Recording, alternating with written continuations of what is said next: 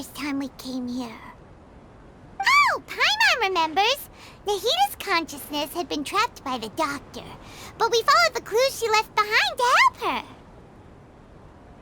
So much time has already passed since then, and it seems Sumeru's changing for the better now that Nahita's in charge, right?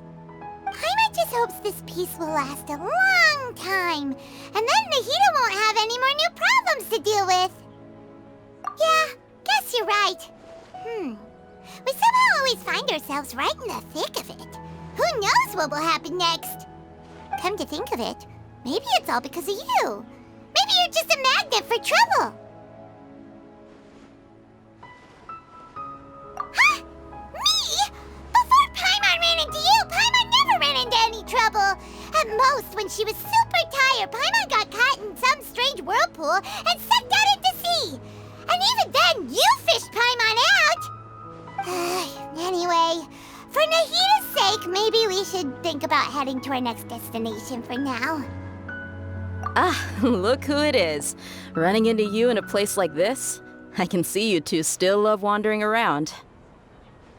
Oh, it's Dia! Since when are we just wandering around? We're usually taking care of some serious business. Even though it may have nothing to do with our journey. But never mind that. What brings you here? I just finished a commission in the desert for a usual client of mine. Nothing too interesting. Just escorting a shipment of goods. I'm on my way to report back. That's when I saw you two all the way over there, chatting away. What were you two talking about anyway? Huh? You serious? Can't say I saw that coming. But you are travelers after all. I guess you'd never stay for too long in one place. Bumping into you like this will become a rarity. I'm starting to feel sad just thinking about it.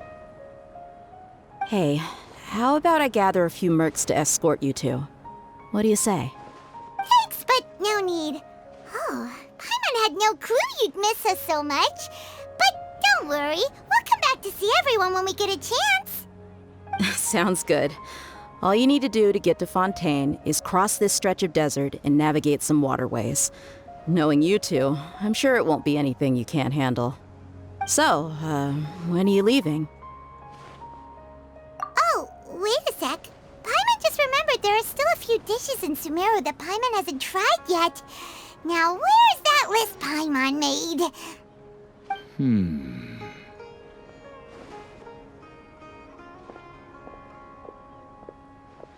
I see.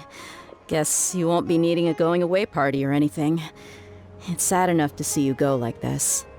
Though, now that I think about it, Sumeru wouldn't be what it is today without you. Seems true heroes always prefer leaving quietly. By the way, should we go say bye to Nahita? Oh, good point. Then there's no need to bother her in the real world. Then, I guess this is goodbye for now, Traveler in Paimon. Whether as a client or a friend, you're always welcome to come find me. Goodbye, Dia. Bye-bye, Sumeru.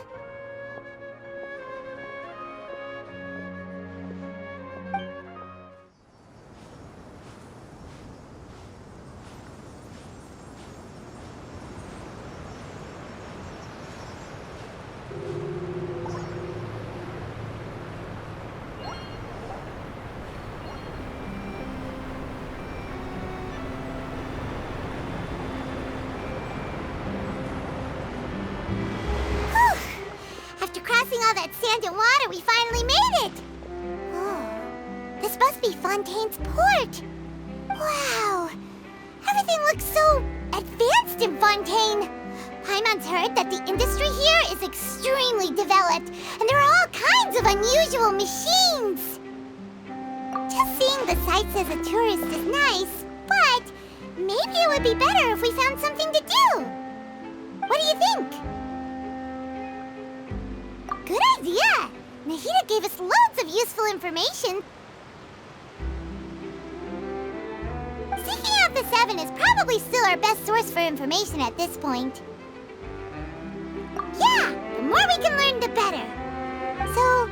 what do you think the Hydro Archon's like? Will we get along? Nahida said that she has a very unique personality, whatever that means. To learn about a nation's god, start with the nation's people. There seems to be some locals talking over there. Let's go see if we can join the party.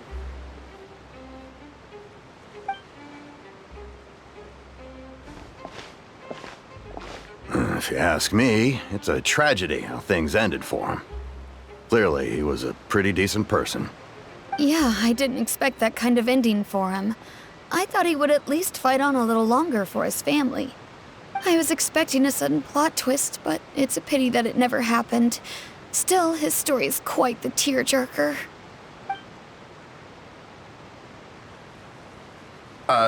Excuse me. Can I help you two? I couldn't help but notice you standing here listening. Hi. We're travelers new to Fontaine, and we had something we wanted to ask, but you seemed to be really busy talking about some kind of play, so we didn't want to interrupt. Play? Oh, no. We're talking about something that really happened. In fact, it's a case that was just heard a few days ago. Really? Like, a real trial? But the way you were talking about it and the words you used just now made it sound like some kind of story. Well, good tales are often based on true stories, aren't they? And what you see in reality may also be someone deliberately putting on an act while harboring ulterior motives. Whether something is true or not simply isn't that important. The main thing is whether the story being acted out on the stage is splendid enough. Oh, but it looks like you're not from around here. You probably don't know that the Fontaine Court of Justice is called the Opera Epiclese, or more commonly known as just the Opera House. But, shouldn't court cases be treated a little more seriously than that? Not to question Fontaine's way of doing things, it's just that putting someone on trial is usually a very serious thing. No worries. Other visitors to Fontaine have wondered the same thing. You could say that we just don't want to waste the moving stories behind those cases. And as for your worries about whether the cases are treated with due reverence, we have the absolutely just and honorable Chief Justice Neuvillette, as well as the Oratrice Mécanique d'Analyse Cardinal, a machine created by the Archon. Between the machine and the Chief Justice, false charges and injustice are a thing of the past now. Oratrice? Is it some kind of machine, too? Oh, Paimon's curious. We should check it out if we get the chance. Wait, Paimon almost forgot to ask you our question.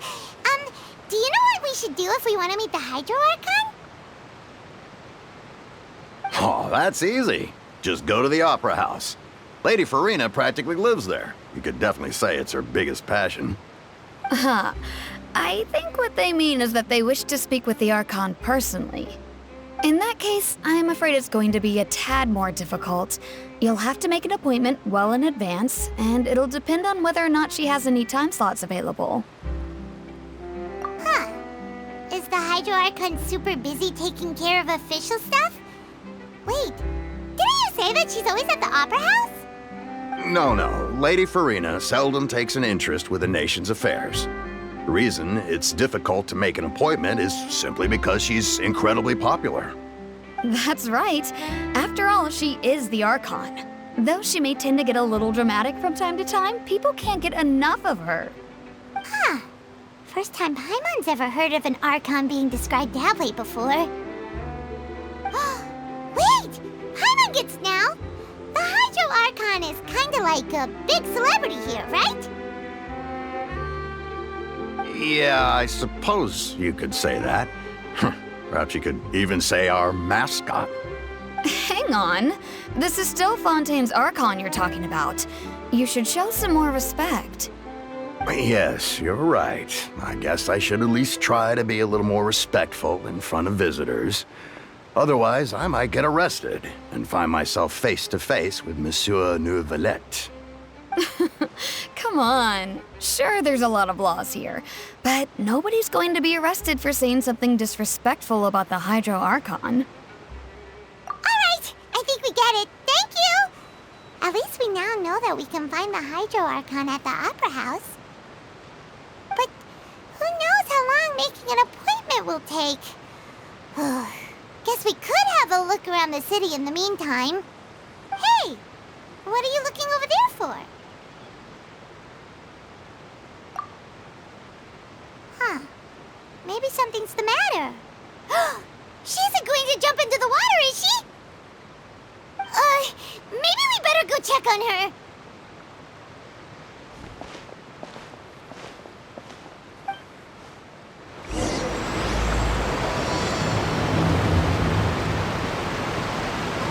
Seems Lenny is saying some strange things again.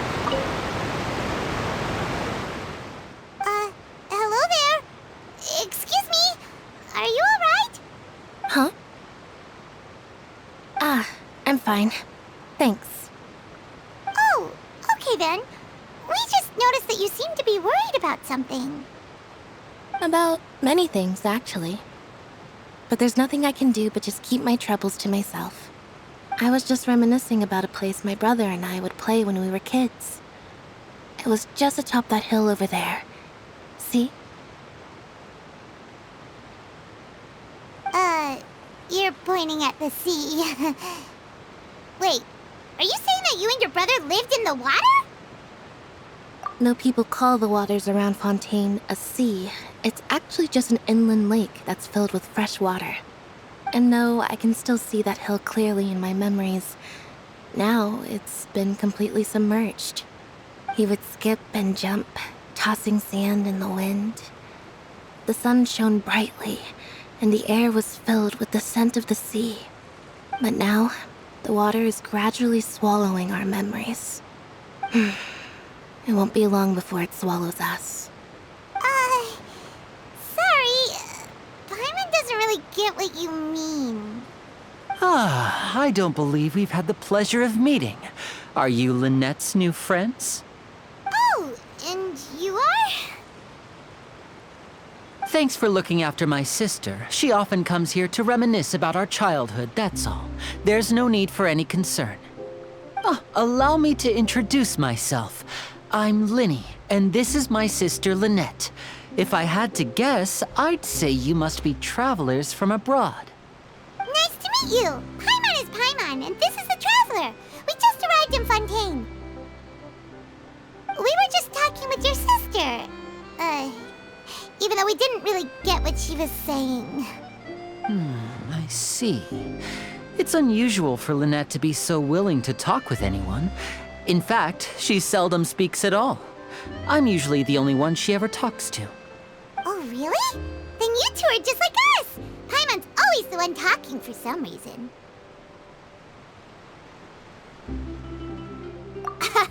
So that's how you think it is? I also think my brother can be too talkative at times. Seems you were right, Paimon. We are quite similar.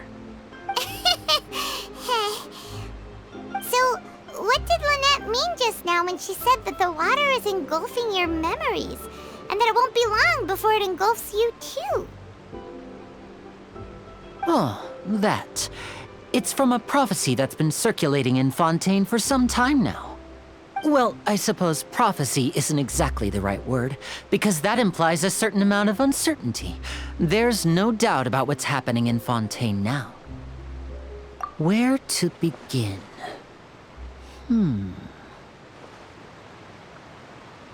Let's put that question on hold for a moment. We still haven't formally greeted each other yet, have we? Did all the introductions earlier not count? Hello, Traveler.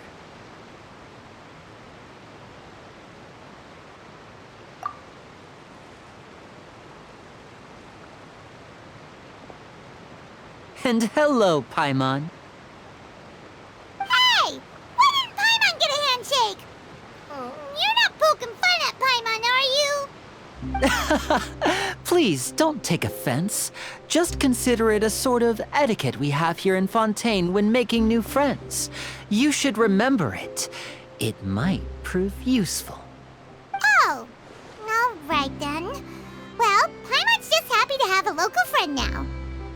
By the way, to go to the Opera House to meet the Hydro Archon. Would you be able to show us the way? So you're going to see Lady Furina? No problem at all. In fact, I was planning to go to the Opera House later myself. I'll gladly take you once I finish things here. Please, follow me.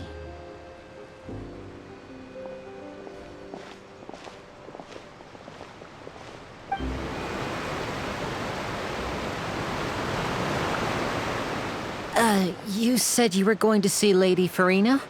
Well, it seems Lady Furina has come to see you.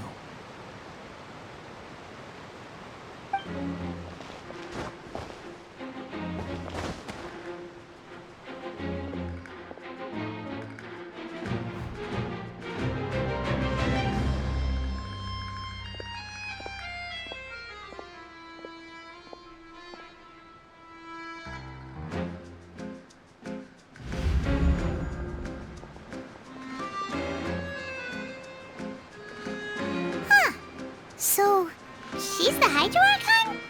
But how did she know we were looking for her? My dear people, rich and poor, those with cup in hand and those with nothing at all, raise your glasses in celebration! If you don't have one, then just raise your hand in lieu.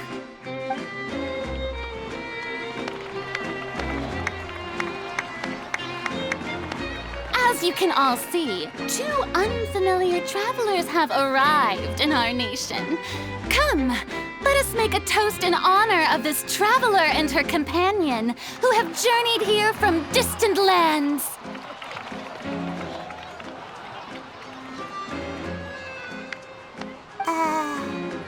Is she talking about us?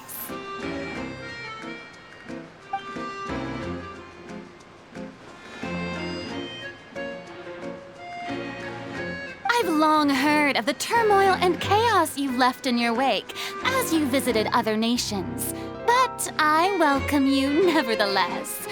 No, I have come to receive you personally. Fear is for insignificant cowards. I am a god, and I will never entertain the notion of such meaningless wariness. You can be rest assured, I see clearly your sincerity. Of course, seeking an audience with me is the most sensible thing to do. It will allow you to truly behold my power and witness my authority. Intelligent people always gather under the correct banner.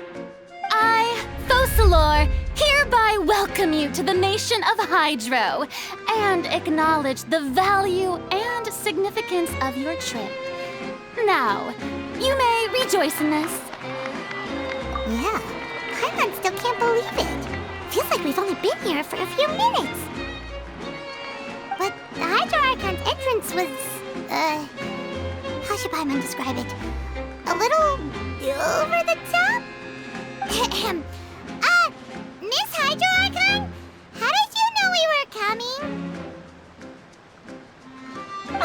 I see. As Outlanders, you inevitably lack even some of the most basic understanding. Don't forget that even the gods can be divided into the mediocre and the excellent. I suppose it's only natural for you to be awestruck by my abilities. You had best stop and consider. Do you really have the noble qualities and etiquette necessary to communicate with a god? All it takes is a flick of my finger for me to know everything about you. Whoa, talk about sounding high and mighty. Oh? What's with these looks? Perhaps the welcoming ceremony still isn't enough? What else should I say then? Is she waiting for us to start talking? Wow, I didn't expect to see Lady Furina here. What a surprise! Wait, does this mean they're the legendary blonde traveler? How did I not notice before? Hey, what's all the commotion? Oh, is that Lady Furina? Is there some kind of drama going on? Of course. That's the blonde traveler, the one all those stories are about. Lady Furina came here to personally see her. Oh, I bet this is gonna be the duel of the century. Ooh, I've got to see this. I knew Lady Furina would never disappoint.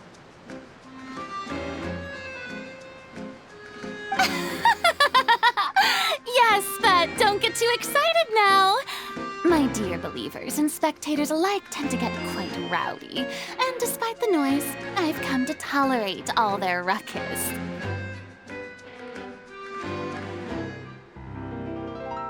You may consider this my reward to all of you. I have determined that there will be an epic duel between myself and this traveler from another land, just as you were hoping to see. Now she wants to fight? Aren't we getting a little ahead of ourselves?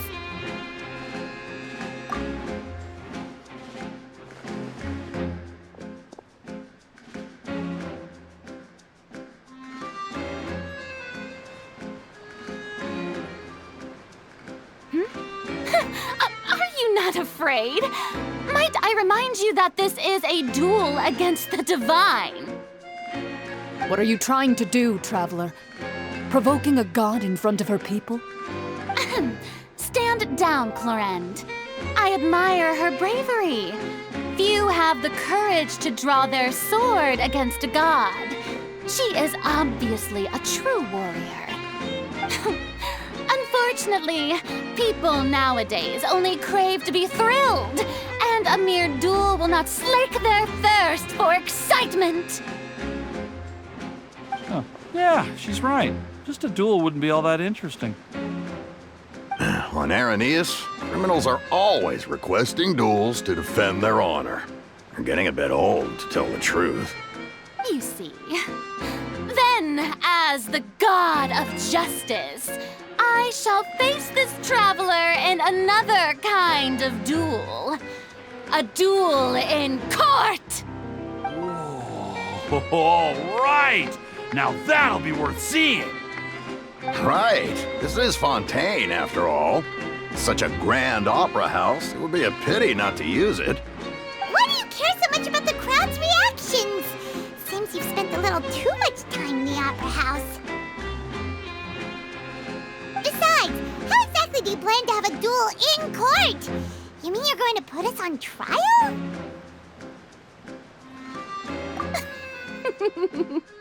Oh, we have reason to put you on trial. It's obvious, isn't it? According to Fontaine law, no one is permitted to release any flying objects within Fontaine city limits during the first 3 days of each month.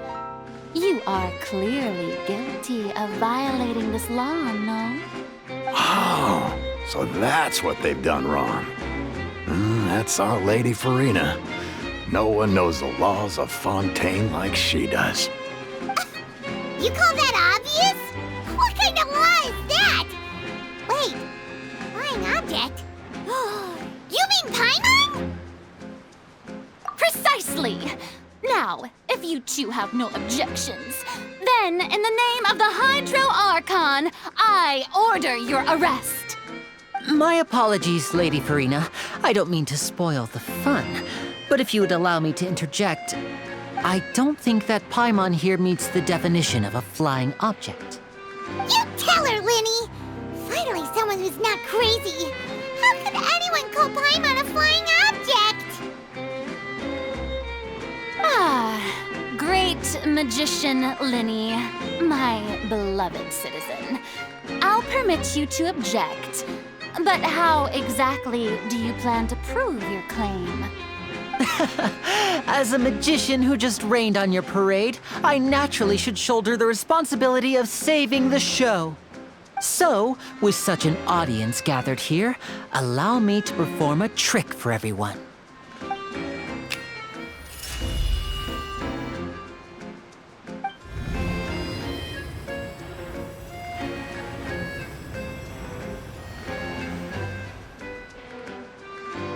Ta-da! What's that on Paimon's back? Hey, when did you do that?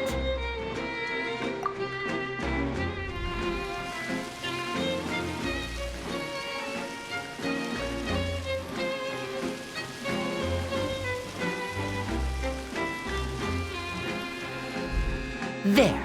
As you can all clearly see, Paimon should be classified as, well, something like a balloon. This rope has been in the Traveler's hand all along. It was just that no one could see it before. Huh? You call that magic? You've got to be joking. I thought it was pretty good. Nice one.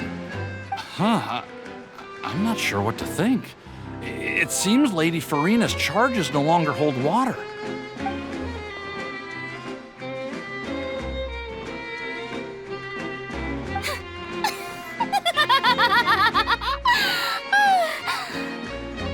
Amusing. Very amusing, Linny. Just the sort of unexpected twist that I enjoy. With you here, today's performance can finally be called complete. Performance? You see all this as a performance?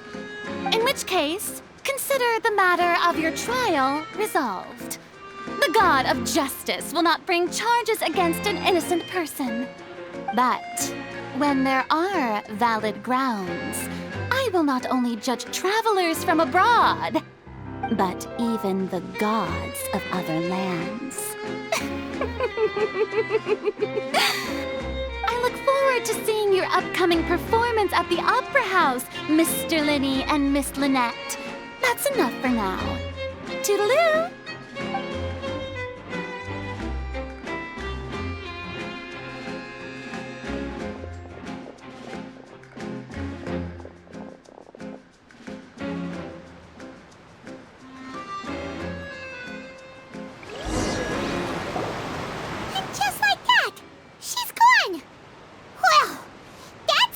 Unpredictable Archon Paimon's ever seen. You never even had a chance to ask her anything. But that's a problem for future Paimon. That whole scene just now was really... Don't mention it. I just happened to remember that there was such a law, so I did a little preparation, just in case. I didn't think it would actually come in handy. So, now do you see what kind of god Lady Furina is? She can be a bit confusing at times, but she is still amenable to reason. Anyway, Paimon had no idea you were a magician, Linny. It sounded like you'll be performing at the Opera House, right? I just know a few simple tricks I use to make a living. Lynette is my assistant. It will actually be my first time performing on the most prestigious stage in Fontaine, the Opera House. But isn't the Opera House where criminal trials are held in Fontaine? When there are no public trials being held, the Opera House hosts a variety of other performances. To the people of Fontaine, the line between a trial and a performance can be a little blurred. And speaking of performances, I would be remiss to forego this opportunity gifted by fate. Might I invite the two of you to see my performance? My brother's always excited to make new friends. Oh, sure. We don't really have anything to do now, and we wanted to go to the Opera House anyway. Splendid. In that case, why don't we go together? I'll show you the way. I just have something to take care of first. You really mean it? Then I'll take you up on your offer. This is a magical item known as a magic pocket. Perhaps you can help me distribute them to the people here. Huh? What are they going to use it for? About that... You asked me before about the prophecy, right? Let me start by telling you a little more about what it entails. I'm not sure exactly when it began, but a prophecy has been circulating around Fontaine. It says that every person in Fontaine is born with sin. No matter how the nation of justice holds trial after trial, this sin cannot be absolved. Until one day, the water levels in Fontaine will rise, and the sinful people will slowly be drowned. In the end, the people will all be dissolved into the waters, and only the Hydro Archon will remain, weeping on her throne.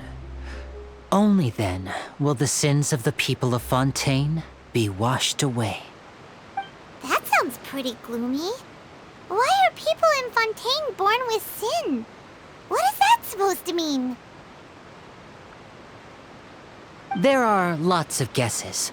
Some say that the ancestors of Fontaine stole the power of the seas and stirred its wrath. Others say that the people of Fontaine never heeded the first Hydro Archon's warnings and offended Celestia. But here in Fontaine, evidence is what matters. There hasn't been concrete evidence for any of these claims, so they can only be regarded as conjecture.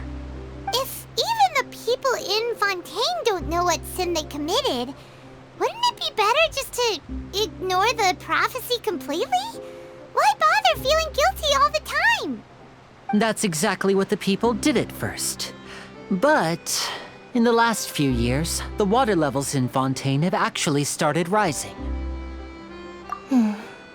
Many places have already been completely submerged, and now lie beneath the sea. Many people carry on with their lives as before and shrug it off as a natural phenomenon. But my family and I think that the people of Fontaine shouldn't ignore the possibility, which would end up sentencing them to death. We hope that at least the people who reside near the waterfront can move away before it's too late. So, we've started distributing magic pockets to them. As a magical item, these magic pockets have astonishing capacity. I'm sure they will come in handy when people are moving their belongings. Oh, Paimon gets it! It's like preparing for a rainy day!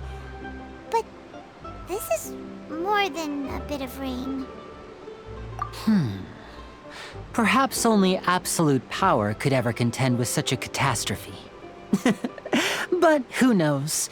We're just tiny specks in the grand scheme of things. Now, if you'd like to help, then please give these magic pockets to anyone nearby. Be sure to convince them to take it, regardless of what they say.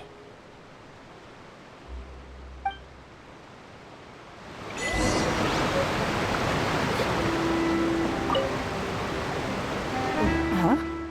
I don't want that thing. Way I see it, if the prophecy's true, it's still gonna be a long time before the water can cover everything. Life is all about living in the moment. What use is there in worrying about the future all the time? We'll cross that bridge when we get to it. You should still take it. You never know when it'll come in handy. Oh, all right, fine. Thanks. It's just that if I start moving, that means I've already given up on the life I have now. I'd really rather not.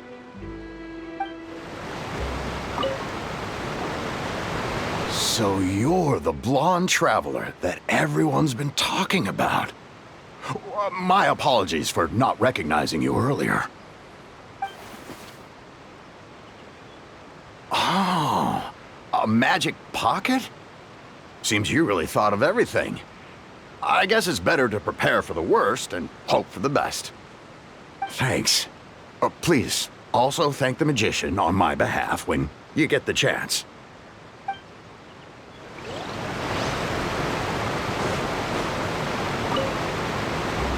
What's this? So you also believe in the prophecy. Keep it. I won't have any use for it. What? You mean you don't believe in the prophecy? No, I believe in the prophecy. But I also believe in another story.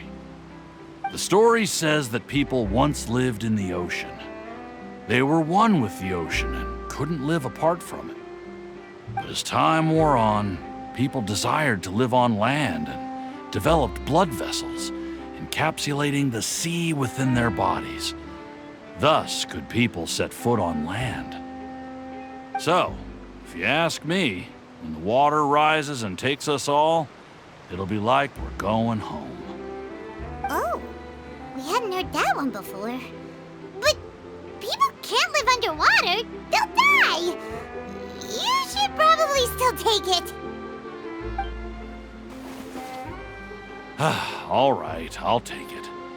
I guess I just feel that being dissolved into the water doesn't necessarily mean death. Oh? You already handed out all of the magic pockets? That was fast. So, what did people have to say? I bet you heard some, interesting opinions. Yes, but that will change once disaster strikes. I know they'll change their minds, so it's only right to help them prepare. Is there anything else you need to do before we leave? Yes, one last thing. I have the magic pockets made by a workshop in the court of Fontaine. Since we're out and about, I was thinking about bringing him some more materials. So, you want to collect materials? Just tell us what the materials look like and we'll help. Many hands make light work. Oh, that would be much appreciated. We'll need some Romaritime flowers. I remember seeing them near the waterfront on the east side of the harbor. It seems we have to use Hydro to collect Romaritime flowers.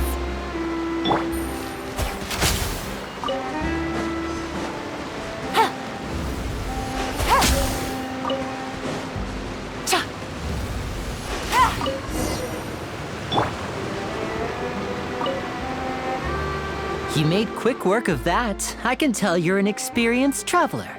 I've also finished collecting a few here. Maybe next time you'll feel like helping too, Lynette. No way. I'm in power-saving mode today. Otherwise, I fear I may not have any energy left for the performance at the Opera House. Fine. Though the performance is still a long way off. Now that we're finished here, we should get ready to head back to the court of Fontaine. So, we're going to the court of Fontaine before we head to the Opera House? Good. Paimon wants a tour of Fontaine's largest city and try...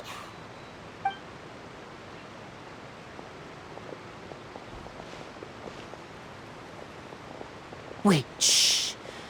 Have you noticed that person over there? The young girl.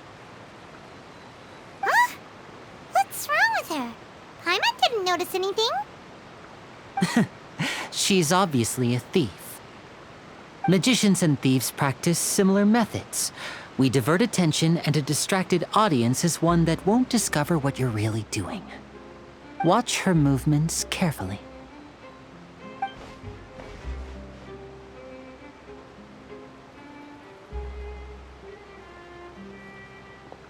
Oh, he's right!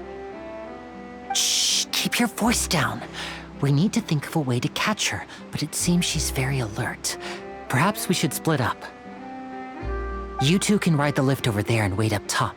I bet that'll be her escape route if she tries to run. All right, let's go.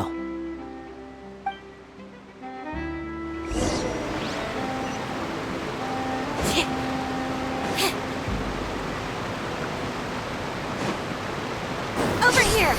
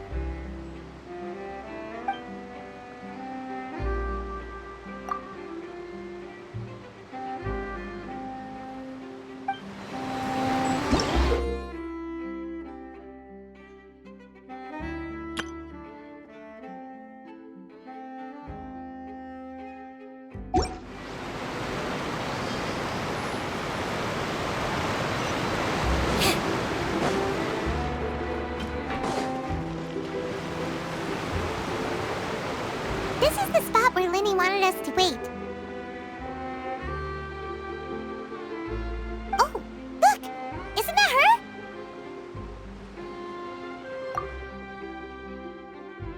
Oh no! Did she notice us? She started running the other direction! What should we do? Should we chase her? You're right. She might also be trying to lure us away.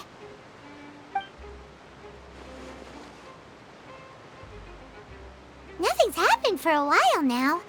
Paimon wonders if Linny caught the thief. Yeah, let's go.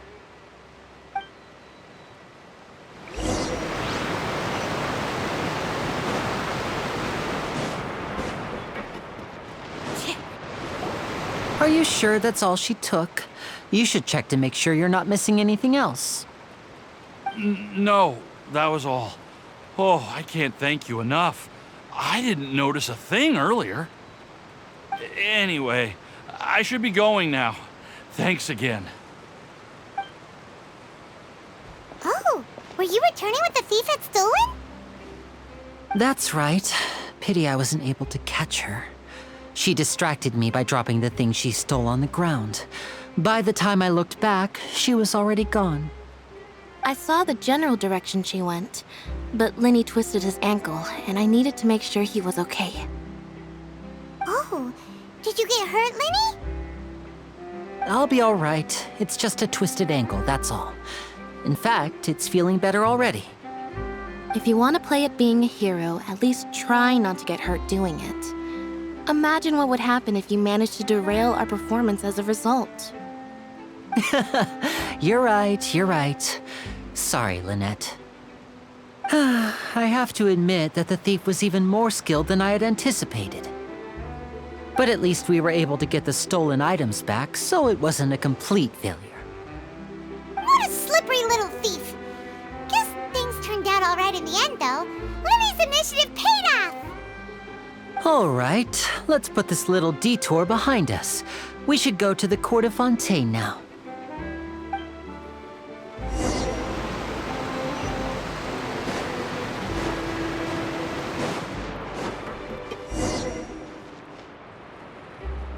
The lighting was perfect when I took these photos.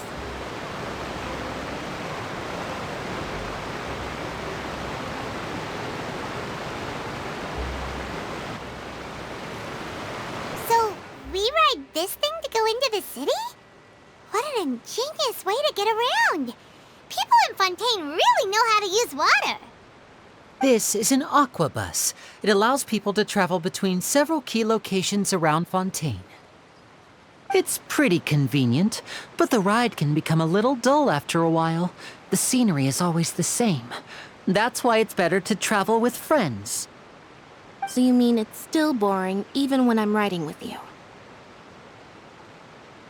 No, that's not what I meant. It's just that, well, you don't really talk that much. Besides, it doesn't really feel like a real trip when it's just the two of us. It's the same as being at home. Whatever. Guess that's what it's like to be an older brother. It's about time for us to leave. Let's get on board.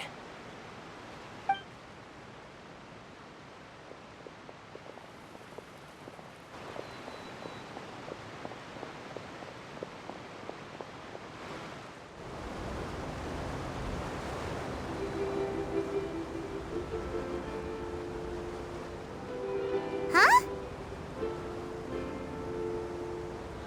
What? Traveler! Paimon! Charlotte! Oh, I never guessed I'd bump into you while riding the aquabus. In the story of my life, this is big news. What are you doing in Fontaine? I didn't hear anything about you paying us a visit. Yeah, it's quite the coincidence, but as travelers, we're always on the move. It's not surprising that nobody knew we were coming. Though we still have no idea how the Hydro Archon knew about us. Oh, let Paimon introduce you to our new friends! The Oh, no need for introductions, Paimon. I would recognize the great magician Linny and his assistant Lynette anywhere. I wouldn't be much of a reporter if I didn't know who they were. It's a pleasure to meet you. I'm Charlotte, a reporter for the Steambird. Nice to meet you. From the Steambird, huh? We've often relied on your paper to promote our performances. It's an honor to meet you. Now that everyone knows each other, Fontaine suddenly doesn't feel like such an unfamiliar place. So, what have you been up to lately, Charlotte? Any big news? Not too much. When there isn't any breaking news, I mainly cover the trials at the Opera House. You can still manage to keep readers' attention as long as you tell things from a clever enough angle, even if it's the same old topics. For example, reporting on how a scammer once deceived vulnerable girls into relationships, or how a financial criminal was once so poor that they ate a single piece of bread for 5 days. Ah, you're right. Seems you know me pretty well. What I'm really after is exclusive, sensational news pieces that could shake the country. These smaller stories are a waste of my talents. Oh, I just remembered. I've been following a case lately. Well, a series of cases, actually. You mean the serial disappearances of young women case? That's right! These stories are the talk of the town right now, and it's probably the most mysterious case we've ever seen. If I'm the first with a draft ready to publish when the case is finally cracked, and it's the headline story in the Steambird, oh, when that happens, I bet all the other reporters will shed tears of envy. I've already gathered all kinds of materials. I just can't wait for the truth to be revealed. So, what is the serial disappearances of young women case? You mean the culprit hasn't been found? That's right. The first missing girl case happened almost 20 years ago. And ever since, after a period of time, another girl disappears. What the cases have in common is that the girls are all of a similar age, and that they've all vanished without a trace. But the scariest part is that to this day, none of the girls have ever been found. Many suspects have been arrested over the years in connection with this case, but shortly after each arrest, another disappearance would always happen. Yes, it's possible. But either way, I believe that every case has some precise truth behind it, waiting to be exposed. Yes, I agree. And at the very least, the family of those missing girls deserves some sort of explanation. I just imagined for a second what I would do if Lynette were to suddenly disappear. I'd pay any price to get her back, and then find a way to track down the culprit. Please don't imagine that, Linny.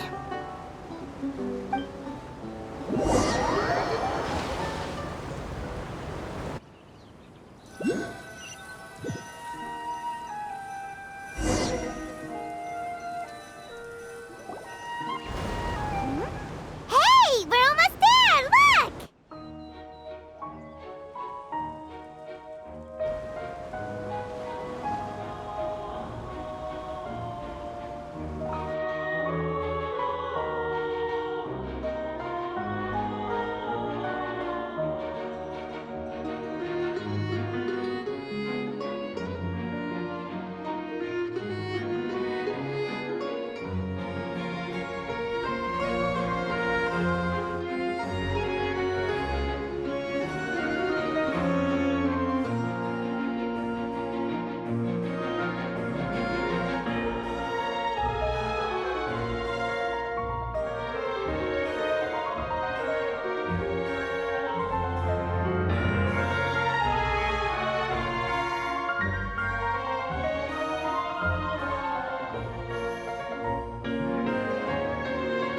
Well, I really enjoyed chatting with you.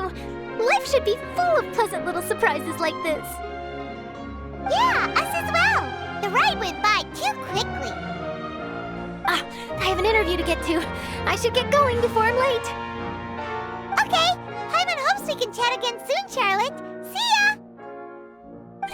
Bye now. Oh, be sure to stop by and see me at the Steambird when you have time.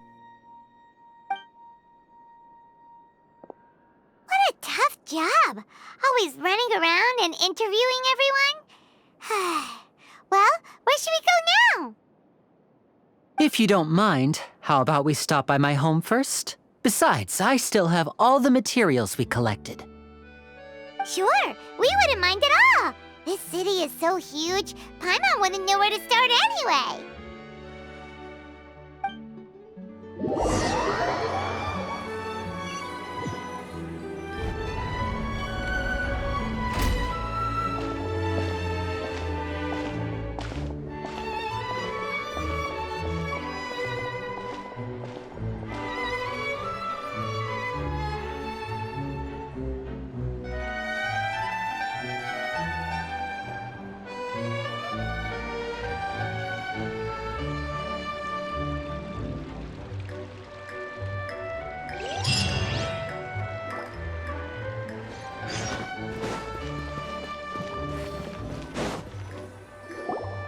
This is our current abode. Ah, Fremine, you're home. Where did everyone else go? I have some new friends that I would like to introduce. Oh, they all just went out a moment ago. I see. Everyone is getting busier now that Father will be returning soon. I suppose that can't be helped.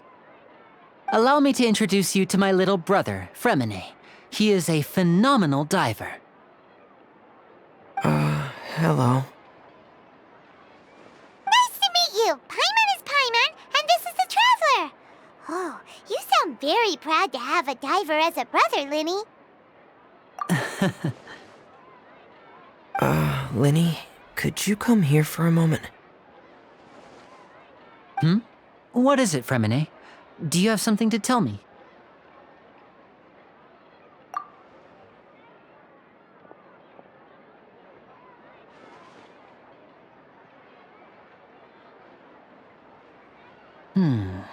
Okay, I see. Is everything all right? Oh, it's nothing. We were just discussing a little housework. Sorry for the interruption. Oh, before I forget, the Traveler and I collected more materials to make magic pockets. Were you able to get any, Fremine?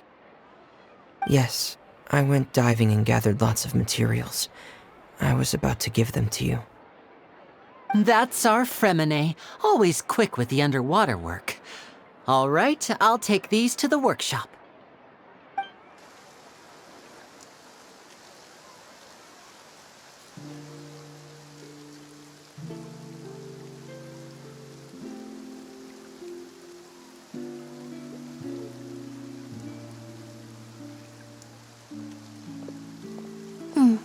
Looks like rain.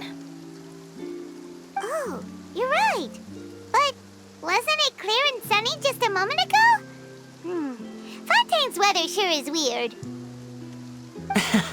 I'm afraid that's just how it is here. It often rains on days where there are trials being held in the Opera House, but don't worry, it'll clear up soon enough.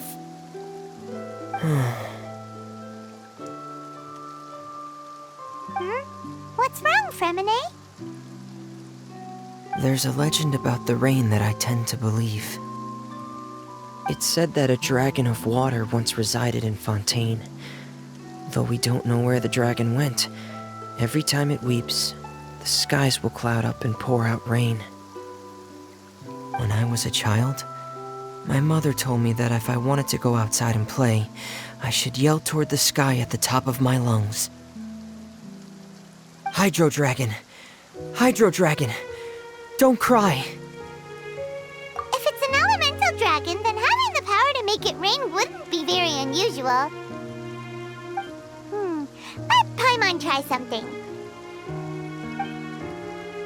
Hydro Dragon, don't cry!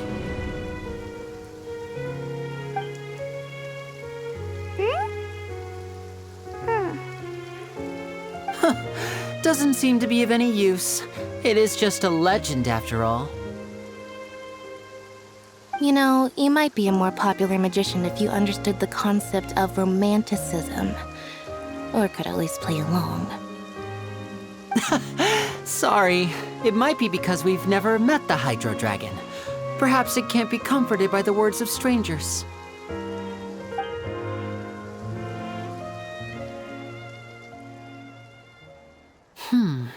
rain for longer than I suspected.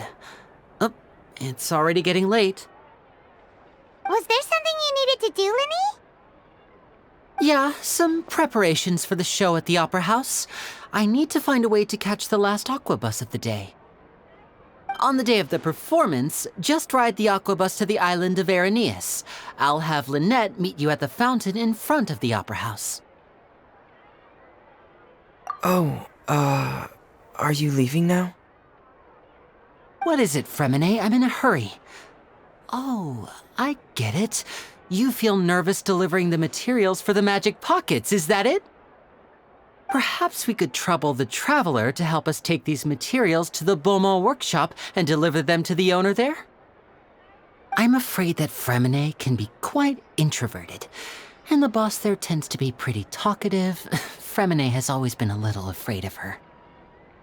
No trouble at all! Don't worry, we're on the case! Sorry for the inconvenience. I'm quite useless when it comes to such tasks. I'll think of a way to make it up to you. Oh, no need! This will be a walk in the park for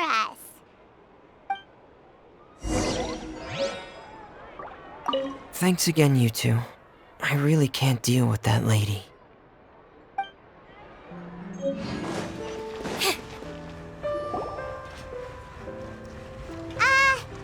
Hello? Is there anyone here? Oh, hello there. New customers? Looking to buy, or do you need something made? Or perhaps you're just looking for a chat with me. Oh no, we're just here to deliver some materials. Here they are. They're for making... what were they called again? Ah, these must be for magic pockets. I could tell right away. I've already made several orders worth now. No need. They've already prepaid several batches worth. When they told me what they'd be using them for, I even offered them a discount. But they insisted on paying the full amount, saying that I had a business to run. It seems both their hearts and their pockets are made of gold. Wow. So, is Linny actually loaded? I can't say for sure, but who knows? Maybe there's good money to be made being a magician in Fontaine. Hey! Is this machine what you use to make stuff here? It looks really advanced. Why use your hands when a machine can do the work? It would be a waste not to use the latest technology, and wasting is a kind of crime. But where does a big machine like that get its power from? Well, it's a little complicated. I'm not sure I can put it in layman's terms for you. But basically, everything we usually use here in the city is powered by indemnitium. It's a type of energy that's produced from trials. Huh? How can trials produce energy? Well, I'm not completely sure of all the details myself, but basically, when a trial is in session, the Oratrice Mécanique d'Analyse Cardinale harvests people's belief in justice and converts it into energy to be used all around Fontaine. So that's what its other function is? Paimon heard that the Oratrice was created by the Archon to make judgments. But Paimon still doesn't get it. How could something unreliable like people's beliefs be turned into a stable power source for these machines? Oh, yeah! So that means the Hydro Archon relies on the machine to take the energy created by belief and turn it into power for all of Fontaine, right? Even though I've never heard anyone really put it that way before, it sounds like it makes sense. Besides indemnitium, we have another type of energy called pneumosia. It isn't produced by the power of the Archon, but it is unstable by nature. Even now, it still cannot be widely used by civilians. I thought I'd find you hard at work, but here you are chatting the day away. Since you're already talking, I'm sure you wouldn't mind a few words with me. You again? Didn't I already promise you that I'd have the more I owe to Confrérie of Cabriere by next month? Why are you hounding me now? Yeah, but how do we know that you won't go running off by the end of this month? I want 50% today. Wait, no, 70%. Huh? You... Seems business isn't so great for the workshop. We've already finished our job and delivered the materials. Maybe now's a good time to leave? Hey, hold on. Before you go around trying to collect payments, why don't you settle your own debts first? If Confrérie of Cabriere wants to poach clients from Northland Bank, that's fine. But I'm afraid you still owe the bank a hefty sum of mora. So why don't we work things out between us first, before you get back to your little conversation here? You're from Northland Bank. But we said we'll pay everything we owe next month. Why are you hounding me now? Traveler, Paimon! I didn't think I'd run into you here in Fontaine. What are the chances? We're surprised to see you too! What are you doing here in Fontaine? You didn't want to stay in Snezhnaya? Long story short, I've already been in Fontaine for some time now, and honestly, things have been pretty boring. But it seems that fate brought our paths together today. Not only will I have some good friends here now, but ones who always seem to find trouble. Either way you look at it, it seems things are going to get a lot more interesting now. Pretty sure we'd want to avoid anything that you'd find interesting. Besides, our trip here has gone pretty well so far, right, Traveler? Hey, you, Northland Bank boy. Aren't you forgetting something? Don't interrupt. It's not often I run into the Traveler like this. Why don't you wait for me over there for a while? You kidding? Aren't you the one looking for us? You really expect us to sit and twiddle our thumbs while you catch up with your friends? Listen to me, boy. If you want your mora, fine. Why don't you come and take it? Hey, I just said not to interrupt. Oh, by the way, Traveler, the last time I took Tonya and Tusser ice fishing, Tusser said... Hey! That's way over the line! All right, boys, let's see who has to pay up now! Can you at least let me finish one sentence? Fine. Though the bank told me not to get rough with our clients. You're the ones who started it. This is an act of self-defense. You two will have to be my witnesses, okay? I'm sure this won't take long.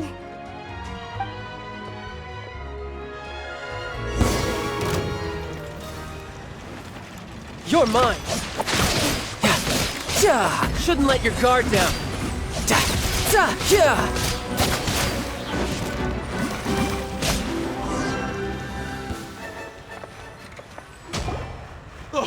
What's your deal, Brad? How are you so strong if you're just a staffer from Snezhnaya's Northland Bank? Wait, don't tell me you're... Oh, now you notice. It's a little late, don't you think? Just make sure you understand that you don't mess with Northland Bank. Got it?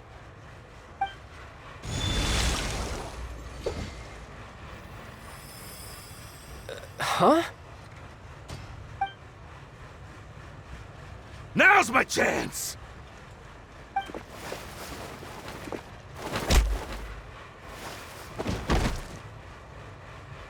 Huh.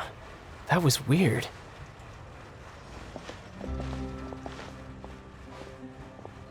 I'm not sure. It's as if I suddenly lost control of my hydro powers when I needed them. Maybe there's something wrong with my vision? Strange. How could that happen? First time Paimon's ever heard of someone losing control of their vision. Never mind. It doesn't matter.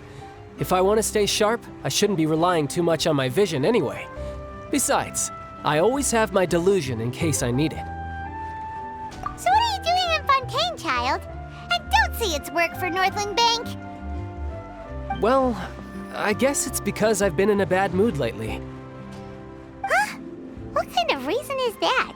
Wait, since when do you feel down about anything? I don't know. Maybe I still have a lot to learn about myself. But recently, there seems to be some sort of restless power stirring inside of me. And I don't know why, but every now and then I feel like I'm in a terrible mood. Maybe you losing losing control of your vision just now is connected with that power you're feeling inside. That is a possibility. I can't remember if I ever mentioned it before, but when I was 14, I fell into some unknown abyss. It was during that time I learned nearly all of my abilities. The one who took me under her wing and taught me was named Skirk. She was always quiet and very mysterious. Nobody knew where she came from or what she had been through, and she was always very strict when teaching me combat techniques. One time, I asked her why she was willing to take me on as an apprentice. From what I could make of her answer, it was because I had awakened it, and traces of it remained on me. She said that all my combat training would be useful in the future. But what is it? What did you awaken? She never explained that, but my guess is that it's related to a dream I saw when I had just fallen into that abyss. In my dream, I was in the deepest depths of the sea, and the boundless seabed was all around me. But in front of me appeared a whale that was so massive, I felt like I couldn't breathe. A whale? Oh, that sounds familiar! When we fought against you before, you summoned a huge whale that seemed to leap at us. Is that the one? That's just an abstract form of a whale that I create using my elemental powers. It takes that shape because the scene I dreamt of the whale has always been stuck in my mind. I'll never forget it. So you used the whale as inspiration for one of your moves? Huh. Seems a little twisted to Paimon. So why don't you just go ask your master? Maybe she knows the answer. You make it sound so easy. Ever since the incident I experienced there, I've never stopped searching for Master Skirk and that unknown abyss. But it's been years now, and I've still found nothing. There isn't even a trace of the place where I remember falling into the abyss. Oh, it sounds like some kind of ghost story. Yeah, I'm out of leads at this point, but there's nothing more I can do. It seems that strange encounters in this world tend to be elusive like that. Oh, seems the time really flies when I'm talking with you. I just remembered I have somewhere else I need to be, so I should get going. What? More work for the Northland Bank? No, it's more of a personal appointment. Lately, I've been sparring with some of Fontaine's official champion duelists whenever I'm feeling bored. Official champion duelists? You mean it's their job to duel? Yep. In Fontaine, before a criminal goes to court, they're given one chance to defend their honor by requesting a duel with an official champion duelist. The champion duelists are all-powerful fighters selected from among the nation's best, and the duel itself is a no-holds-barred fight with no specified stopping point. So engaging in such a duel is regarded as a symbol of defending your honor. If a criminal manages to win the duel, they'll be acquitted, but if they lose, they'll have no choice but to stand trial. And the worst-case scenario is that you're simply killed in the duel. Though it's rumored that Fontaine has a death penalty, from what I can tell, no one has ever been officially sentenced to death. So really, the only people who opt to duel are those who have suffered a grave injustice in being accused, or those who greatly value their honor. Otherwise, why gamble with your life? So, do many people actually get out of their trials by winning the duel? Apparently, it's exceedingly rare for anyone to actually win. Fontaine probably enacted this system as a way to show that the nation respects the honor of its citizens. Besides, none of the champion duelists are to be trifled with, which is exactly why I was itching to face them as soon as I got to Fontaine. Apparently, the one I'm meeting today, Clorinde, is the strongest of the champion duelists. I had been asking her for some time before she finally agreed to face me today. Well, that's Childe for ya. Paimon feels like we heard that name somewhere before. Clorinde. Huh. Oh, before I forget, I want you to have this. Huh? Your vision? You're seriously just giving it away? I'm just worried that it could become uncontrollable again. I'd be pretty upset if it got in the way of my duel. So, I think I'll be better off without it for now. Besides, I just need you to hold on to it for a short while. I'll come retrieve it when I have some time later. Paimon knows what you're up to. You just want an excuse to come talk to us again, don't you? Whatever gave you that idea? I'll be in touch later.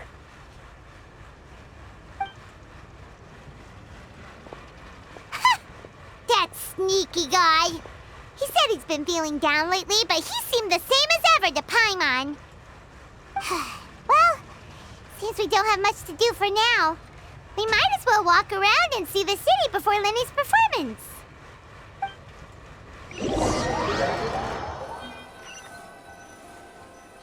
Wow! Who could have seen that coming? The reporter who was barely around for most of the story was the murderer all along! Sorry. Paimon was just surprised, that's all. Whew. Paimon never saw that twist coming. The murder mystery novels here are amazing. The whodunits here in Fontaine are a lot different than the light novels you see from Yai Publishing House. Both have their merits, but Paimon thinks this style of novels are more, well, novel. It's so exciting to reach the moment when the mystery is uncovered, especially in the one Paimon was just reading. You should buy a copy and read it too. Oh, sorry about that. Paimon will be more careful next time. Hey, shouldn't we be heading to the Opera House to see Lenny's performance soon?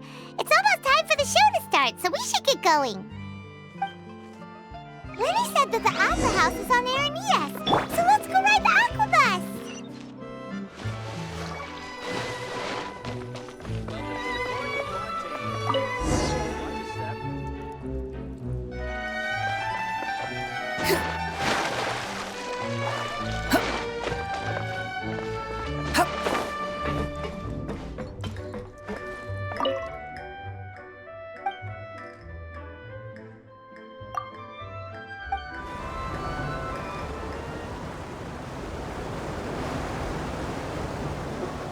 Welcome to the Navia line.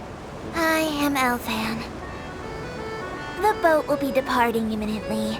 Please do not stick your head, hands, or other body parts outside the boat.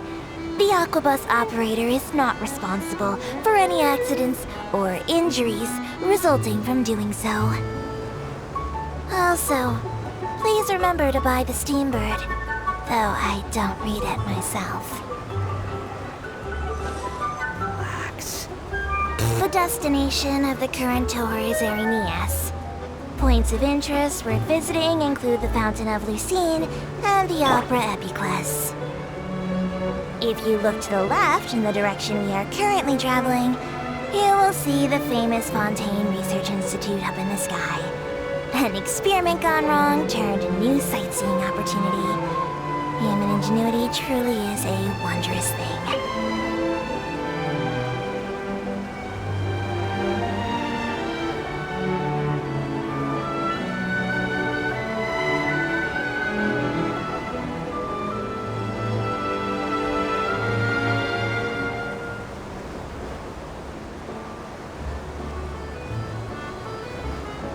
Approaching our final destination.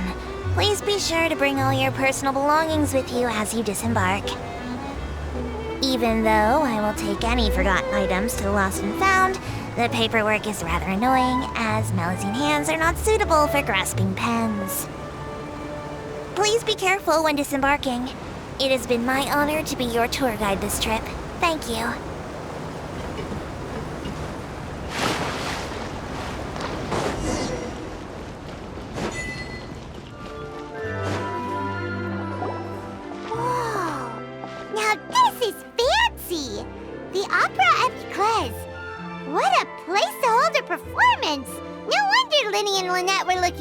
To it. Huh. Looks like there's a lot of people standing around the fountain up ahead. Oh, Archon, please bless us with a bright and healthy child. We pray. I don't know why you always feel the need to ask so much. I'll be happy as long as our child is healthy and lives a peaceful life. I guess if they're our kid, then there's no doubt they'll turn out smart. Maybe this is one of the customs in Fontaine. There sure are a lot of couples here. Vache. What's wrong? Vache. Vache.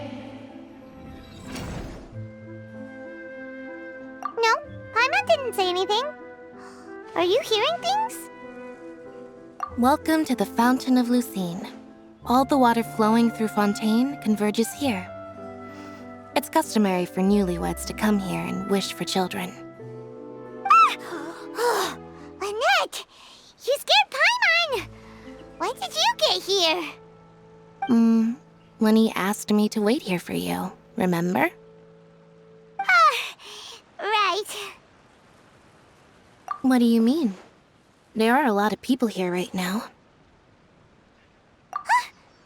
Hey, you're not trying to scare Paimon, are you?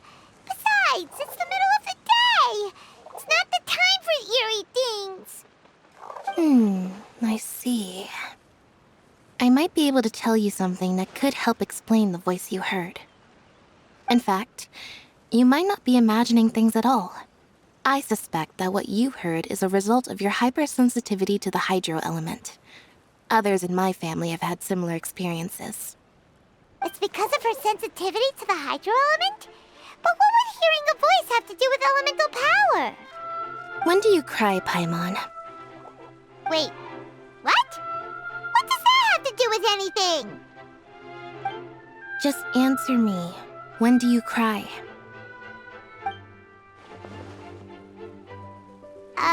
When Paimon's really sad? Oh, and when Paimon's super happy. Oh, and also when Paimon's really, really scared. Then you should understand that tears contain your most intense emotions. Like I just mentioned, the Fountain of Lucine is where all the flowing water in Fontaine converges. Even the tears that fall to the ground will eventually gather here. So maybe what you heard was the intense emotion coming from someone's tears. So, what did the voice say? If you were hearing their emotions, then Paimon wonders what happened to them. Rather than worrying about them, we should worry about my brother first. Don't let that calm look of his fool you. He tends to get pretty nervous just before a performance. So chatting with Lenny might help him relax a little before he goes on stage. Oh, right. That makes sense. Let's go in and see Lenny.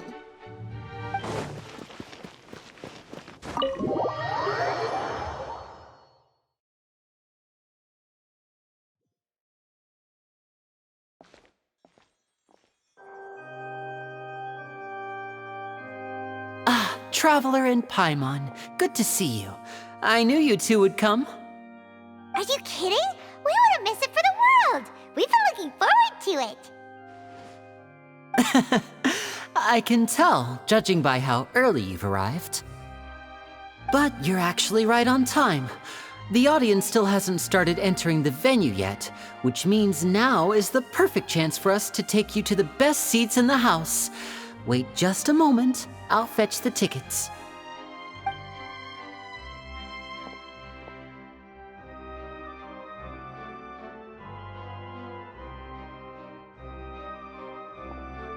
The Opera House has assigned seating, so you always have to make reservations. I've already reserved your seats, and here are your tickets. Ooh, front row seats! Thanks, Lenny! Don't mention it. There's no need to keep thanking me. Hey, Lenny! Could you come over here and take a look at this? Oh, I'll be right there. Seems there's an issue with the stage props over there. That's Cal, my assistant, calling me. I'll go lend him a hand. Yeah, we'll just go to our seats. You go ahead, Lenny.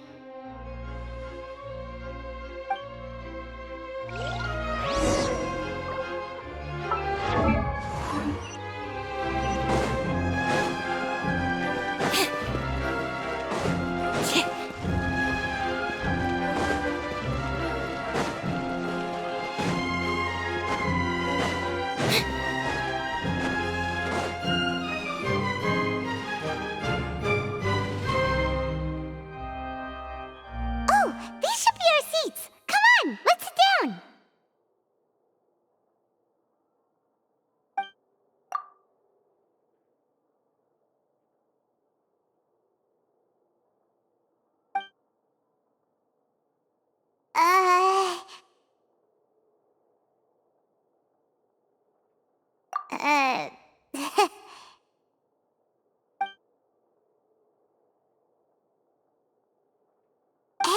Traveler. Maybe we should strike up a conversation with the person next to us. Since we're sitting together and the rest of the place is practically empty still, it's kinda awkward if we don't say anything. Oh, you little... Of course you put this on Paimon! Excuse me, I did not realize you felt awkward. I am terribly sorry. I would be perfectly happy to chat with you if that is what you would like. Oh, so you heard all of that, did ya? Boy, you sure have good ears. Paimon thought she was keeping her voice down. Wait, that's not it, Paimon's... Sorry, Paimon's the one who was being rude, talking under her breath like that. So, let's talk, but, what should we talk about? Oh, Paimon's got it. You're also here early and sitting in the front. Are you a friend of Linny's too? A friend, you say? Well, if Mr. Linny would like to be my friend, I would be more than happy to reciprocate. Oh, so you're not friends with Linny then? Oh, this is getting more awkward by the second. Paimon nearly forgot to make her introduction. Nice to meet you. Paimon is Paimon, and this is the Traveler. We just arrived in Fontaine. It is an honor to meet you two. I have heard of your deeds across Tevat. And as required by proper etiquette, I will also introduce myself. I am... Oh, Monsieur Neuvillette. What an honor it is to have you here to see my show. Ah, Mr. Linny. I should say it is in fact an honor for me to see your performance in person. Wait, Neuvillette? Could he be... I saw you all chatting just now, but it seems you still don't know who Monsieur Neuvillette is. Allow me to introduce you to Fontaine's Chief Justice. That seat is always reserved for him. It wouldn't be too much to say that he's the symbol of justice and honesty here in Fontaine. Whoa! Sorry for being so rude just now. Paimon had no idea you were such an important person. No offense taken. Being Chief Justice is merely what I do for work. Nearly every person has their usual reserved seat, so I'm not so special, really. And by the way, I should probably let you know, even though I would prefer not to, there's someone sitting up there in the VIP seats that has been striking a pose for quite a while now. I believe she is trying to give you a most elegant and impressive first impression. So I think you should take notice of her sooner rather than later, otherwise she may become flustered.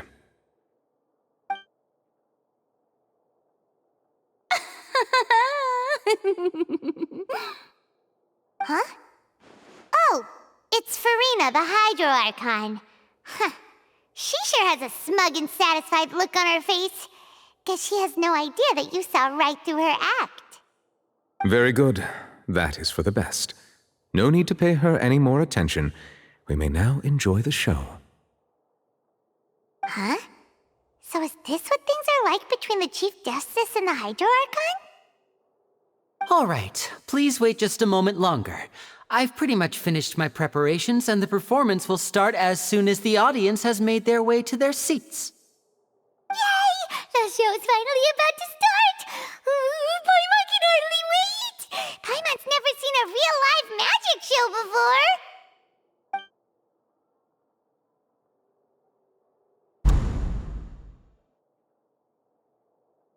Oh! They're dimming the lights! The show must be starting!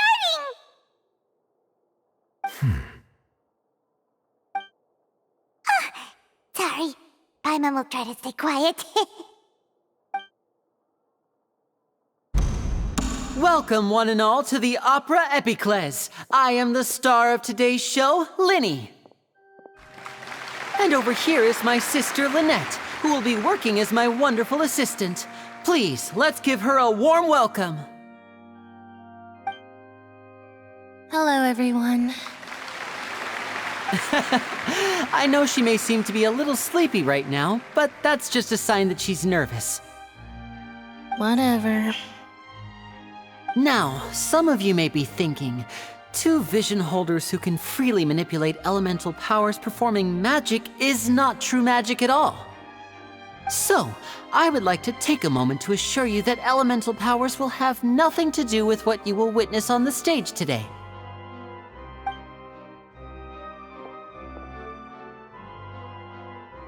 Both Lynette and myself have removed our visions for the show. That way, even the gods won't be able to help us. Oh, good point. That's what makes the show real magic.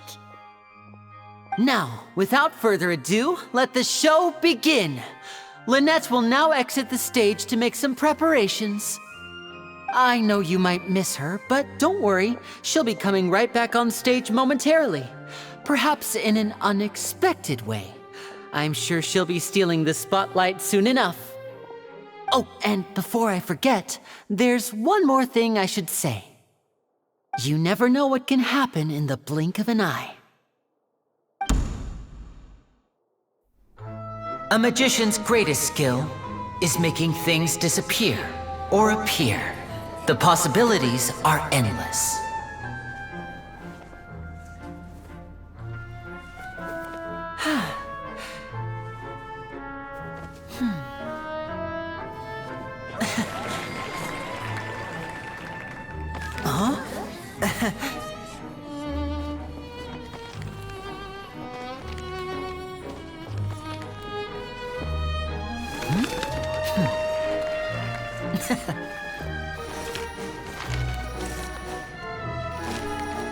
But this isn't what you came for. These little tricks, you've seen them all before.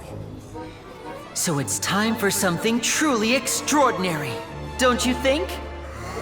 This one's a little tricky.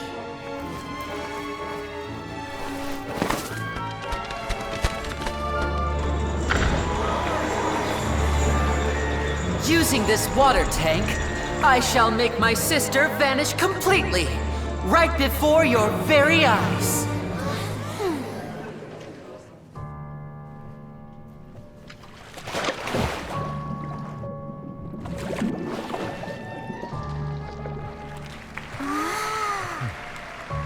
It's actually quite simple. She'll just turn into air bubbles and float right out of the top.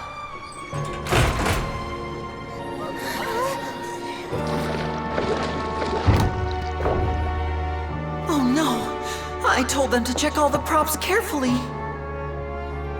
With the lid on, even air can't escape.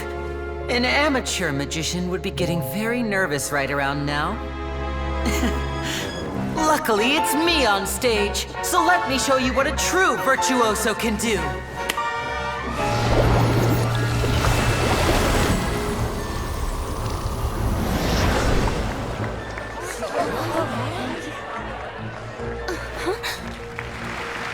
Lynette, are you still there? Don't go too far. We don't want to use up all our magic. Hi, I'm back. Uh-huh.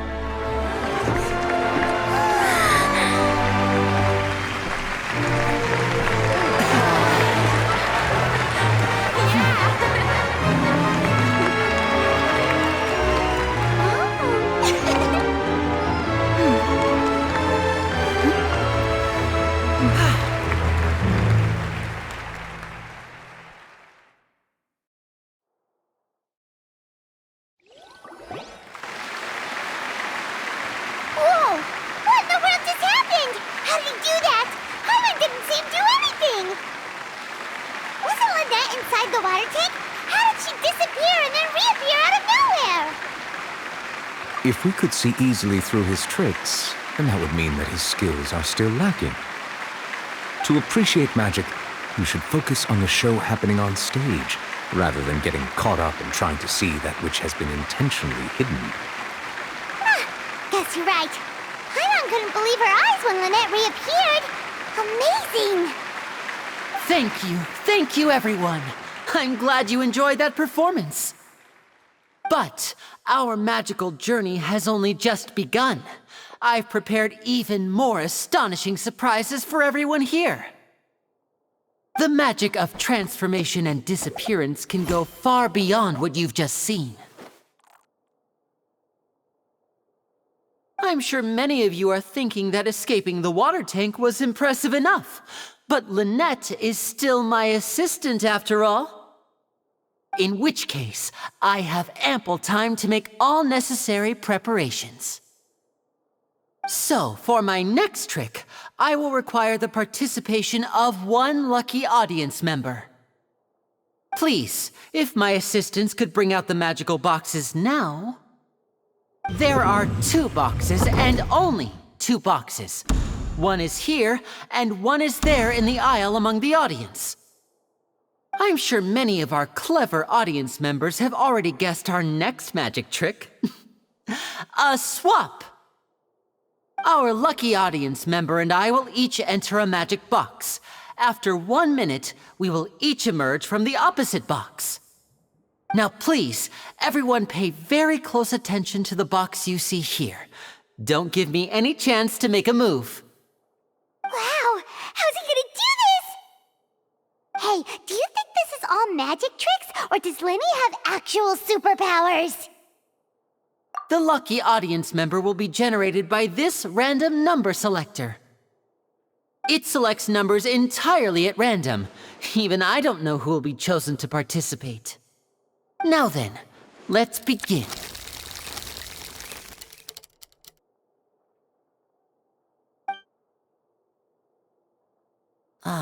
Let me see. Oh, row 7, seat 3. Congratulations!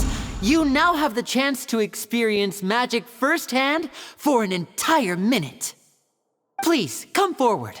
My assistant will take you beside the magic box.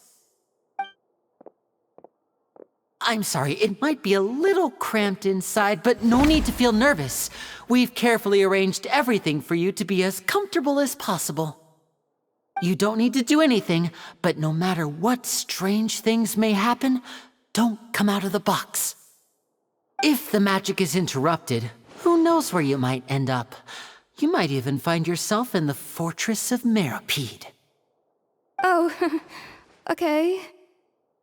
All right. Before I enter the magic box, there is one more thing I need to ask the audience to do.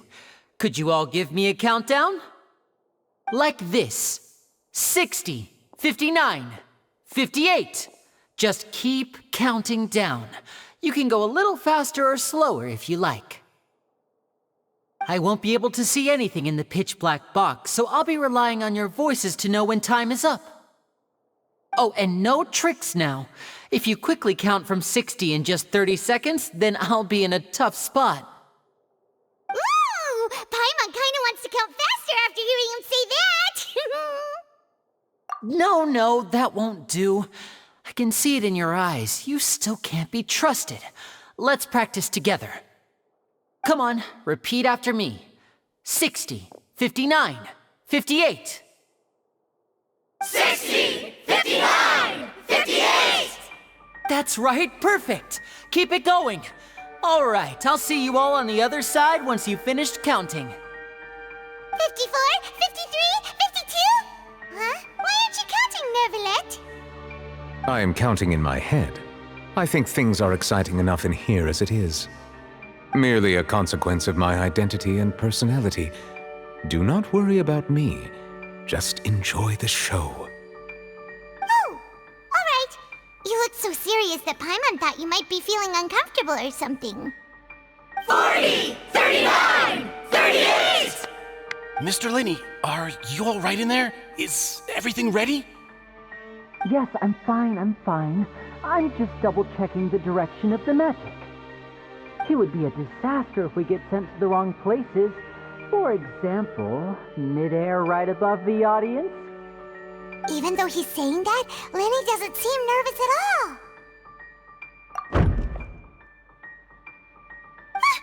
What was that noise? Did you hear it too? Not sure. Anyway, it doesn't seem like anyone's worried about it. 25! 24! 23! What's wrong, Mr. Linney? I can still hear you moving in there. I seem to have accidentally knocked over a decoration. I'm trying to fix it, but it's pitch black in here. I can't tell left from right. Never mind the decorations. There's no time for that. The show is what's important. No, that's unacceptable. I want my show to be perfect. Don't worry, we still have 20 seconds. Hear them counting? 19! 18! 17! It seems things aren't quite going as planned. I apologize, everyone.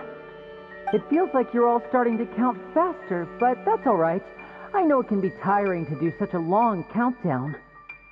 10 seconds and change is still plenty of time. 10! Almost there now. 8! Whew. Swapping two people is harder work than you might think.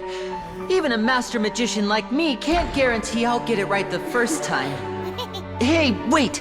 Is this the back one? I can't tell. They both look the same inside. Huh? No, that's not it. I'll try again. 7! Hey, slow down! Honestly! 5! 4! 3! Whoops! That doesn't count! 0!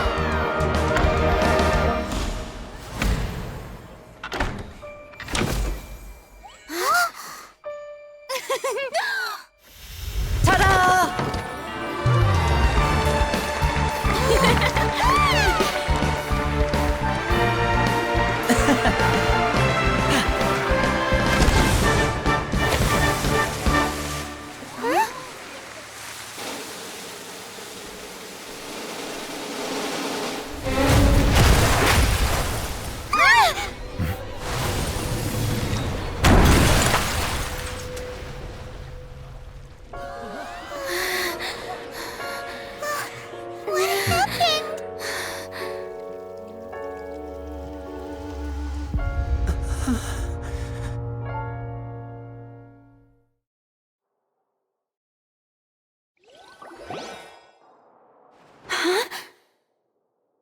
Is this part of the show? Mr. Lenny, you're going to use magic to fix the stage now, right? What happened? Oh no. Maybe this isn't part of the show. The girl was still in that box, right? This performance is over. Medical staff with me. Guards, secure the scene and detain all the performers. Seal the exits. No one is allowed in or out at this time. Yes, that's right. If this was just an accident, then we must investigate the cause.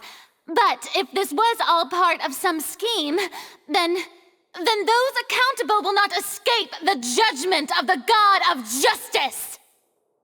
No need to be alarmed, you two. We'll get to the bottom of this soon enough.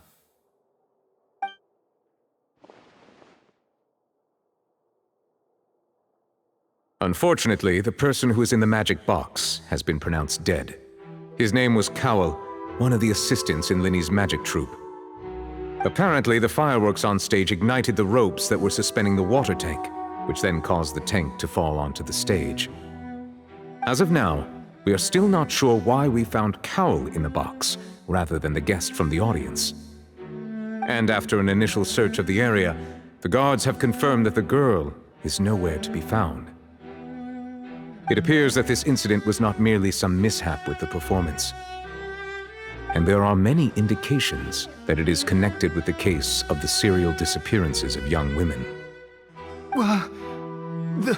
The serial disappearances case? That's the case that Charlotte mentioned before! I know the truth. I can see through the whole thing. Really, using such a shallow and obvious mystery as his finale, did he really underestimate us that badly? I say that our powerful magician, Mr. Linny, is now the prime suspect for the serial disappearances case. Huh? Why me? This whole thing was an accident.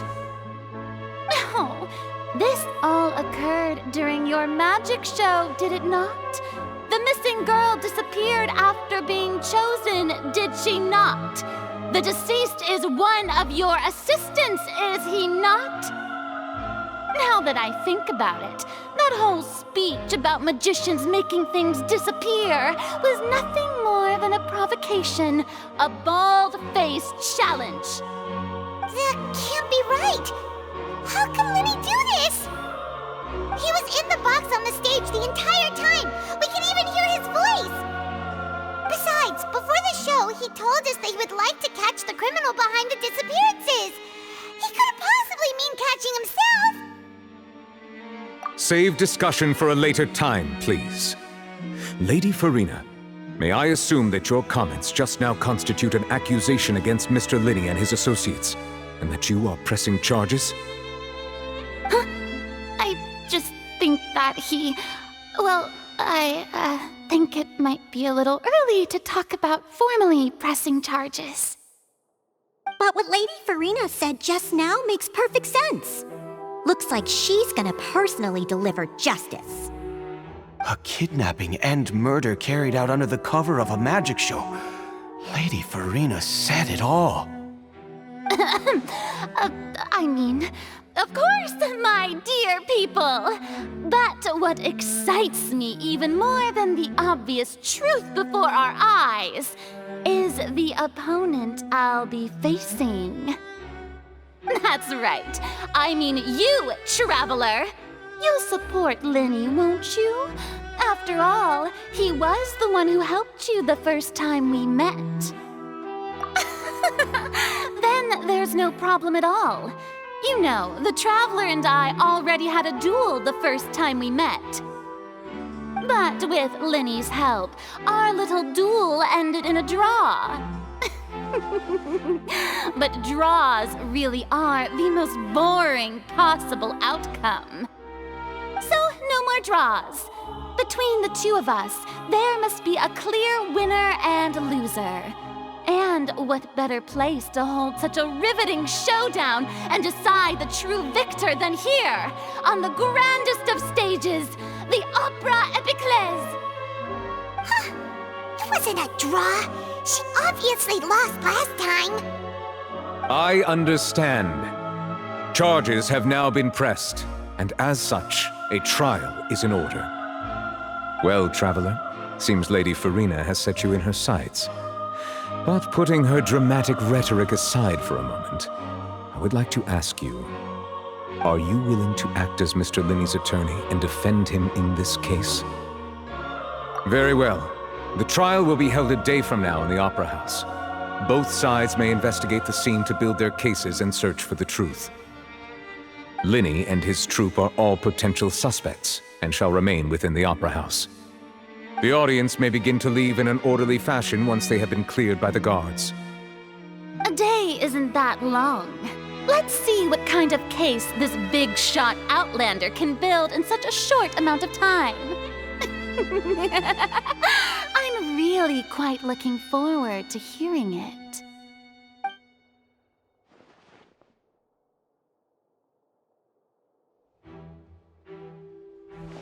Linny! Sorry about everything that happened just now. Were you frightened? Of course! Who wouldn't be scared after witnessing an accident like that? Yeah, I'm a little shaken up myself. How could this happen? And poor Cal. I know you already claimed that you would defend me, but now it's just us talking. Tell me, do you think I could possibly be the murderer? I understand. Even I'm not sure what happened, so I can only imagine how difficult it is for you to grasp the situation. I'm sure everyone sees me as the biggest suspect at this point. But, if you ask me, the whole thing is mysteries layered upon mysteries, such that all that's left is confusion. I don't know whether what happened there on the stage was purely an accident or not, and I don't know why poor Cal was in the box. As for how that girl chosen from the audience could suddenly disappear, I'm afraid I don't have any answers either. If someone tampered with my performance, then we need to figure out what they did. Even a skilled and knowledgeable magician like myself couldn't pull all that off in just 1 minute. which is precisely why we need to investigate. As this book says, the impossible could not have happened. Whatever happened must have been that which is possible. Paimon bought them when we were reading at the bookshop in the city earlier. Pretty cool, huh? Don't worry, Paimon used her own savings to buy them. It wasn't from our travel funds. I think they look cute on you, Paimon. You have good taste, Lynette. That's the right attitude. Feeling depressed isn't going to help me now. I need to get back to my normal self. But with the guards watching our every move, it's going to be especially difficult for Lynette and I to prove our own innocence. Good thing you agreed to be our attorneys. Thanks for that. We'll be counting on you. Yes, thank you so much. Yeah, just leave it to us. Oh, since we're going to start investigating, Paimon has a question first. Where did Lynette go during the performance? Well, I'm afraid that would involve some of our essential trade secrets as magicians. The secrets behind our magic are past saving, Linny. I suppose you're right. The truth behind our tricks is going to be important evidence that will be weighted during the trial. 'Tis truly a pity. As a magician, our magic show is a work of art. We've poured countless hours and spared no effort in perfecting it. But if revealing our secrets will help you uncover the truth behind what happened, then it will be well worth it. We should go somewhere else if we're going to discuss our magic tricks. We'll go speak with the guards, and in the meantime, you can go investigate the stage and the seating areas. Alright, let's go have a look while the investigation teams are still here. Detective Paimon is on the case!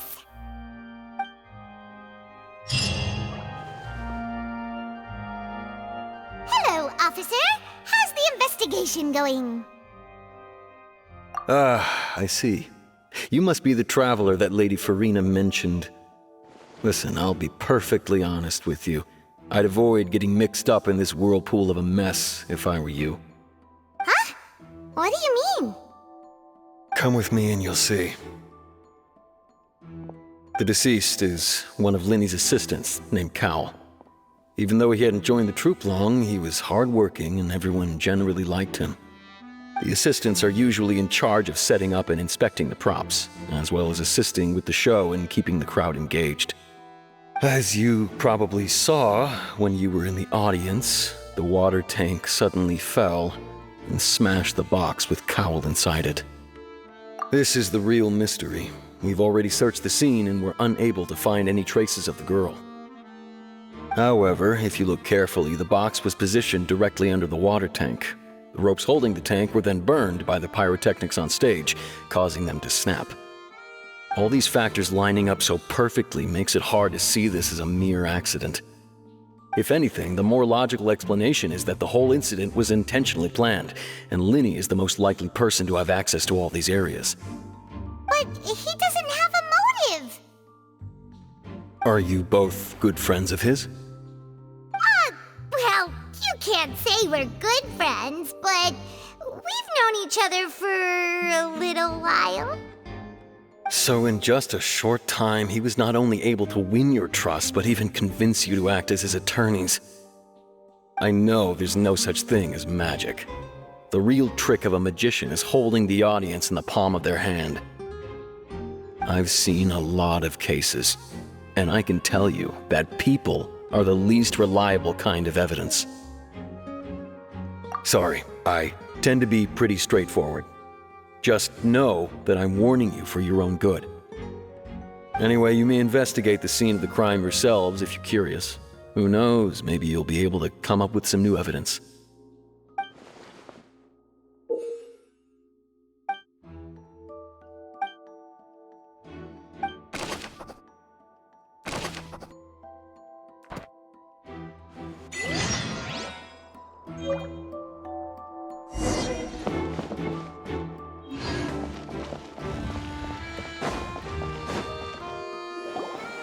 Hey, you! Yes, both of you! Over here! I've been keeping an eye on you for a while now. Huh? You mean us? That's right. If I'm not mistaken, you're also among those who wish to cut down the thorns and pursue the truth. No? And by the looks of it, you're not from Fontaine. Well, you're right on the more about that one, but who are you?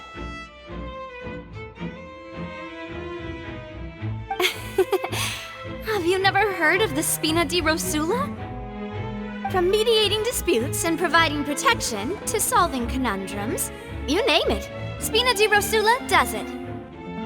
And I, Navia, have the honor of being its renowned president.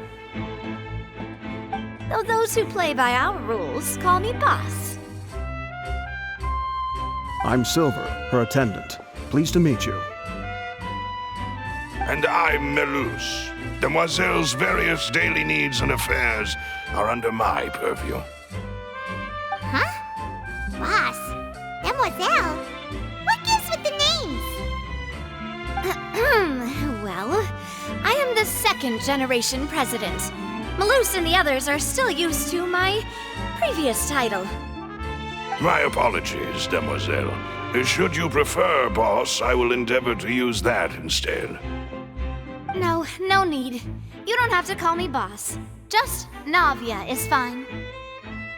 Okay, if you say so. Not that we're members of Spina di Rosula anyway. All merely trifling details. Never mind. Now, back to the situation at hand. That's right. I've always kept an eye on the serial disappearance cases. My interest stems from a matter back from my father's time. Judging from the look of things, I find Linny an unlikely mastermind. Really? We think so too! That's why we're looking for clues now. But how did you come to that conclusion? Intuition, naturally. My unparalleled intuition. Furina sure was quick to point the finger at Linny without any decisive evidence whatsoever, wasn't she? But that's not uncommon for her. If you remember, the Justice had to interrupt her and ask if she was pressing charges just to keep her from getting carried away. Anyway, a trial begins the moment someone levels charges. And, of course, there was no way Furina was going to back down in that situation. Sounds more like you just don't trust the Hydro Archon. Well, what's your opinion? I must admit that she can be interesting at times, but liking her doesn't mean that I'll blindly agree with her. All right, I've answered your question. Now, it's time you answer mine. Wait a minute, did that answer count? Well, I say it does. But don't worry, you won't hear any pointless questions from me. In your opinion, do you think it's right to treat a trial like it's an opera? Well? And why would that be? See, Silver and Melus? I told you they'd be different. Most astute of you, Demoiselle. I, too, think that the Traveler's response was most excellent. No matter how wonderful the script or how fervent the audience's expectations may be, the trials that go on stage here must be based in fact. And if that can be done, boss, then... All right, that's quite enough, Melus. Anyway, I like your answer. You pass with flying colors. Now, I need to make some preparations, following which our joint investigation shall commence. You two shall be my assistants. Wait! Since when did we become assistants? Oh, well, I can be the assistant, sure. Or your companion, if you like. I'm really not that fussy. That's more like it. Far be it from me to brag, but I believe that Demoiselle's intuition will be instrumental in uncovering the truth. You wish to save a friend from false accusations, and we wish to unravel the disappearances. In this sense, our goals are aligned. You have a point. You're quite the talker, aren't you, mister? And what about you over there? What do you think? You seem like you've got something on your mind. I have nothing to add. Oh, all right. We'll be making some preparations first. Just be sure to let us know if they start revealing Linny's tricks. Thanks!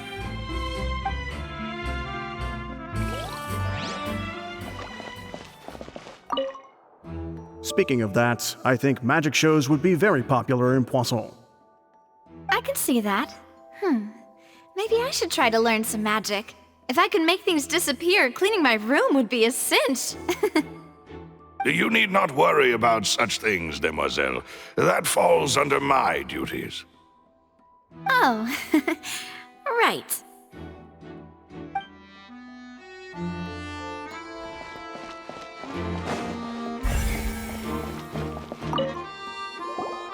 Sorry, but no one can freely enter or exit the Opera House at the moment. If you wish to leave, you must register your identity with us first. No, we're not leaving. We're representing Linny and Lynette as attorneys, so we're investigating the case. Were you always guarding this entrance? Yes, after the Chief Justice gave the order, everyone coming in or out must undergo a strict inspection.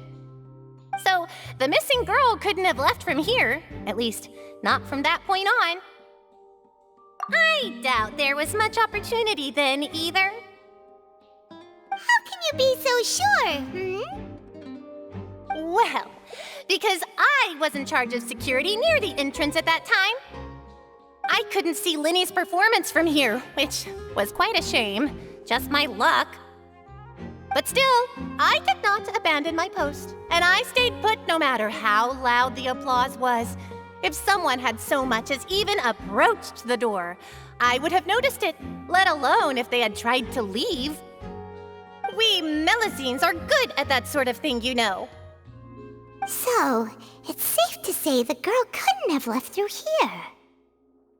Alright, thank you for your help. This will be useful info.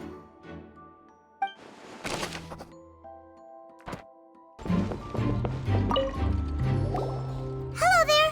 What are you investigating? Oh, this location has also been cordoned off because the Magic Troupe members are currently considered prime suspects. The investigation team is still collecting evidence. The seats were all booked in advance, so we were able to deduce the missing woman's identity by checking the guest list. Sure, it's not like this is confidential information. We will publish it later anyway when we petition the public to help us find the missing person. Her name is Halsey. She's a painter from Fontaine who's made a bit of a name for herself.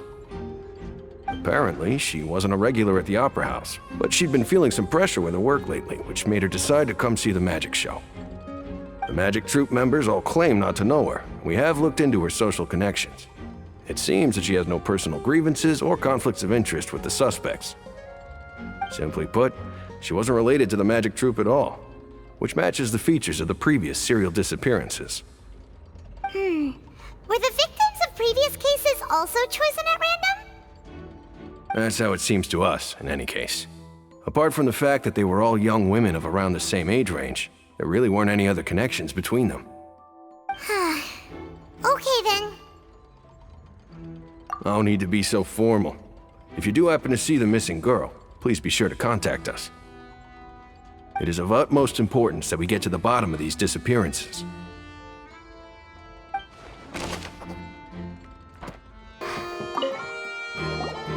So this is the rope that broke and caused the water tank to fall. The rope looks pretty durable. How can it be burned through so quickly by fireworks? Why are you suddenly so serious, Traveler?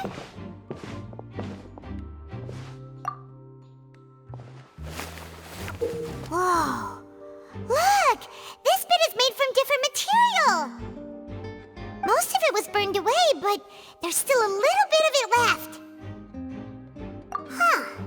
So if a rope meant to hold something was made with that kind of material in it, then that means... Wait, why don't you write all this down? Let's take notes.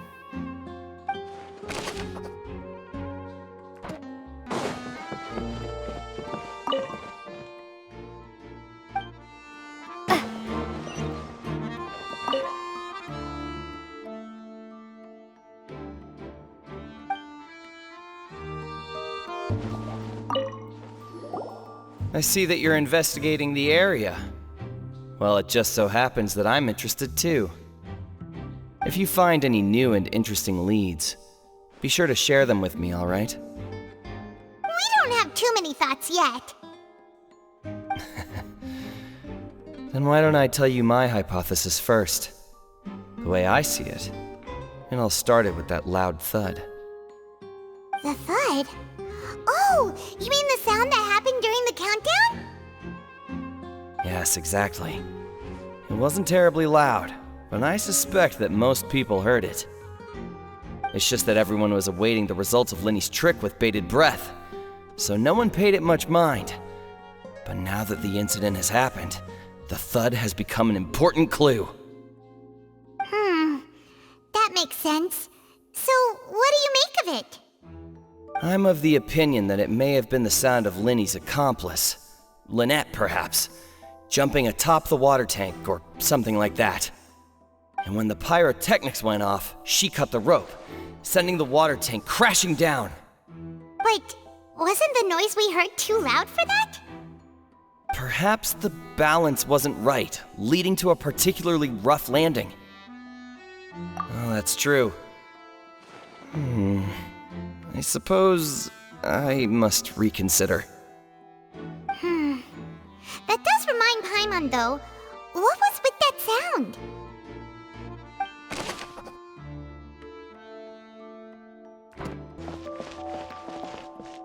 Linny's still talking to the guards. It seems he'll have a lot of explaining to do. I think someone will be assigned to monitor us later, but that's alright.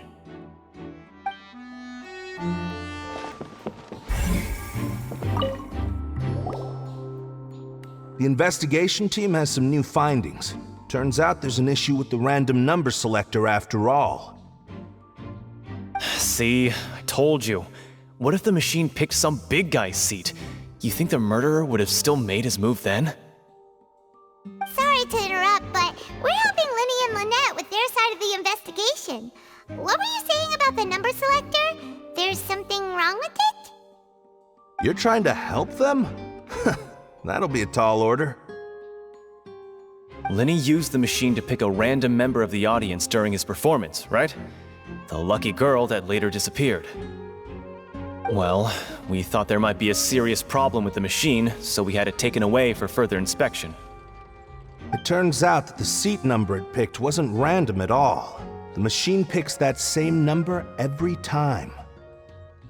I'm sure you already know that you have to make a reservation in advance to get a seat, regardless of whether it's a trial or some performance. In other words, Linny knew who would be sitting where from the very beginning. That much checks out. Linny reserved our seats for us, too. Bet you see why I was saying it'd be tough to make a case for Linny. Even though it's bad for Linny's case, Paimon had better write it down.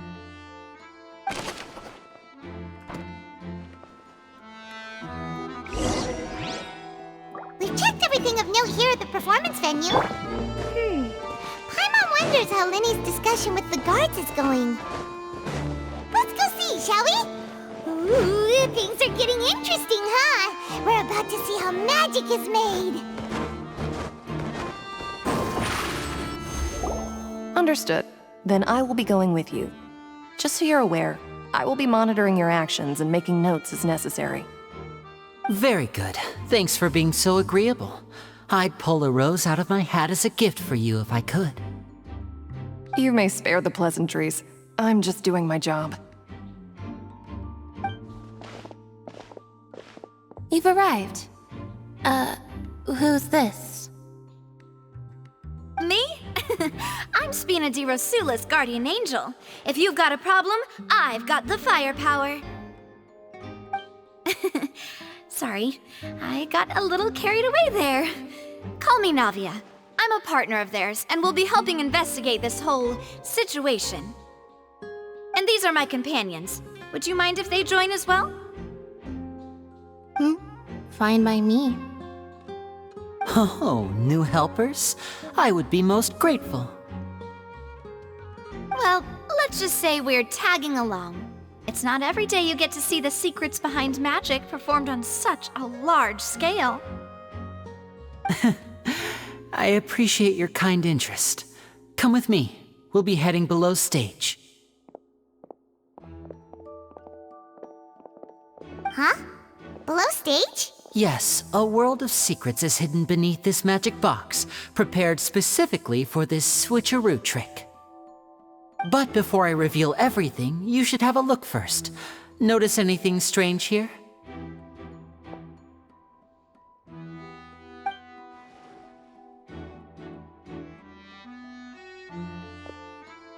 I'm not trying to be dramatic. Remembering the details of a trick will help you understand the methods used to perform it more easily. Huh. Weren't there balloons and other decorations here? Where did all that go? Ah, good eye. That said, you're still far from discovering the answer. The back? You mean the inside of the door? What's different about it? Paimon didn't notice anything. Very good indeed. I thought you might not be able to catch that, given that you were sitting in the first row. The back of this door was patterned. Those patterns are now gone, replaced by a smooth wooden board. So, if you put 2 and 2 together, what do you get? Exactly. All right, let's go. I'll tell you how it works as we head down.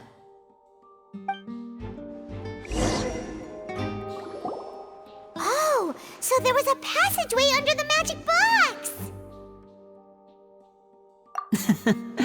I knew you'd figure out most of it as soon as you saw this place. The 2 magic boxes are positioned right above the 2 entrances of the tunnel. See this flatbed trolley? The box with the lucky audience member in it would be shuttled over to the other side using the trolley. This trolley can raise and lower and even rotate, ensuring that the box will face in the right direction. I see. So that's the purpose of the box inside another box. Precisely. The inner box would descend after the audience member was put inside and be moved along the trolley, all while the outer box would remain on stage as if nothing had ever changed. So that's how you did it! Once the box was lowered, the trolley would store some energy through this device here, with which it would complete the rest of the steps. The audience member would only be able to feel some slight movements in the dark, and by the time she walked out, she would already be back on stage.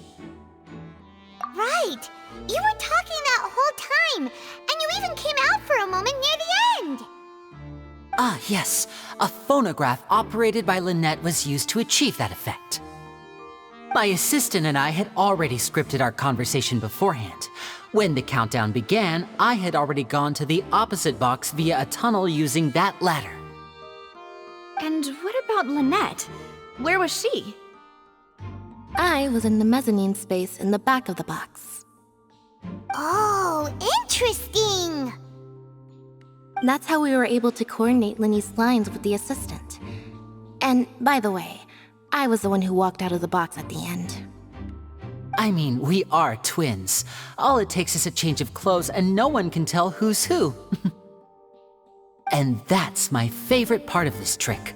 Only Lynette and I can perform it. So that's how it all worked!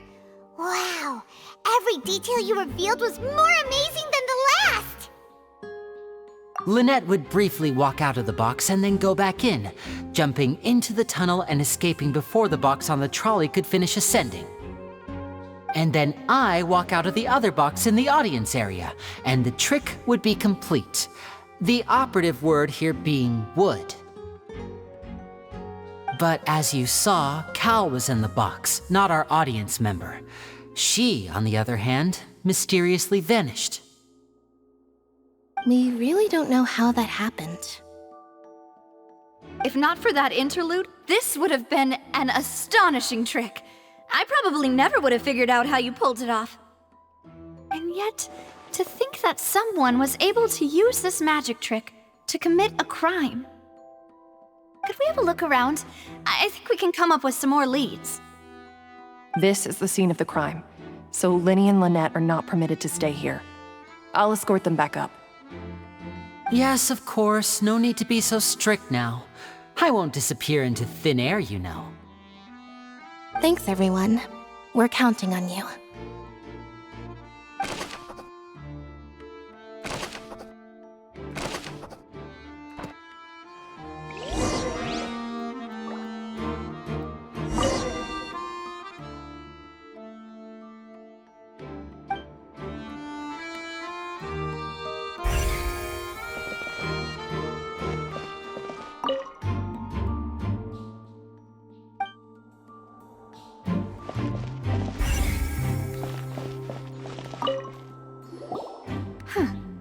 What's this?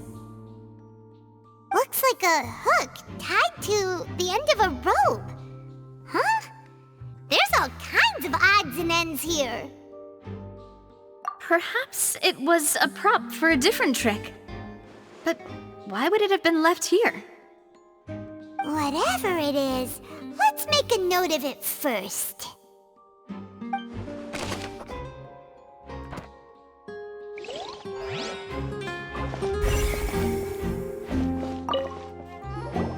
The floor is wet. Please be careful not to slip. Speaking of which, why would there be water here? Oh, Paimon knows! It's one of those tricks where you pour water into a jug and then flip the jug over only for the water to disappear? And here's a broken vase. Huh. Did the trolley knock it down while moving? That can't be. The trolley moves along tracks from start to finish. It couldn't have hit the vase at this distance. Let's note this down too and think about it later.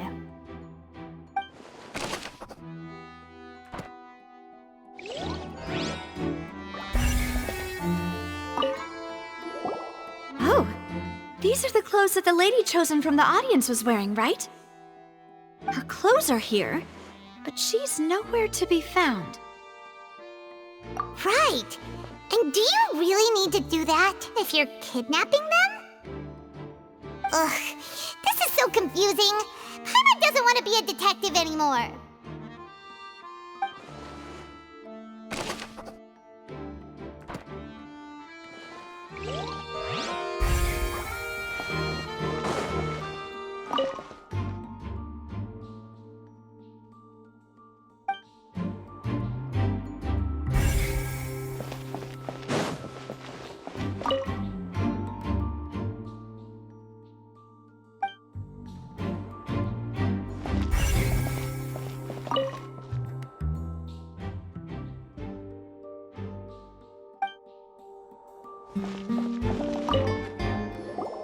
What is this place?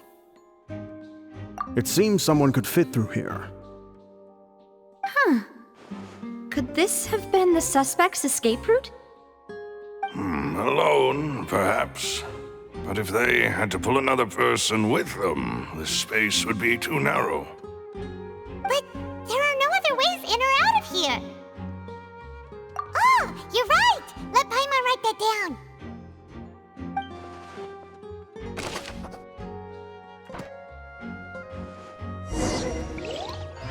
Seems we're just about done investigating down here. Yes, let's head back up.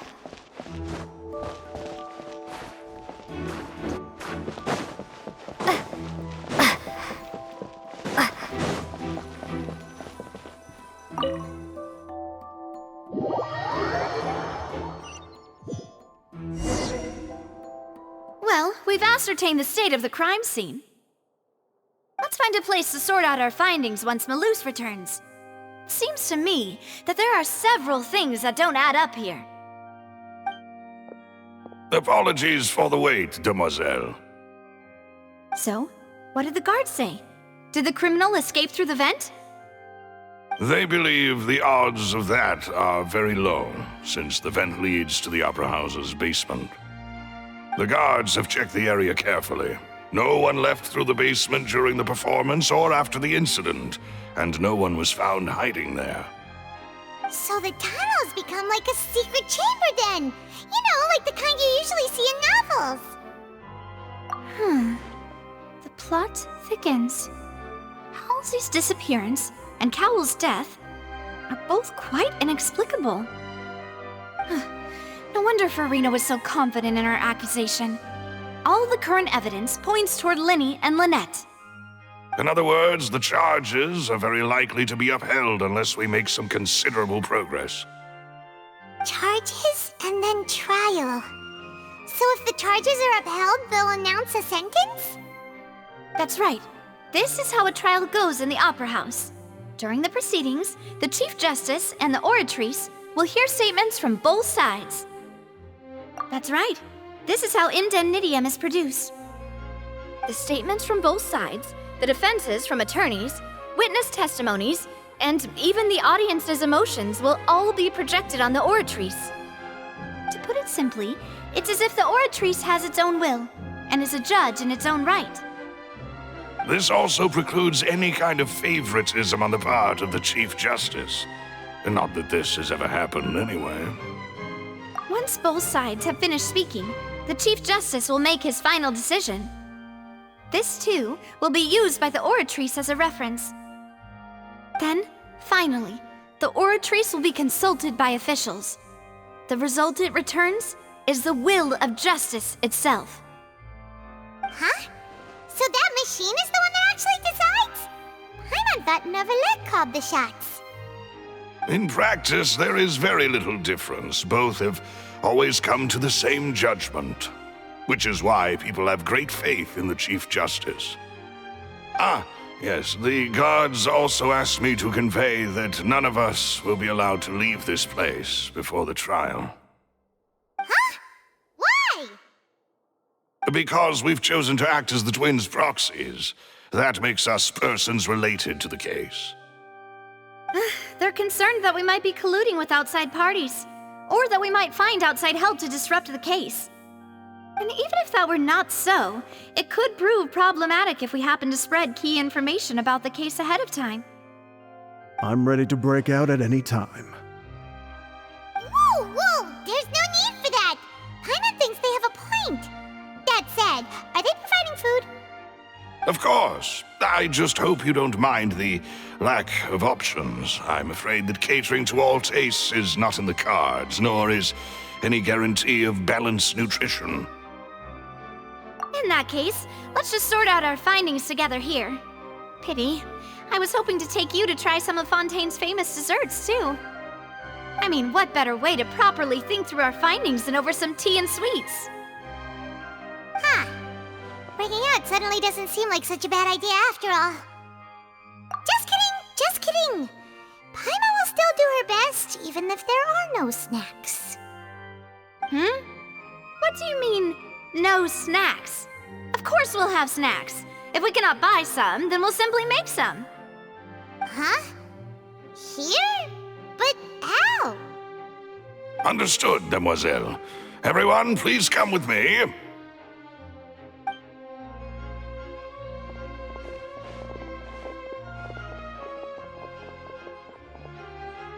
Wait, you're carrying a portable stove with you? Yes, I must be prepared to meet the demoiselle's baking needs whenever the fancy strikes her. I have eggs, sugar, and almonds at the ready. Good work, you two. Then I'll get to it. Please sit tight for a moment. You'll get to taste my awesome snacks soon enough. These three are quite the interesting group.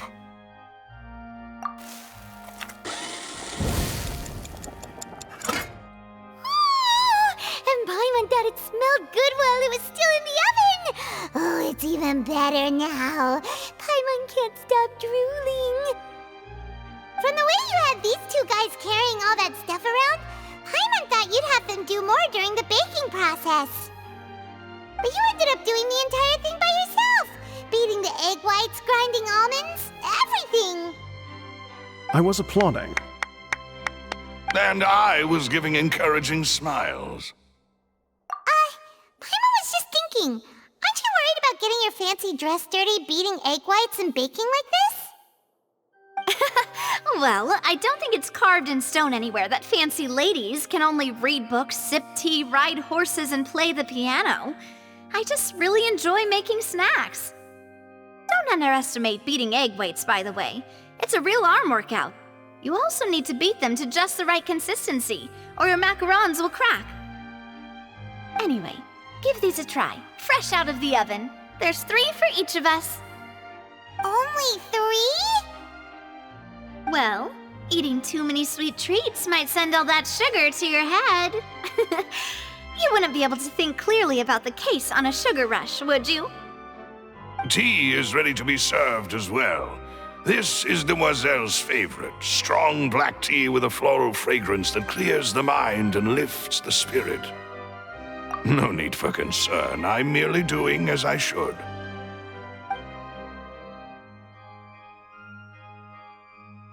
All right then. Down to business. As Paimon mentioned previously, the tunnel seems to be something of a secret chamber.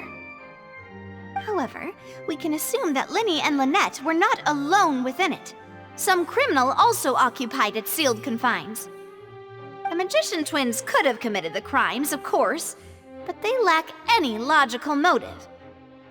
Exactly! Why would they do such a thing right when everyone was watching? The flower vase and the thud we heard during the performance could indicate some altercation between Halsey and the criminal in the tunnel, resulting in the shattering of the vase, the discarding of her clothes, and her abduction. Perhaps the criminal thought that since she was chosen from the crowd, she would be too easy to identify if she was still wearing the same clothes. Paimon thinks that makes sense, but the real trouble is... True. None of the clues we found thus far support the existence of this third person. But the only people left to consider are both technically victims, whether it's the missing girl, Halsey, or poor Cowl. Huh. Could Halsey have secretly made modifications to the magic props in order to murder Cowl before making her escape? That's right. And even if she had tampered with the setup, she would need to understand the entire trick to pull it off. Nor does she have any motive. The guards said that she has never had any dealings with the Magic Troop's members. Were we not thorough enough in our search? From the sound of things, this is turning into an impossible case. Your macarons are amazing though, Navia. They smell great! They're nice and crisp and super sweet! They are my specialty after all. And I see you've already had 5 of them. What? 5? Oh, that can't be right. Paimon only counted 3, honest! Please don't worry about it. At my age, a few less sweets might actually be a good thing. No. Being greedy is one thing, but Paimon knows how to count. Besides, Paimon knows that if she ate too many, then others wouldn't have enough. Wait, even you don't believe Paimon? How could you? If Paimon ate those 2 extra macarons, then may they turn into stone in her stomach! All right, we get it. Well, I suppose one of us might have gotten too engrossed in our chat and eaten them by mistake. No big deal. Malus, set up the stove again, if you would. Huh? What are you doing? Making sure everyone gets 3 macarons, of course. Exactly. We don't want to trouble you. As you wish, Demoiselle. And I have the egg, sugar, and almonds. Well, this really is your hobby, huh?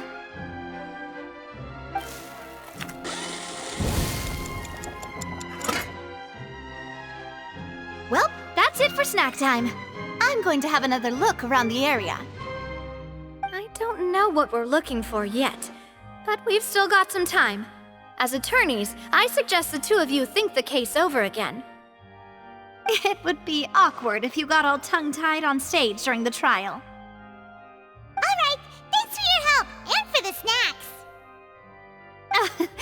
is nothing. A small task for the Spina di Rosula. Silver, Malus, it's time to go. I'll be back if I find anything new.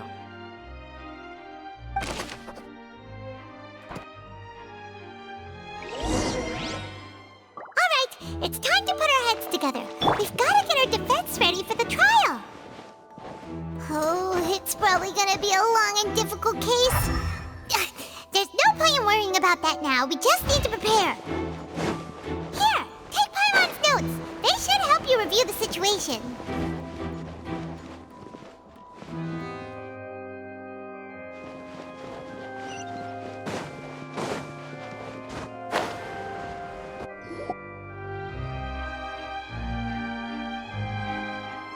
What do we do? The whole situation is so confusing. Good plan. Impossible things don't just happen. We'll get to the truth one way or another. Just relax.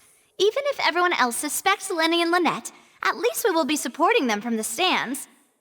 Besides, I doubt Furina understands any more about what happened than we do. Thanks, Navia. Well, we'll be going then. Best of luck to you.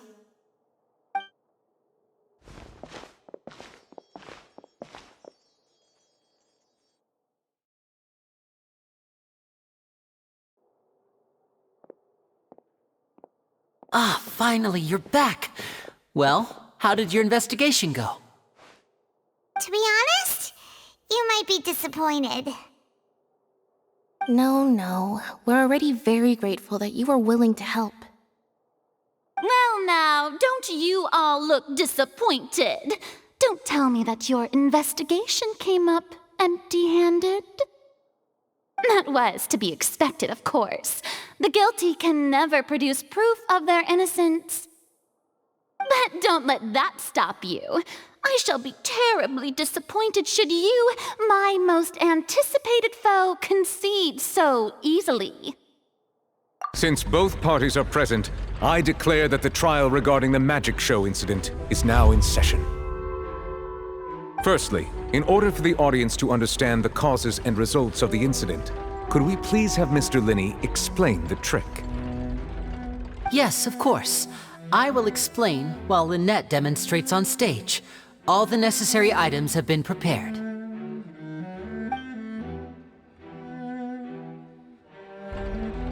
Thank you, Mr. Linney. In that case, I take your statement to be that you ran to and remained hidden within the magic box in the audience stands once the trick began, and thus could not have committed the crime. Is this correct? Yes, that's correct, Your Honor. In that case, I call upon the prosecution. Lady Furina, do you wish to refute his statement in any way? Why, of course I do. Allow me to take the first shot and break this case wide open.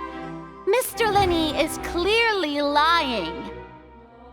There is no way you could have been in the box the whole time if you were to abduct Halsey and murder Cowell. In fact, I'd say you were hardly in that tunnel at all. That is simply your hypothesis based on the presumption that I'm guilty. Oh, is that so? And if I may ask, what did you hear while you were inside your box? The roaring countdown of the crowd, of course. That's how I kept track of the time and built anticipation for the finale. And you didn't hear anything else at all? Nothing that might leave an impression of any kind? No, nothing. I see. But when the count reached 30 seconds or so, there was a thud. One so loud that I believe practically everyone heard it. Huh? Hey, hang on. Something's not right here. Yeah, I'm sure he could have heard a noise that loud from inside the box.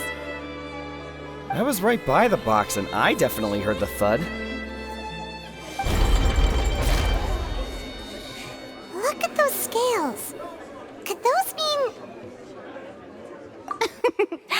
Well then, ladies and gentlemen, allow me to use the words of the magician himself.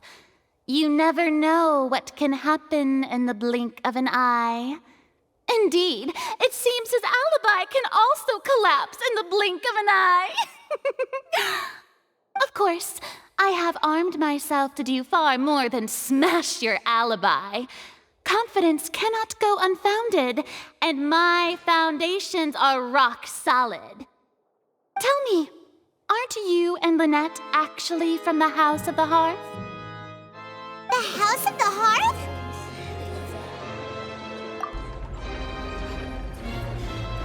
No wonder they did something like this. So the serial disappearances were the Fatui's doing. Now it all makes sense. I've got a feeling that what happened on stage probably wasn't just an accident. That's irrelevant. Our identities have nothing to do with what happened. Indeed. Then perhaps you could tell us everything that happened during that 1 minute. Your first priority is to prove yourself innocent, after all. I'm sure there is little that needs to be kept secret now. Unless your script already has holes in it.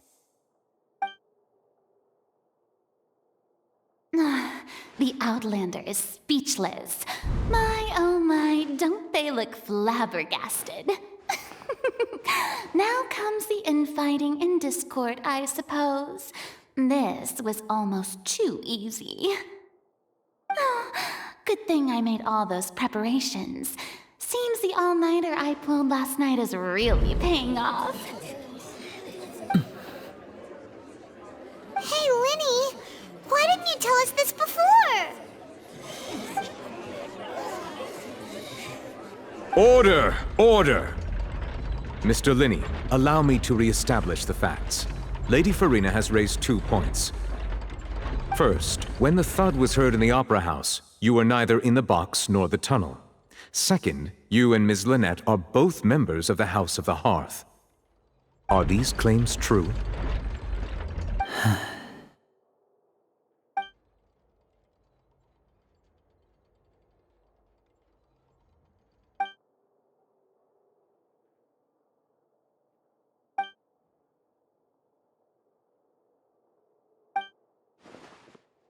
Please answer my question, Mr. Linney. I'm sorry. Yes, they're true, Your Honor.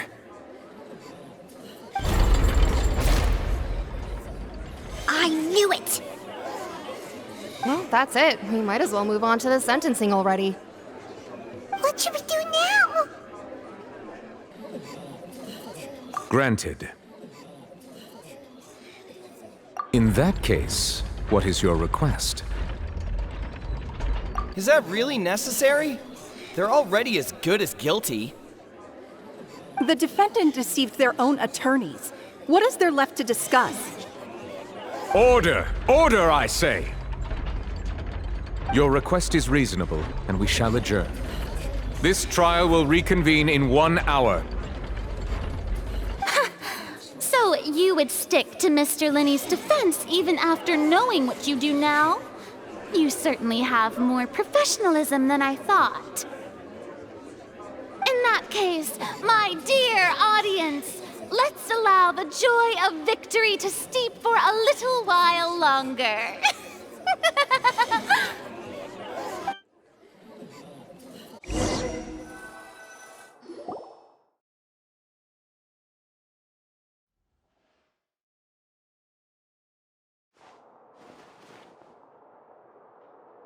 Well, this is awkward.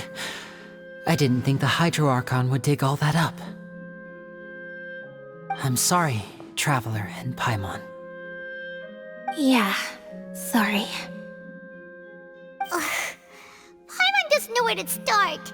We trusted you two. We based our entire reasoning on the assumption that you weren't bad guys. Not to set the wrong tone or anything, but Paimon's really mad! I'm very sorry. I know you're angry, and reasonably so, but please, let me explain.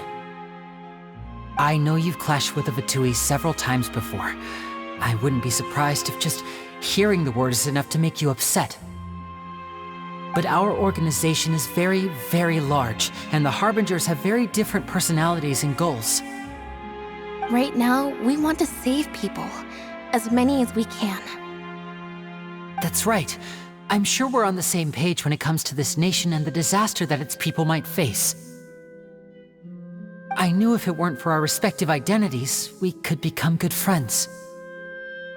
That's why I didn't wish to flat out lie to you, but chose to hide some details instead.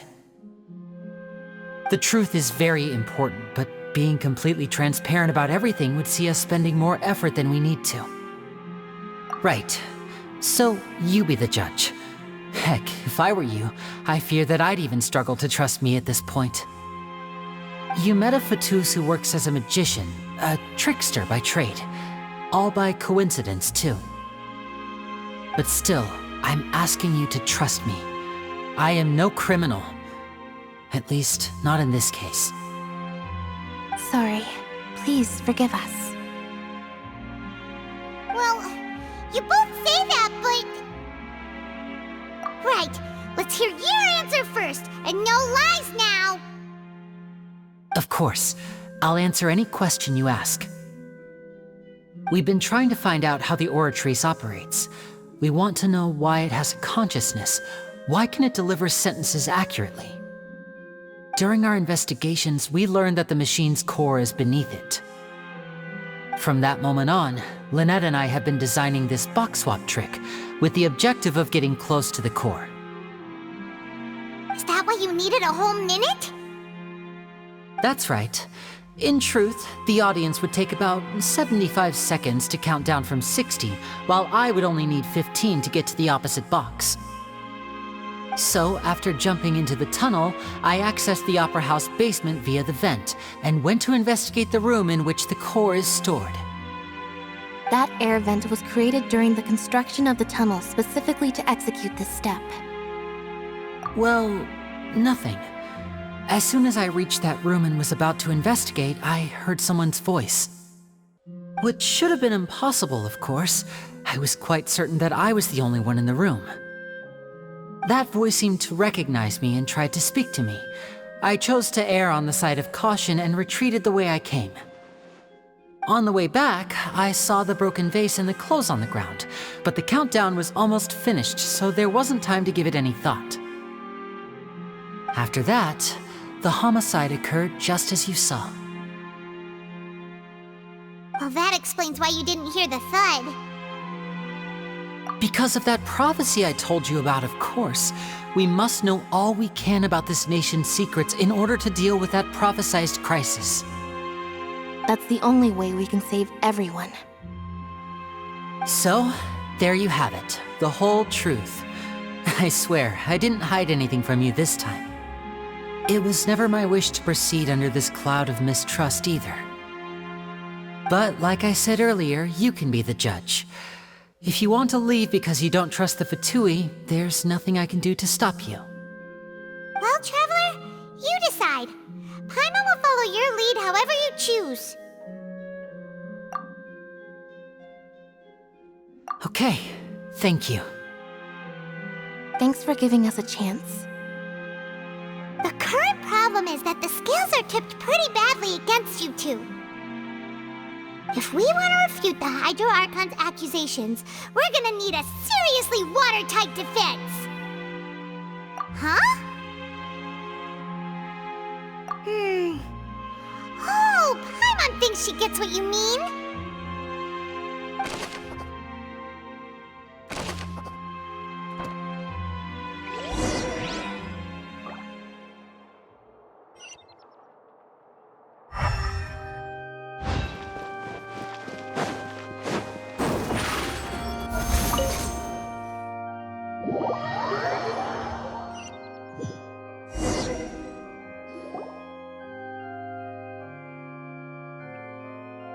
Both parties have returned to their positions. Let us continue the trial. When last we left off, Mr. Linney acknowledged the new evidence presented by Lady Furina as fact. Therefore, Lady Furina may continue stating her reconstruction of the events. took long enough. Now then, if everyone would lend me their attention. At this stage, let's revisit that scene from Linny's perspective.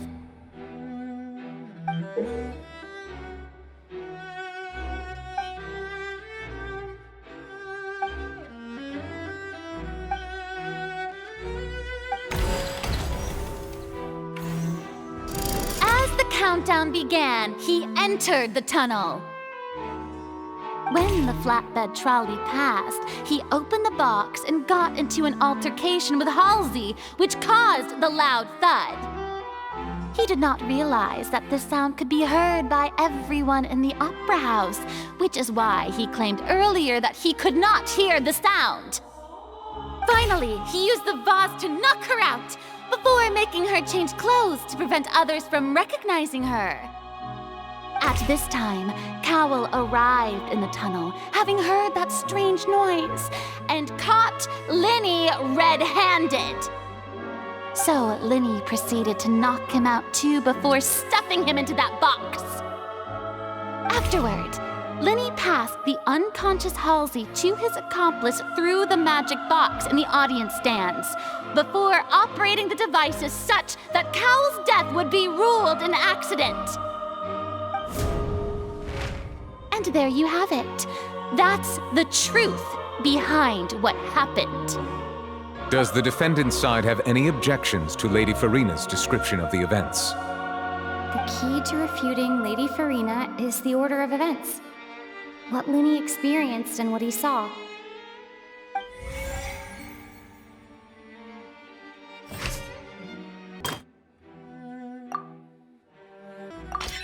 According to Linny, he left via the vent after entering the tunnel. He couldn't have had that altercation with Halsey.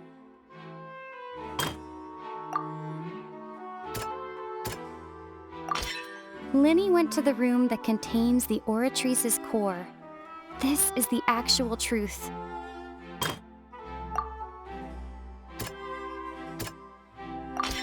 Linny did not take part in the underground altercation.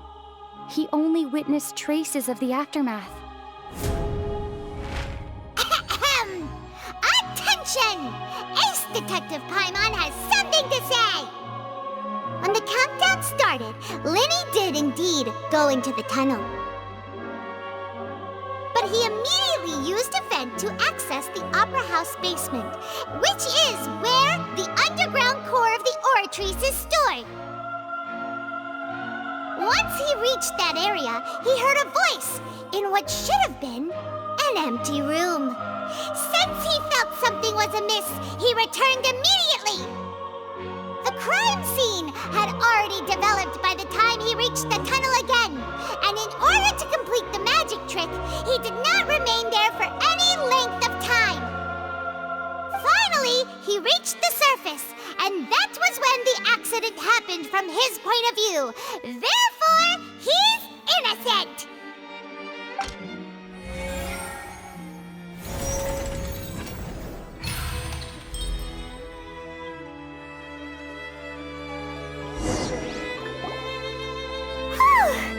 Paimon did it! Paimon actually managed to say all that! Oh, wasn't it awesome? In other words, you believe that he knew nothing of the incident? That's right! My reasoning? If that's the case, then if Cowl hadn't entered the tunnel, who was the entire setup meant to kill? Assuming that what you say is true, Linny only needed to kidnap the young girl to cause a new disappearance case. What would the point of killing someone on stage be? Oh, they have a point. That's right, you tell him!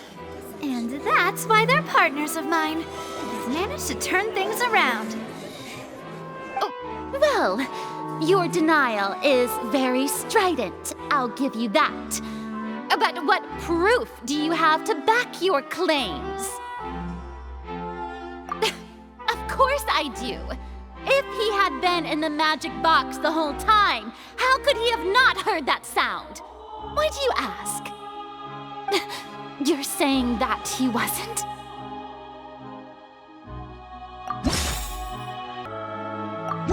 Are you sure we don't need to give this more thought? Paimon thinks there's something off here.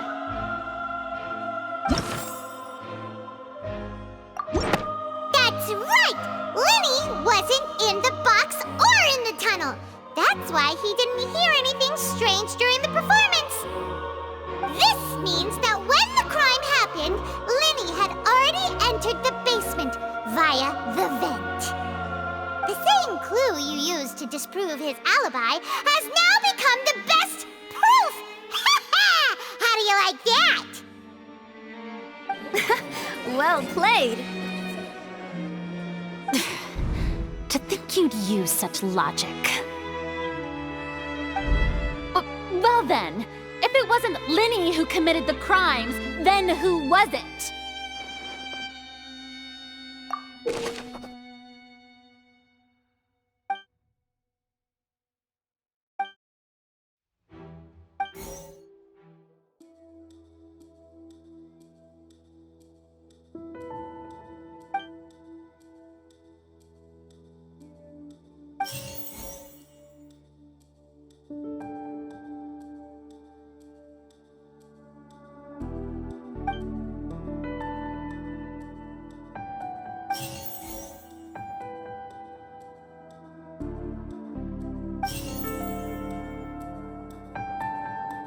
The deceased's name is Cowell, Linny's assistant.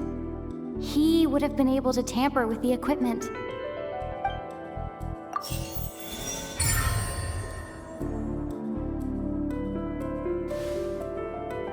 Huh? That can't be right. Are you serious? The killer was, in fact, Cowell, the deceased! Oh, is that so? How interesting! Let's hear your reasoning then. What I must do next is recreate the truth. What Cowell did, and how he went from would-be perpetrator to victim. The sound we heard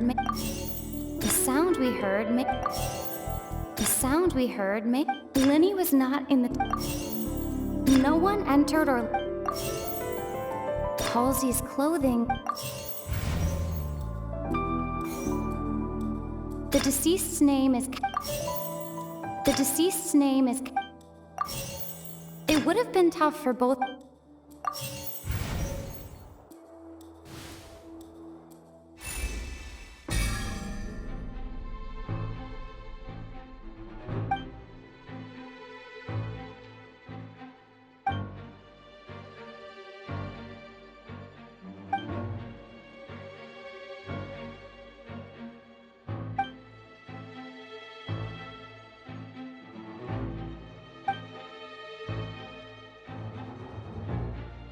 What's wrong, Traveler?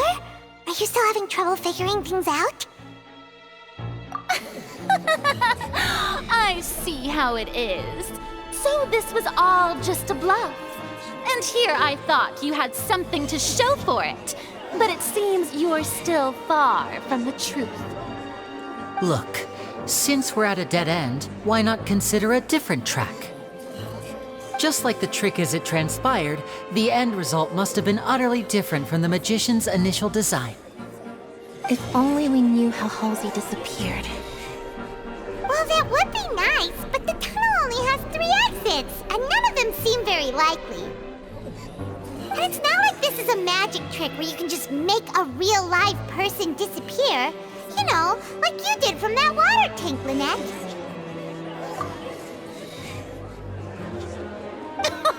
Excuse my interruption, dear opponents, but do you not see that the crowd is growing impatient? There is no greater sin in this opera house than an awkward delay in the performance.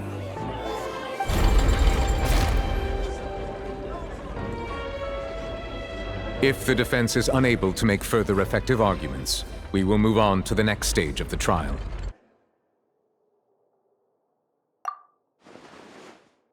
Lenny was not in the tunnel at that moment, which gave our criminal ample time. The sound we heard may have come from a clash between the missing Halsey and the criminal. The deceased's name is Cowell, Lenny's assistant. He would have been able to tamper with the equipment. The vase was not broken by chance. It was used to cover important evidence. The water.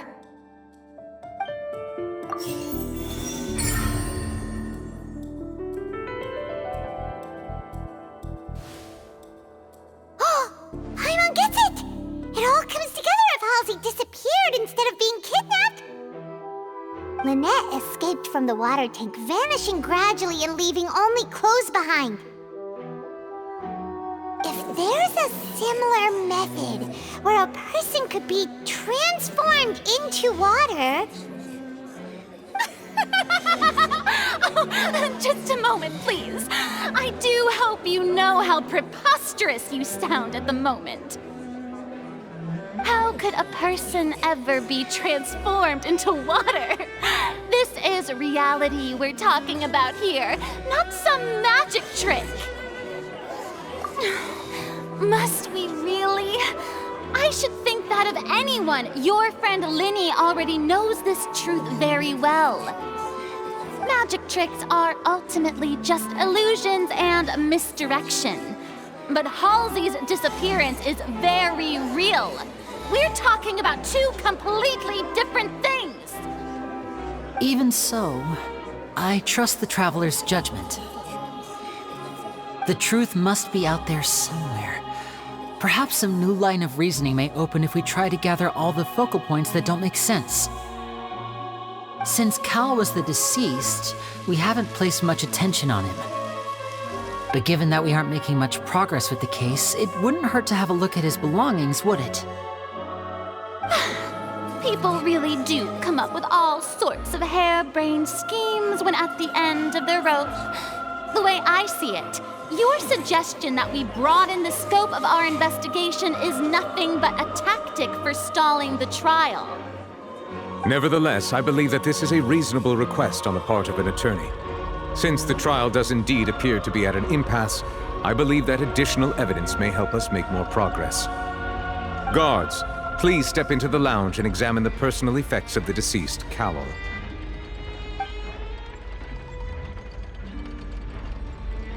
We are still examining the items, but we have already made critical progress that we feel must be shared with everyone post-haste. We discovered several test tubes of fluid within Cowell's baggage, each labeled separately. The notebook in his backpack claims that these fluids are... water from the primordial sea. The primordial sea? The note's contents also indicate that Cowell belonged to an organization that sells illegal drugs and that he had an accomplice. The notebook has many entries concerning safe usage of these fluids, in which the keyword dissolve appears many times. One of these tubes was labeled Opera Epiclese, along with yesterday's date. It is empty. The notes also state that these dissolution properties work exclusively on people from Fontaine. It's likely that Halsey was chosen as some sort of test subject. As such, we believe that the defense's hypothesis is, in fact, supported by sufficient evidence. You've got to be kidding! People dissolving into water? Could something so ridiculous actually be true? Wait a moment. This reminds me of a certain prophecy, but it's just a coincidence, isn't it? Huh. If people can become water, does that mean that the water tank's real use was as a means to hide water stains? And if Cowell was targeting that girl... Wait just a minute. Could that mean... You two, with me, quick! Demoiselle, wait! What about your partners? Let's go. Just trust me. Order! Order! It is undeniable that further examination of the deceased's personal effects has yielded some surprising results. but we cannot yet verify the veracity of these clues. Still, let us assume that these clues are indeed authentic, albeit with the understanding that Ms. Halsey has yet to be found. Guards, please continue examining the items along these lines. Mr. Linney, it appears your hypothesis is supported by the evidence, so please continue speaking. Of course. Thank you, Your Honor. If we uphold this hypothesis, I believe that many of this case's seemingly unrelated clues can be connected together. Right! Like the metal hook! That one didn't make sense at all. Let's think about this. Cowell's methods must have something to do with that water from the primordial sea. The deceased's name is... Lynette was in the magic... The water from the primordial sea... I remember there was...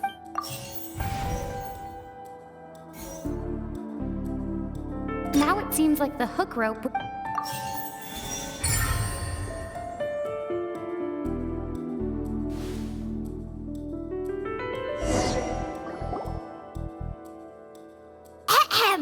It's Ace Detective Paimon's time to shine again!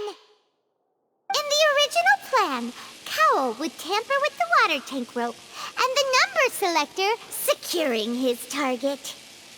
When the magic box containing Halsey was lowered, the metal hook would retract gradually and pierce the balloon at the top of the box. When the balloon attached to the box popped, the water from the primordial seed inside it would pour down and dissolve Halsey. Afterward, Cowell would enter the tunnel and break the flower vase to conceal the water inside the tunnel, with the remaining evidence being covered up by the water tank on stage. But he encountered something unexpected in the tunnel and wound up being fatally hit by the same water tank he meant to use to cover his tracks. Huh, that does make sense. That actually links together a lot of the more confusing pieces of evidence.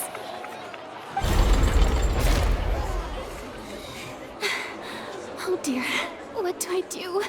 Even I think they sound convincing now. Have I falsely accused an innocent person? What a humiliation. Now, it seems like the only point of contention remaining is the exact circumstances that led to Cowell's death. His notes mentioned he had an accomplice who could be related to the situation. On that note, the guards have just contacted me indicating that they uncovered new evidence. I shall now invite him on stage to share it with us. Thank you, Your Honor. We were just inspecting the luggage of the other people involved in this case. And we found an identical sample of the water from the primordial sea among Linny's personal effects. What? That can't be. Oh, I see. Well, how wonderfully comedic to have your own counterattack only to come back and wound you. Does this not clear all doubt? My dear citizens, my loyal audience, allow me to present my reasoning and bring this performance to a swift close. Linny did not need to take part in the dissolution of the young woman at all. Indeed, he did leave the scene via the vent. Having made modifications to the props beforehand, his accomplice Cowell then caused Halsey to vanish using the water from the primordial sea. But upon his return, in cruel avarice, Linny desired sole credit and prepared to do away with his partner in crime. Ultimately, he knocked Cowell out, and the tool meant to cover the crime up also became a murder weapon. Now, as much as I regret having come to such a viciously straightforward conclusion, it does seem that the famed Fatui is quite the cold-blooded and ruthless organization. Am I right, Mr. Linny? We've used up all the evidence we collected. There's no way for us to make a rebuttal here. Is this the end of the road?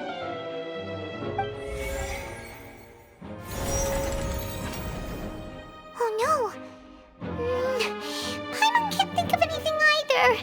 It doesn't look like there's any way around this. Seems using the water as new evidence was too good a move. Why did this have to happen now?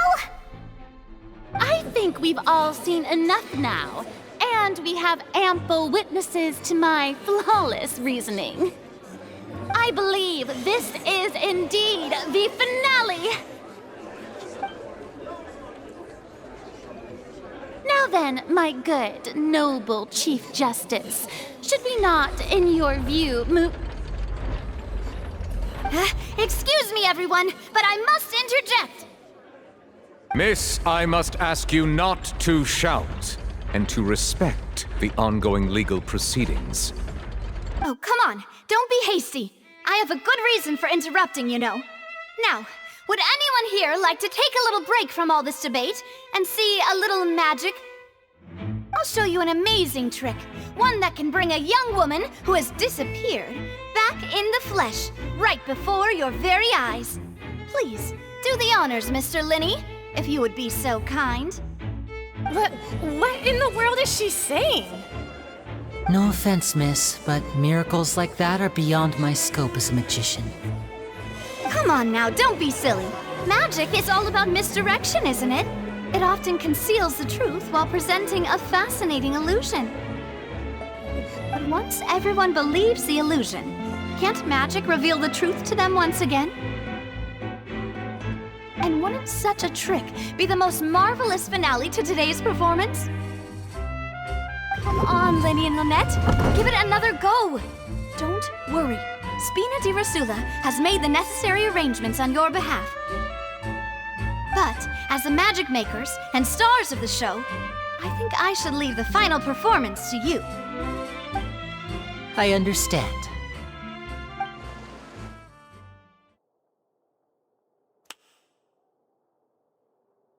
And voila!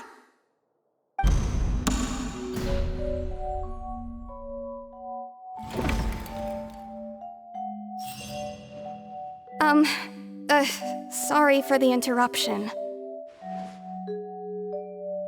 Wait, isn't that Halsey? So the whole thing about people dissolving wasn't true after all?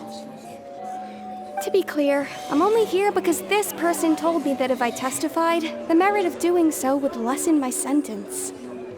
I was hiding outside this room listening to the proceedings because I was afraid that I would be the one put on trial. I was just feeling happy that no one had noticed me, and then before I knew it, she caught me. That'll teach you to underestimate us three. Where should I begin? I'm sorry. I'm the one who killed Cowl.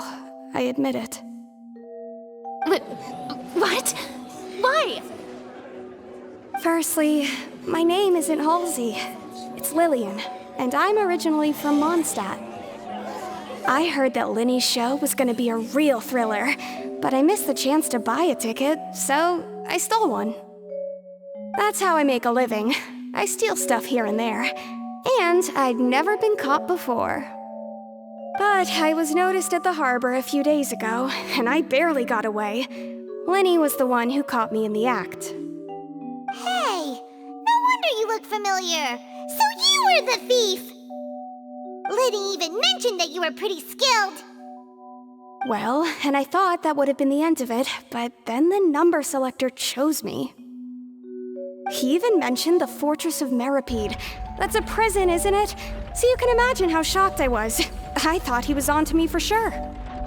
So I played along with the show while looking for an opening to flee, but then I got water poured on me for no reason, and then someone jumped into the tunnel to nab me. I wasn't going to take that lying down, so I knocked him out and stuffed him into the box. There was nowhere to run from there, though, so I had to change my clothes and hide in a box containing performance costumes. I slipped out after the first guard arrived at the scene and continued hiding inside the opera house. Can a person even hide in there? But I swear I didn't know that the water tank would fall down. Really, I swear it. Had I known that, I wouldn't have put him in the magic box. I may be a thief, but I'm no killer. Well, that makes everything pretty clear now, doesn't it? This time, we need to tell the entire story from Lillian's perspective.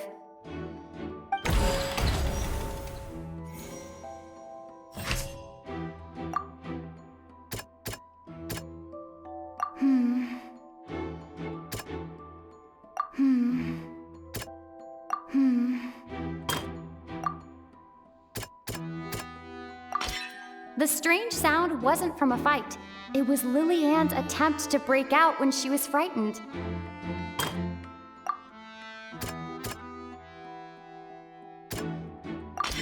The flower vase was not broken to cover anything up, but was smashed during the struggle between Lillian and Cowl.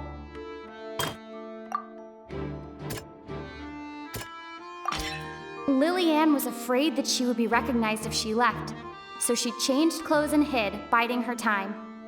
Just what one might expect of an experienced thief.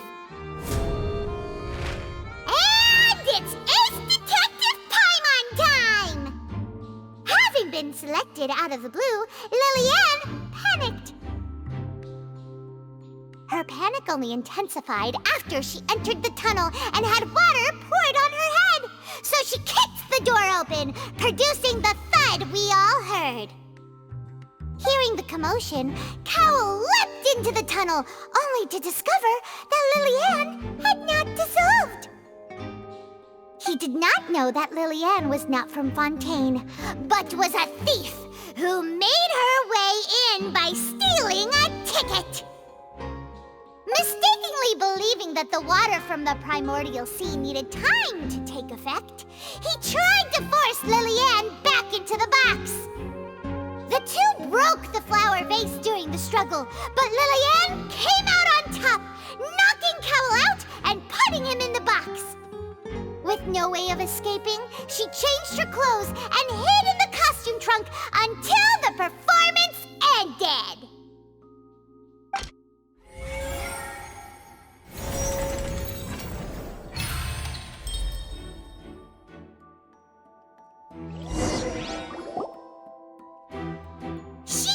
That she would have to go through guard inspection if she tried to leave afterward. So, she has been trapped in the opera house these last 2 days.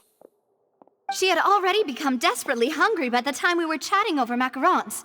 So, she swiped 2 of them right under our noses. Talk about a sneaky thief.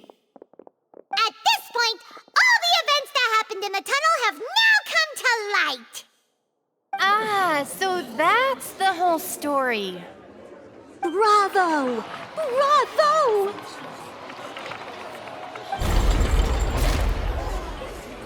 Now then, Lady Furina, do you wish to speak against the defense's statements?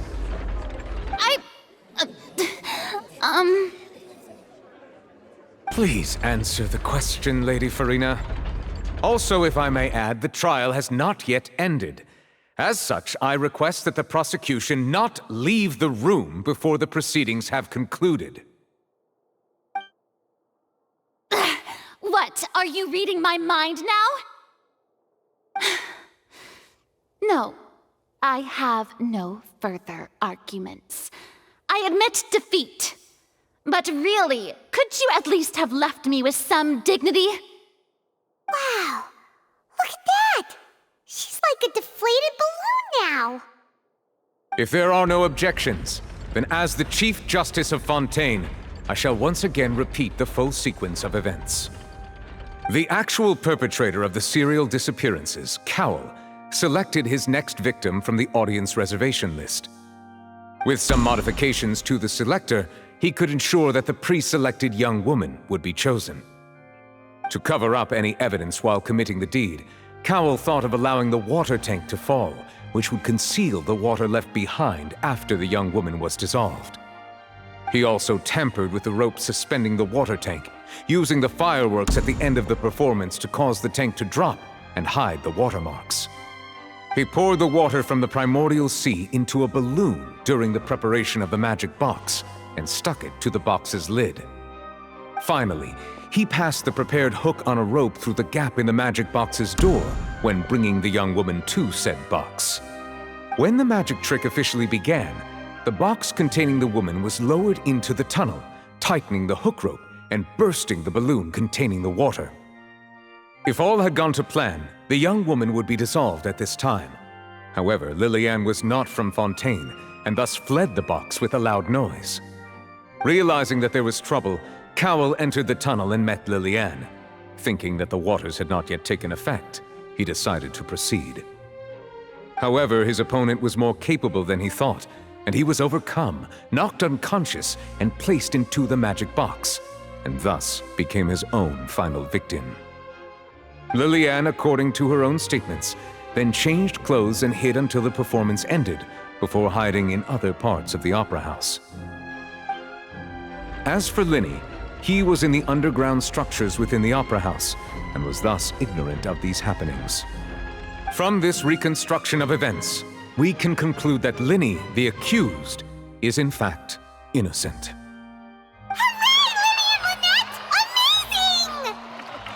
While there is much in Linny and Liliane's conduct that should still be investigated separately, this case, at least, can be handed over to the Oratrice to make the final decision.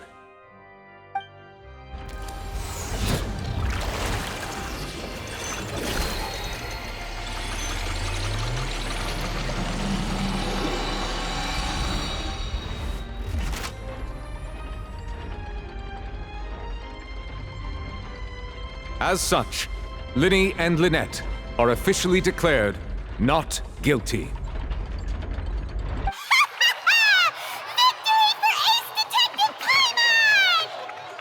Great work, partners. Thank you all.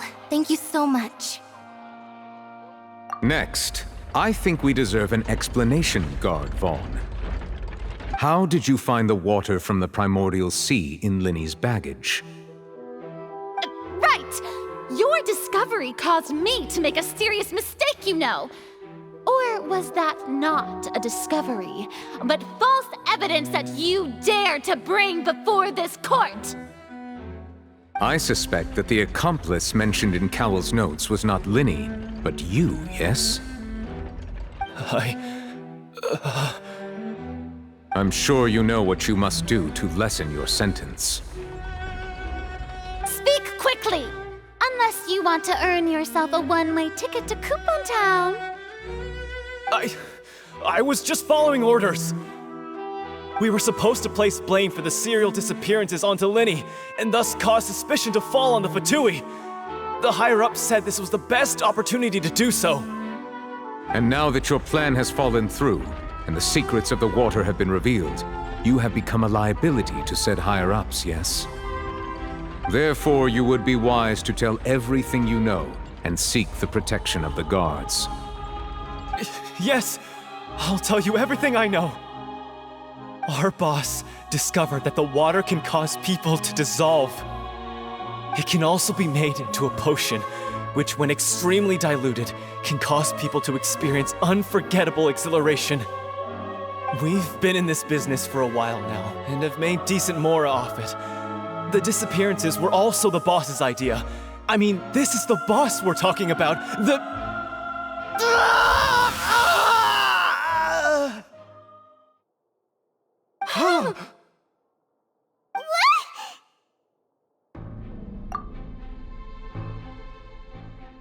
And now he can no longer talk. Such ruthlessness. I shouldn't have expected any less of them. An outrageous act. All present, please submit to inspection immediately.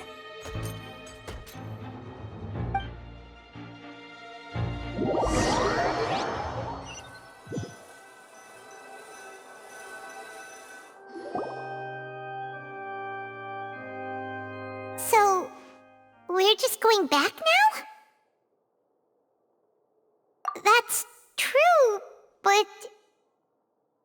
Traveler, Paimon!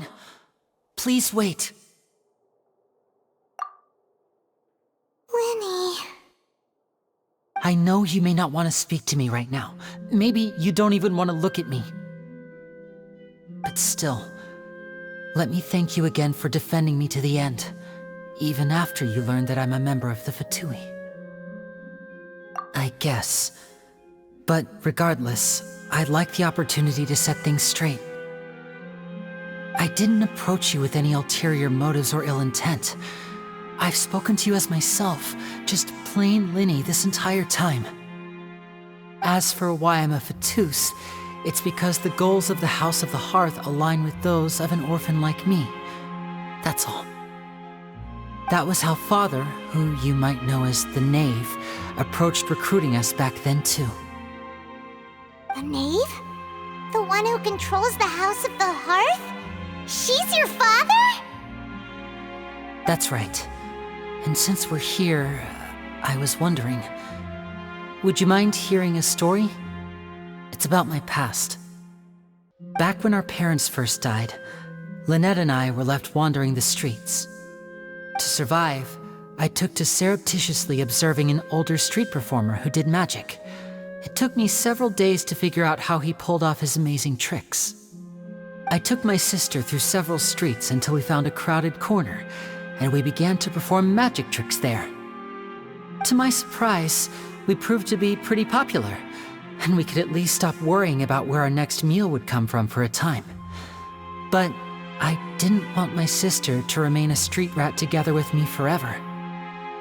Before long, an aristocrat came to me and claimed that he wished to take us in after watching my performances. So you went from orphans to nobility just like that? That was how we felt at first too. As if fate was on our side and we could say goodbye to those painful days. But I gradually discovered that while we were called foster children, he was really after my talent for magic tricks. He would constantly take me to all sorts of banquets to garner attention, which he would then use to expand his social circles. That doesn't seem too bad either. Better than roaming the streets at any rate. It took a while for me to realize just how dark his heart really was. After one particular performance at a banquet, I discovered that Lynette was not on the same return vehicle as me. I waited a long time after we returned home, but she did not come back.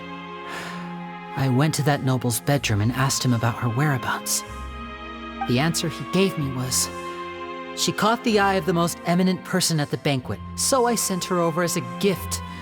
I mean, you'll be able to perform your magic regardless of who your assistant is, yes? Oh no. So he was gonna... But wouldn't Fontaine's laws deal with such people? As far as outsiders are concerned, this is a relationship akin to adoption or foster care, and they have their ways of escaping the eye of the law. I managed to ferret out the location of the mansion of that so-called eminent person and hurried through the night. But by the time I leaped over the walls, avoided the guards, and made my way in, all I saw was the moonlit ground covered in blood, and the knave standing there in the darkness. So, she'd already taken care of that guy. That's right. She had rescued my sister before she could come to any harm, and had even discovered several girls hidden in a basement, all of them orphans. Father, the knave, might have seen something in me, and so she made me an offer. The House of the Hearth welcomes you, for your interests align with ours. Here, none will ever betray you. Indeed, betrayal shall never be permitted here. I was hesitant to trust her. I had just been betrayed by nobles. But she was also quick to destroy the noble who had taken us in at first, giving us back our freedom. Oh, so that's how the two of you joined the House of the Hearth. She has her own plans. She has gained permission from the Tsaritsa to first use the Gnosis's power once she obtains it.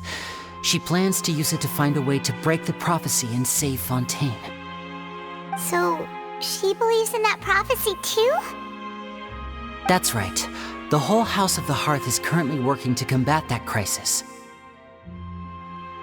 Today's case has also proven that people from Fontaine can indeed dissolve into some sort of water, thus further supporting the prophecy.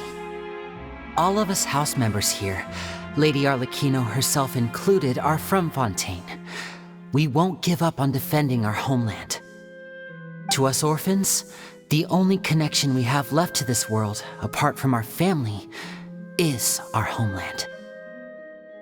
So, from small deeds like distributing magic pockets to huge schemes like stealing a Gnosis, everything is aimed at dealing with that prophecy. It's all right. I understand. The only thing I can do is relate all this to you.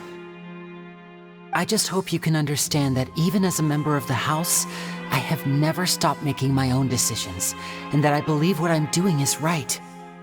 If you should need anything at all in the future, feel free to find me. I will do my best to help you, as plain Linny.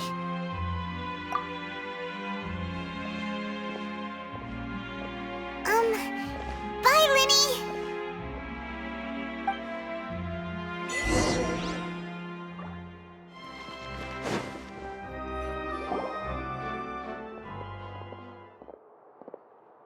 Hey there! What was with the disappearing act you pulled right as the trial ended?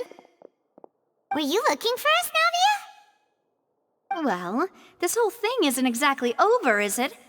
I do feel that we're getting closer to solving the serial disappearances case, though. Don't you think so, too? Huh? What's wrong, my dear partner? Besides, are you sure we're the ones who can crack a case that's been cold for decades now? And given that there's new evidence from the trial, there should be a trail of breadcrumbs for the Hydro Archon's people to follow now, right? Ah. I see. Well, I won't lie. I'm a little shocked to hear that from you. But I suppose you are just travelers who have only arrived in Fontaine after all. Sorry. I might have been too presumptuous. Don't say that, Navia. Ah, and we were having so much fun investigating with you, too. It was like having new waters flowing into a stagnant mire, causing new hope to spring forth, and the reflection in the murk to become clearer. Sorry about that. I'm a bit prone to nostalgia. Don't mind me. Wait, shall we have a farewell meal? You know, to commemorate our time as partners? Huh? Do we really need to get that formal? Well, guess you really did treat us as partners, huh? Well, I just like to have a proper ending to every important memory. That way there are no regrets later. Anyway, it would just be a meal, so it shouldn't take up too much of your time. You don't have to twist Paimon's arm. If Boss Navi is treating, count Paimon in! Oh, wonderful. In that case, why don't we return to the court of Fontaine and head to the Hotel de Boer? I believe we'll make it just in time for dinner. All right then, let's have our farewell meal!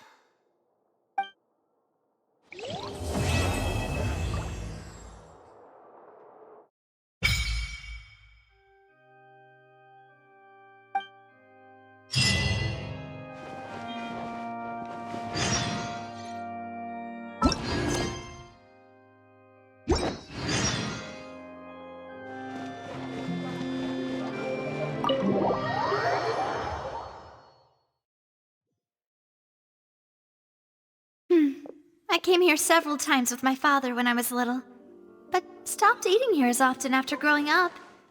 I hope the food here will be to your taste. Oh, don't worry! We haven't eaten at a hotel like this in a while. Paimon's getting excited already!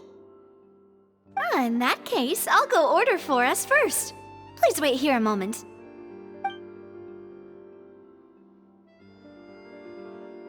Ooh, everything looks so good! People in Fontaine sure know how to enjoy life. Why, of course. Go ahead, try whatever you like. If the food's good, I'll make a group reservation for the rest of Spina di Rosula next time. And if it's not? Well, then I'll still bring everyone. Albeit with only one dish per table. You, sure have your own way of doing things. Oh, we called this a farewell meal, but we could also treat it like a victory feast, right? We did just win that case after all. Oh, true. Very true. In that case, boss, we'll have another 2 dishes. Huh? Paimon didn't mean that you had to order even more food.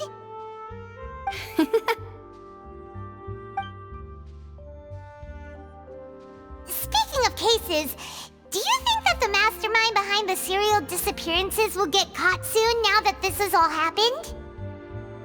Well, we've certainly taken a big step forward, but I feel that's about it. We know that there's an organization that means to dissolve these young women, but we still don't know what they are really after. If it hadn't happened right in front of us, Paimon wouldn't have ever believed that a person could be dissolved like that. Right? Yet it was because this was such a preposterous notion that the investigation could never really move forward before. Ugh. If only that guy could have finished speaking! We were so close to hearing who was behind it. In such investigations, even the smallest step can seem like a yawning chasm if the trail of clues is cut off. To be honest, I don't have high hopes for any follow-up that the authorities might conduct. It's not that I don't have faith in their ability, it's just that a different perspective is required in some matters. It's easy to guard against and deceive a single narrow perspective. A shift in thinking is required at such times in order to produce a breakthrough. Which is exactly why the Spina di Rosula exist. Those highfalutin folk are not all-knowing. That's why we exist. To seep into the cracks where filth falls through, where their watch fails them. That's the kind of problems we solve.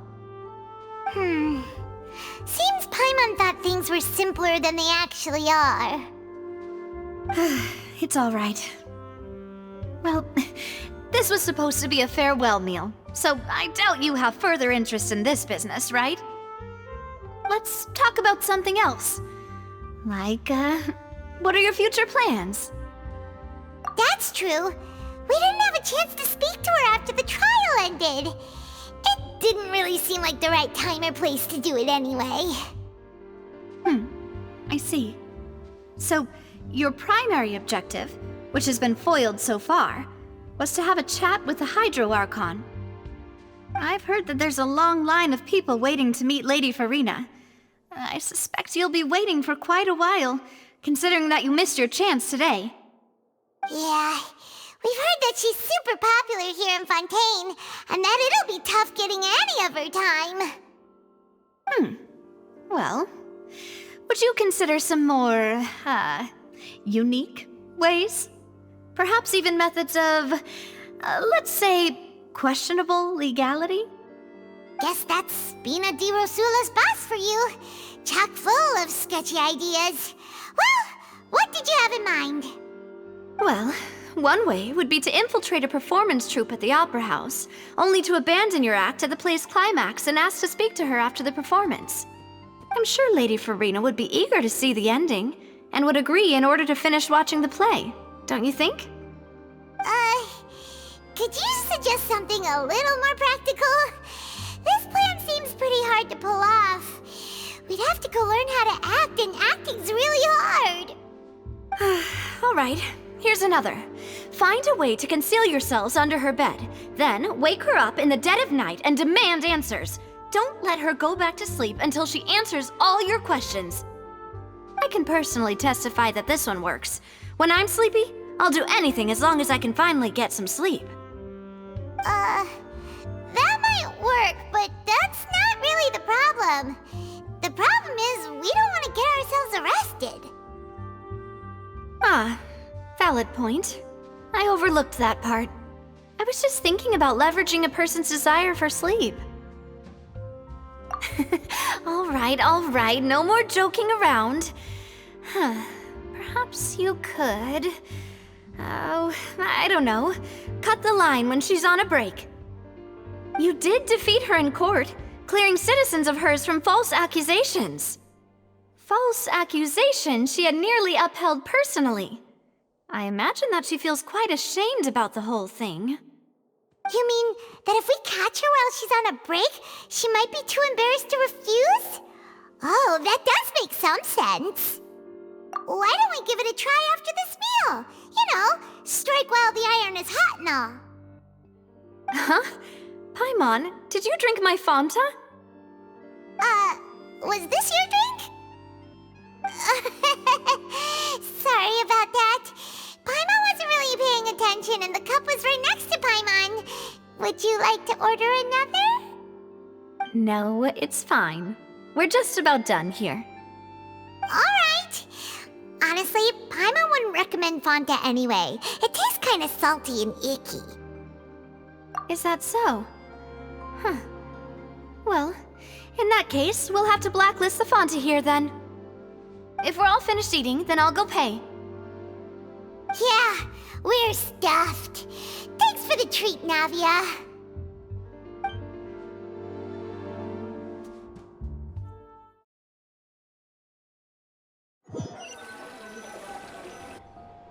Oh, so full. Paimon can barely float anymore. Can't you see Paimon's barely an inch off the ground? Okay. As for expenses this month, we're left with... Hey, Navia! What are you doing over there? Oh, nothing. It was just a meal, you know? Nothing the Spina di Rosula can't cover. Let's get ready to try to meet the Hydro Archon again. Bye, Navia! So this is goodbye, huh? Well, if you do encounter any other trouble in Fontaine, you're always welcome to contact the Spina di Rosula. I'll give your requests the highest priority. In any case, I wish you smooth sailing. I'll see you again, partner. See ya!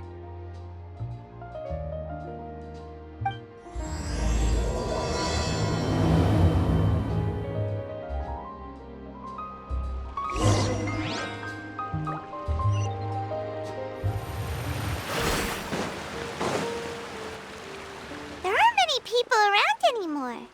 Looks like that boat we took to Araneas might have been the last one. Vache. Looks like we're back here again. Huh? Traveler?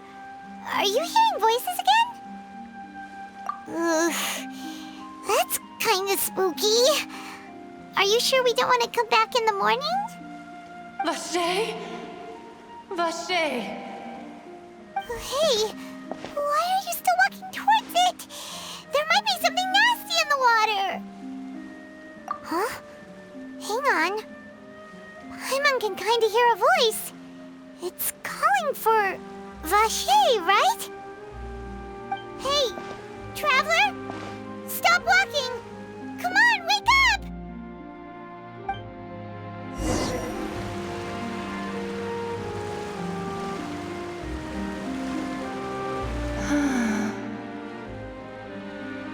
Vache, are you my dear Vache? No, wait. You seem to be someone else. Do you know Vache? Do you know where my love is? Wait. Who am I? I'm very sorry. I fear I do not know. My memories feel like they have been washed away like a flood. So many fragments dissolved amidst the tide, never to be recovered. How much have I lost? How many things that I once held dear while on land have I since forgotten? Yes, that is what I was once. But now, I am but the consciousness of one who is lost, therefore. I do not know how I came to be like this either. I only vaguely remember being covered in light blue water and then all grew dim. I also remember going to many places. I loved adventure, loved exploring places of peril. No matter where I went, Vacher would go with me. I knew how dearly he loved me, and I also loved him equally as much. But now, we can no longer go back. The pain of such parting, I never knew how heavy it could be. No, our reunion no longer has any meaning. There is no way for us to create any new memories. The thought of me gives him no succor, so let it lie forgotten beneath the waters. If you meet Vacher, tell him not to look for me. Tell him to move on. That is the only thing I still remember.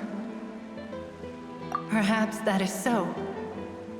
As I was submerged in the waters, losing consciousness, I saw Vacher above the surface. His eyes were filled with such sorrow, such longing. If only I could have comforted him, told him that I did not suffer. Indeed, I had felt a great warmth. Is that what you call it? Dissolving?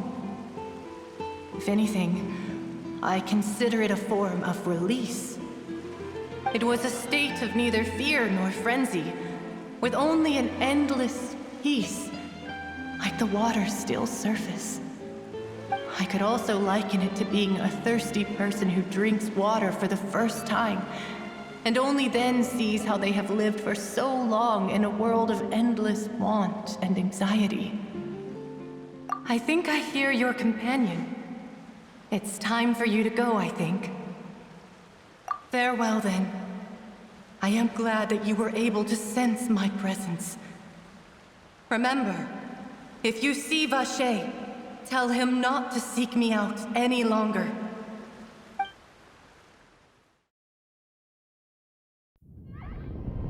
Wake up! Come on, hurry! Navia's outnumbered!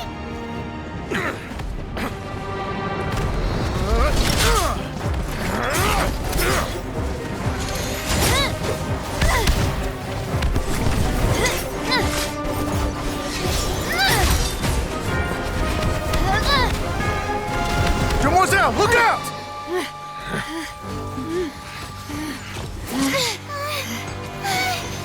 Dear God, it's a whole army of Gardamex.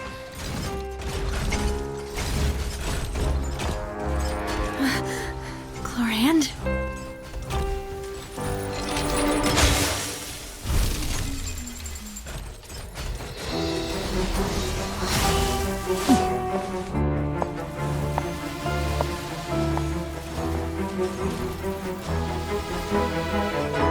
Quick, now's our chance!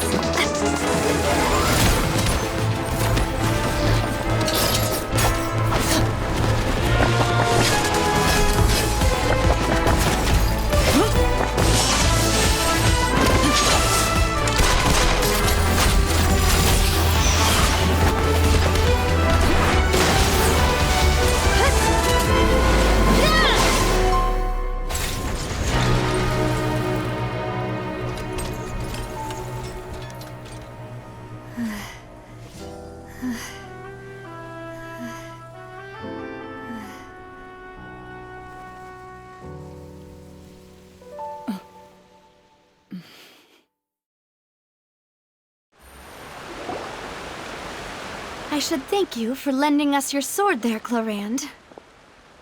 But before I do so, could you explain how you managed to show up here? I followed you. It seemed to me that danger has followed you more closely as of late. I believe that following someone without their knowledge is actually called stalking, is it not? Mr. Callus's last wish was for me to ensure your safety, and I will not betray his trust. He would do the same, were he alive today.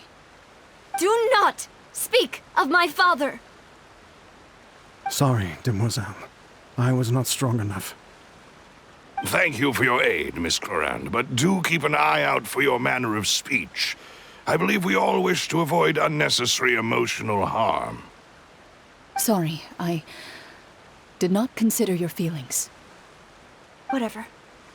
What else do you know? How did you come to the conclusion that I'd be in grave danger? I doubt I know much more than you, but I believe that the mastermind behind the serial disappearances is very powerful. Your performance tonight will almost certainly attract their attention. I'm sure they've known about me. To be honest, I'm shocked it's taken them this long to act against me. And what about these Gardermex? I thought only those associated with the Maison Gardiennage could control them. None of these mecha have serial numbers. I was sure to check a moment ago. They are not the ones used by the authorities to enforce the law. I can only conclude that some powerful or wealthy party must have obtained them via illegal means, deploying them as a private force of sorts. What? Your point being that they're out of Spina di Rosula's league, then? Yes. Be careful, and do not act rashly. I will continue investigating no matter what. We will bring the truth to light. That's my father's true last wish. Regardless, thank you for your help today, Clorinde. But if you get any ideas, tell me first. I don't much appreciate being followed. I do not think that they'll strike again anytime soon. So I shall stop following you. Good day, all.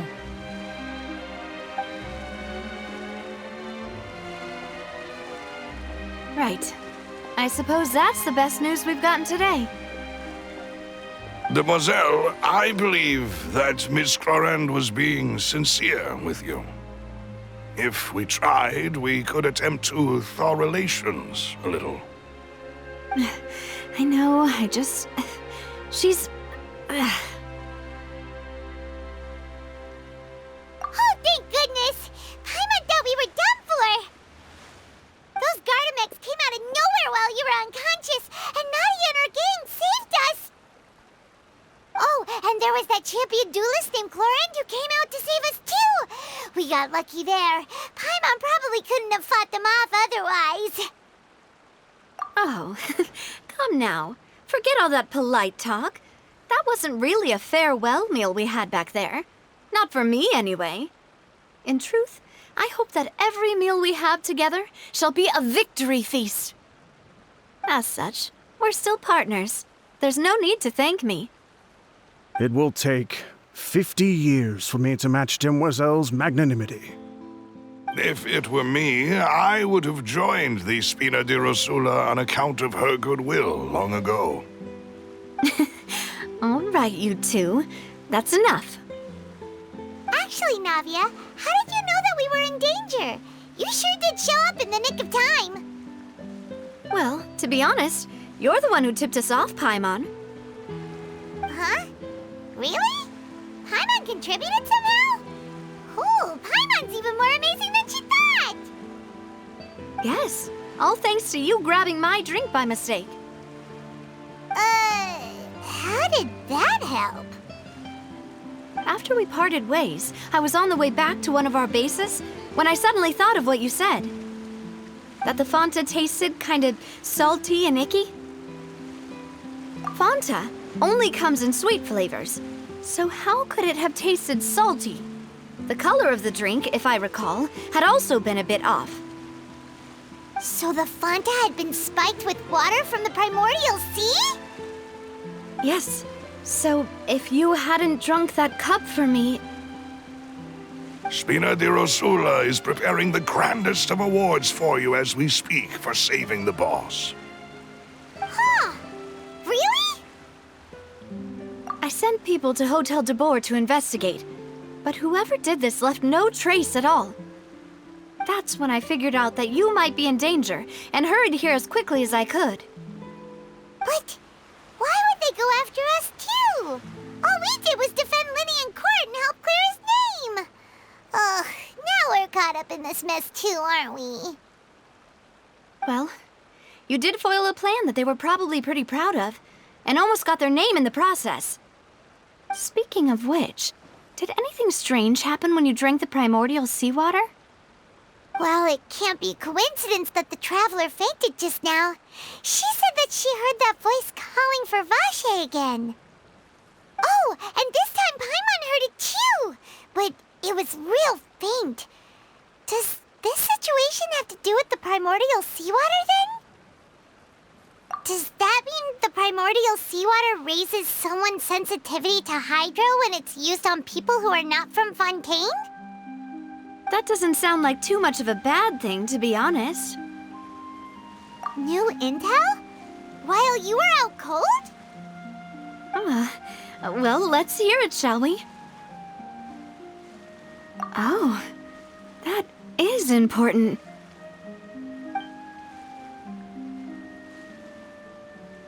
Vache. That name doesn't ring a bell. I suppose he hasn't stepped forward as a witness in court lately. Since he saw that young woman dissolve, he was at least at the crime scene. But he never gave testimony or any information regarding people dissolving in the primordial seawater. Could he have been threatened? Yes, thank you. This is very important information indeed. We will continue to investigate. Oh, you mean you'll help us investigate? Well, you did say that our farewell meal didn't really count. That means we're still partners, right?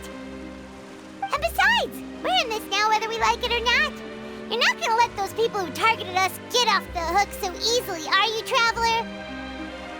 Demoiselle, do try not to look quite so pleased. You are the face of Spina di Rosula, after all. You talk too much. Well, in that case, let's head back to one of our bases, shall we? I'll arrange accommodations for you. We also have some plans to go over, and hopefully we can deepen our bonds as partners. But we'll take that one step at a time, I guess. Don't worry, you two. With us around, our base is definitely secure.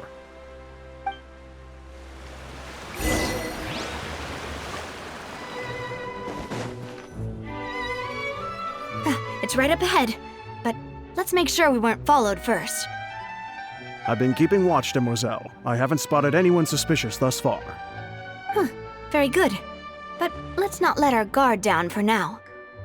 I shall find rooms for our respected guests. Thank you, Malus. Now, let's continue, Traveler.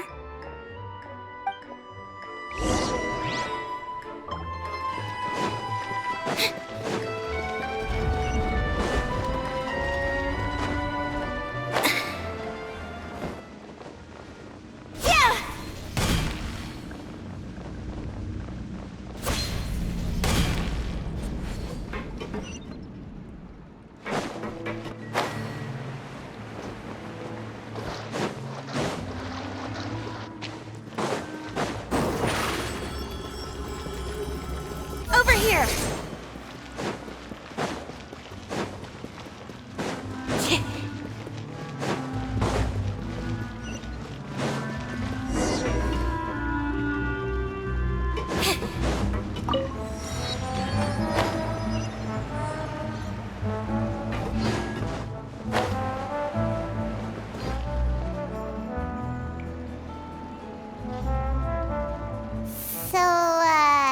This is your base?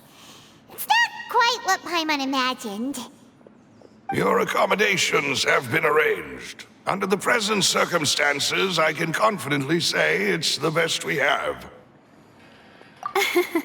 Well, our funds have been a little tight lately.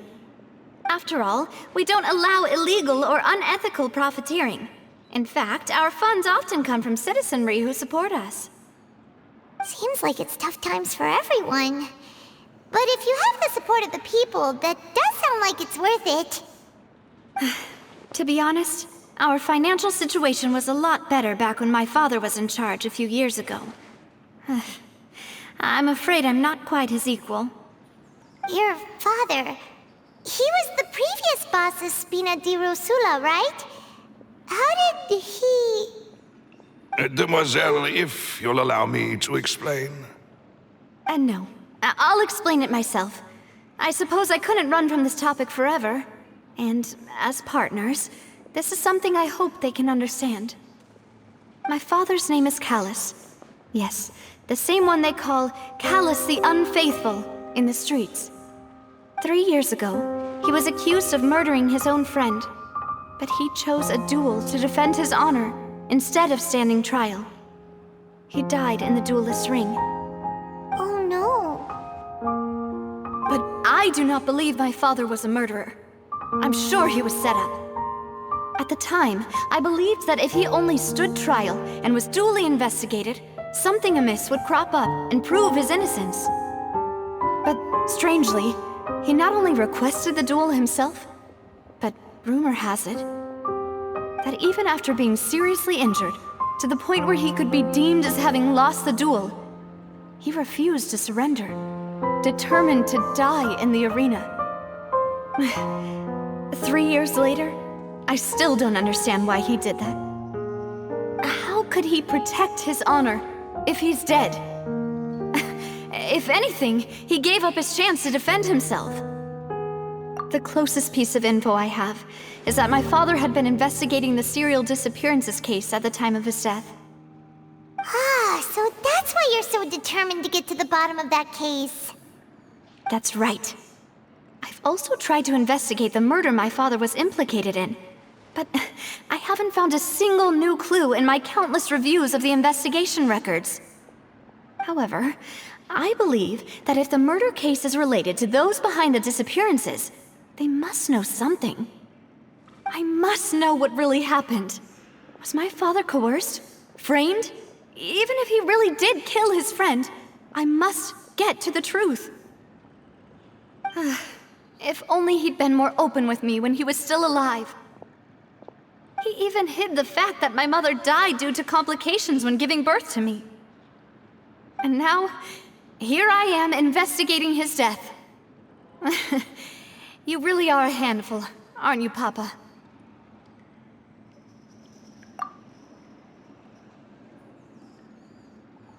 Demoiselle, please, if there is anything I can do, anything at all. I also will never believe that Master Callus murdered anyone. There are none whom I respect more than the two of you, Demoiselle. Master Callus did so much good in life, yet all it took was one murder case for him to be dubbed Callus the Unfaithful. Even our supporters decreased greatly due to that incident, hence our strained finances at present. Wait, if Callus was such a good man, wouldn't people at least be a little suspicious when he was accused? No. Perhaps people just revel in that kind of drama. It's not something exclusive to people from Fontaine, really. Everyone's like that. People love watching the evil turn over a new leaf, but they also enjoy watching good people fall into an abyss from one slip-up just as much. But how could... never mind. If Callus was really falsely accused, we have to find the truth. He didn't deserve to have that happen to him. There is one other thing. Master Callus's opponent in the duel was Ms. Clorinde. Oh, her? Well, then, isn't that as good as saying that she was the one who killed him? Yeah, that's not the sort of thing that you can just let go and move on from. Ms. Clorinde has always placed great emphasis on the honorable nature of the duel. If her opponent doesn't yield, she will not stop either. She knew Master Callus beforehand and greatly respected him, but seeing how he was resolute in the arena, there was only ever one choice she could have made. It's not that I don't understand her at all, but I just can't deal with this yet. Don't worry, Navia. Paimon knows how you feel. You don't have to force yourself to do that. Afterward, Ms. Clorinde told us that at the start of the duel, Master Callus requested that she ensure Demoiselle Navia's safety. Yes, that is our understanding as well. Oh, Papa. What madness drove you to ask the person who killed you to take care of me? All right, anyway, that's the information I wanted to share with you. Even if it did sound like I was just complaining towards the end. Thanks. You two should go and rest. This was quite a day after all. Yeah! Paimon's beat. Please, relax and get some sleep. We will ensure you rest soundly.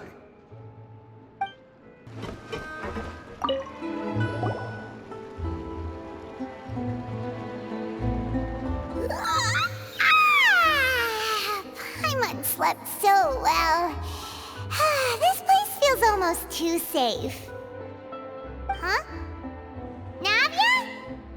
Where did the other two go? I sent them back to Poisson. It's Spina de Rosula's place of origin, and where we have our headquarters. There's not much for them to do here at the moment. Paimon gets the feeling that you're just trying to get them off your back. But never mind that. When did you get back? Were you waiting here the whole time? No, I just returned after going out for a while. I did some investigating yesterday regarding the name Vacher. Wait, so you didn't sleep at all? How could I after having such critical new evidence appear? Guess Paimon wasn't speaking for everyone just now, huh? Unfortunately, this name seems to have been wiped from existence. It doesn't seem to have a match anywhere. I suspect that those behind this have already taken steps to hinder an investigation from this angle. But that does prove that this Vacher person is a key witness in the incident. Does that mean we're too late, though? No. There is one ray of hope. One place in Fontaine that they would find almost impossible to threaten, no matter how much they wanted to. And that is the archives kept by Chief Justice Neuvillette, a place where detailed files on all the cases in recent years are kept. If the Oceanette you met is one of the young women who went missing recently, we should be able to find some related information there. So Neuvillette maintains an archive of case files? Whew, guess that's the hard-working Chief Justice for you. In that case, let's go talk to him, shall we? Aren't you coming along, Navia? Did you get tired? No, it's nothing. Let's go see the Honorable Chief Justice.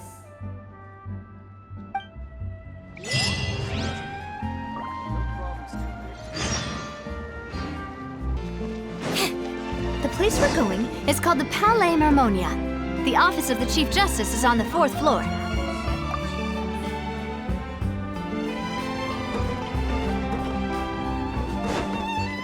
The Palais is right up ahead. Come on.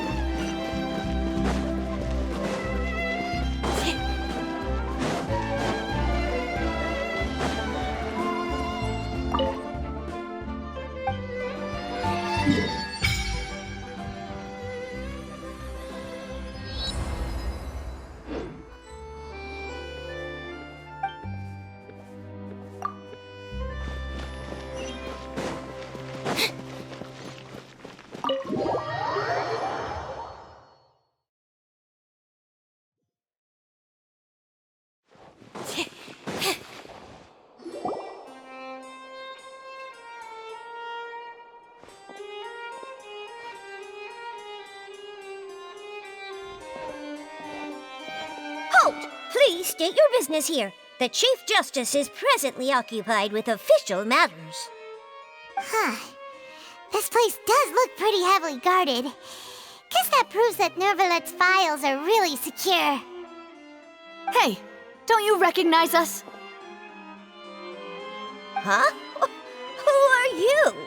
Just to be clear, I don't care who you are or who you might be related to. Our rules make no exceptions. See? They've got great discipline, too. Yep. Paimon can tell. If you're here just to crack jokes, I can point you towards the exit. Unlike some, we're busy, so please leave if you don't have a reason to be here. No. What I meant to say is, shouldn't you remember us from a few days ago? We were at the trial of the great magician Linny. Oh, yes, I remember. I read about it in the Steambird. You must be Linny's attorneys. It's all coming back to me now. We're here today to report and archive some information on a follow-up case. Huh. Is that even a thing? Of course. Don't worry. We're here on official business. You can trust us. All right then, I'll let you through. The Chief Justice is just inside. Thanks so much.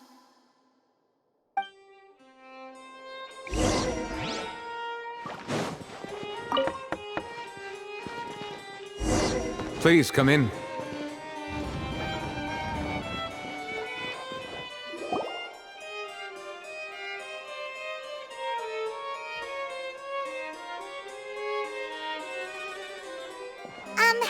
Sorry to barge in, Monsieur Neuvillette.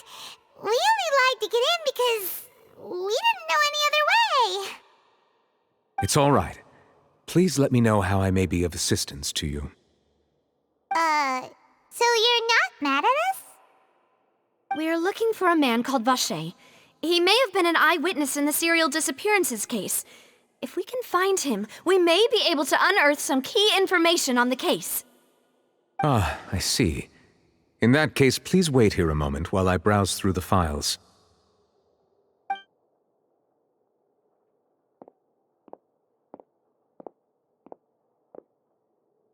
Who knew that Neuvillette would be so easy to talk to?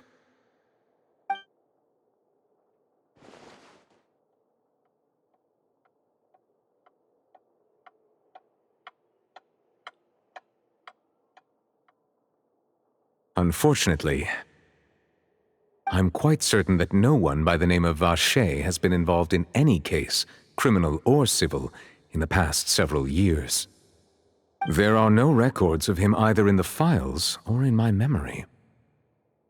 Traveler, what if it was really just a dream? Is that so? All right then. Thank you so much, Monsieur Neuvillette. We'll take our leave now. Ahem.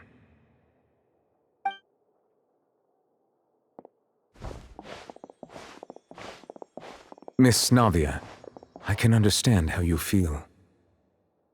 Your father, Callus, was a truly exceptional man. We deeply regret his passing. And what are you trying to say, Monsieur Neuvillette? Are you trying to console me? Extend your sympathy?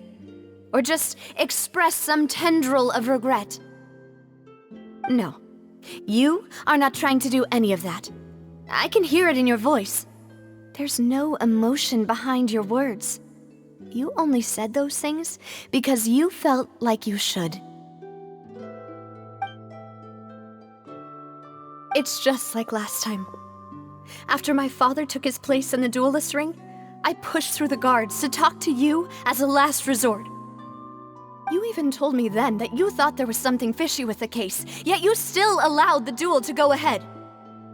In your eyes, the value of a human life is nothing compared to those cold laws you hold so dear.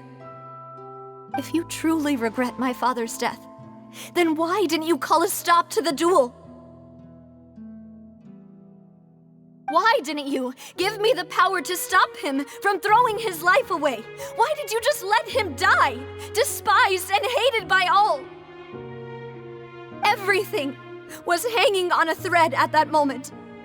Just the tiniest effort could have changed everything. There are still so many things I never got to tell him. So many questions he still owes me answers to.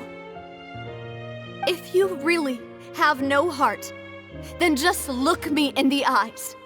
I, Navia, will show you the true meaning of regret.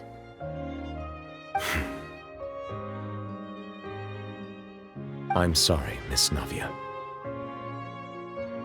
You and my father are truly alike. You keep all kinds of things in your heart and never say a word to anyone.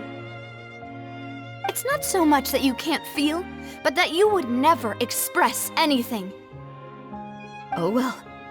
In any case, everyone already knows full well the apathy of the Chief Justice. My apologies for taking my emotions out on you, Monsieur Chief Justice. Let's go, Traveler and Paimon.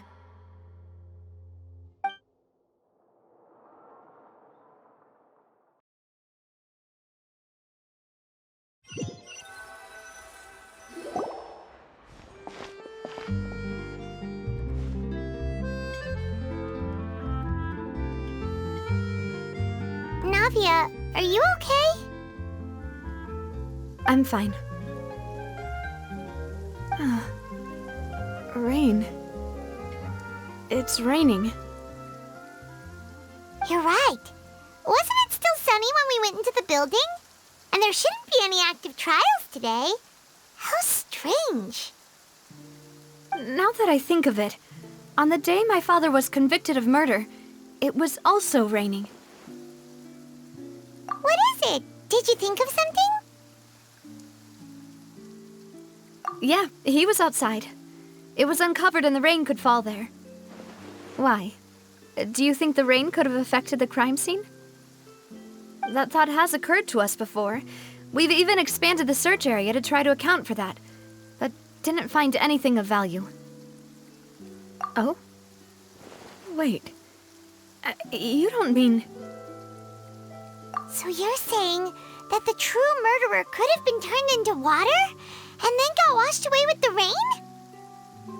Yeah, and if that's what had happened, then no one would have believed your dad, even if he explained what he saw to the authorities. I really think I found a true genius for a partner. You're completely right. How did I not connect the dots earlier? All right, let's go to Poisson. With this new lead in mind, we'll get to the bottom of my father's case for sure. Yeah, we're gonna make progress for sure this time. Do you want to go with me now? Or do you want to head over by yourself later?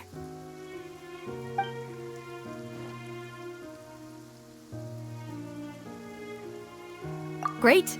Let's go then.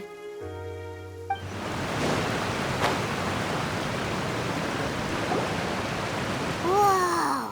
What a huge ship! Why would a ship be anchored at a place like this? There's no need to be so surprised. While it may look like a ship, it's actually Spina di Rosula's headquarters. My father was the one who asked for it to be built like this. Perhaps our taste in exterior design is the only thing we occasionally had in common. A gigantic and glamorous ship embodies discovery, opportunity, ambition, and conquest. It symbolizes Spina di Rosula's bright and limitless future. And Paimon thought you were bluffing when you said Spina di Rosula had a glorious past. Paimon was confused why a group with such a history would live in the sewers. But now that Paimon has seen this ship for herself, she's been convinced. Well, Poisson is where Spina di Rosula began, after all. It's our main base, our home.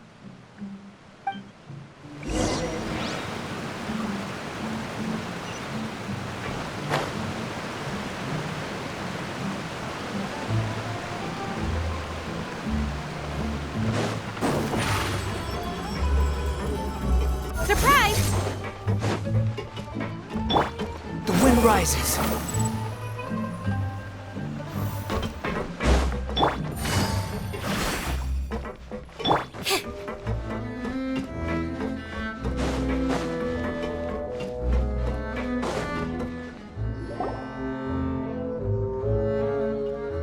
Melus, we're back!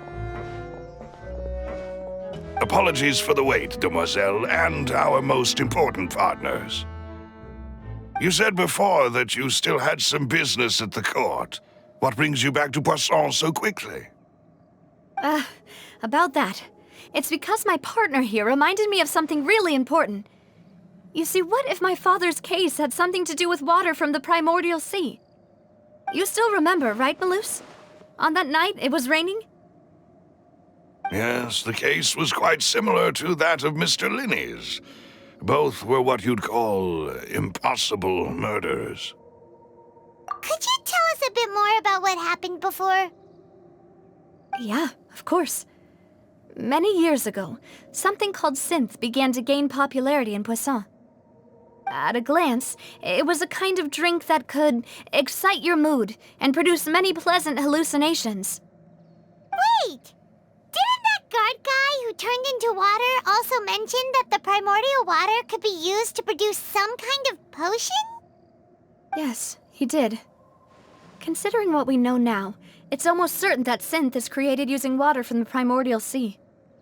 If you drink synth for an extended amount of time, you'll suffer many side effects, such as losing the ability to focus or control your emotions. And if you were to stop drinking it completely, you'll experience flashes of paranoia and anxiety while lacking energy to do anything. It's an extremely dangerous substance. As he oversaw Poisson, my father was compelled to put a stop to synth abuse and called for a complete ban of it. Boss's uncompromising attitude incurred the synth vendor's wrath, but no matter how much they threatened or bribed him, he refused to yield. Not only that, Boss became determined to find the mastermind behind the synth operation and put an end to the problem once and for all. Yes, but the enemy was very cunning. So he could never get anything out of the dealers, all of whom only sold the stuff and weren't privy to the rest of the operation. Recognizing that, my father decided to contact the dealers in secret and cultivate personal relationships with them. Finally, he was able to convince someone to become his informant. The man's name was Jacques. He felt greatly ashamed about his work after seeing many families destroyed by synth abuse.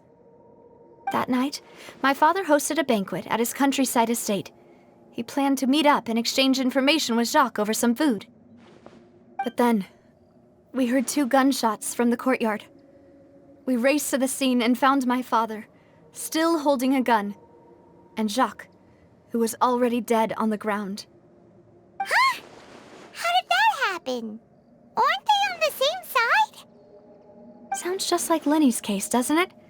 In both cases, the culprit seemed obvious, but neither appeared to have any motive at all. Looking back on it, though, I now believe the most important clue was something we all overlooked at the time. There were pieces of clothing left at the scene. Precisely. It's all thanks to you that I made the connection now. Back then, we all just thought they were some costumes that Jacques used to disguise himself at the banquet. But, considering it now, it's almost certain that they belong to a third person at the scene. With one extra person, we'll also need to reconsider why the 2 shots were fired. You're right. We still don't know what happened. But my intuition tells me that we're on the right track to figuring it all out. I'm finally headed towards the truth. Jacques was an empathetic man who was infinitely remorseful for his past actions.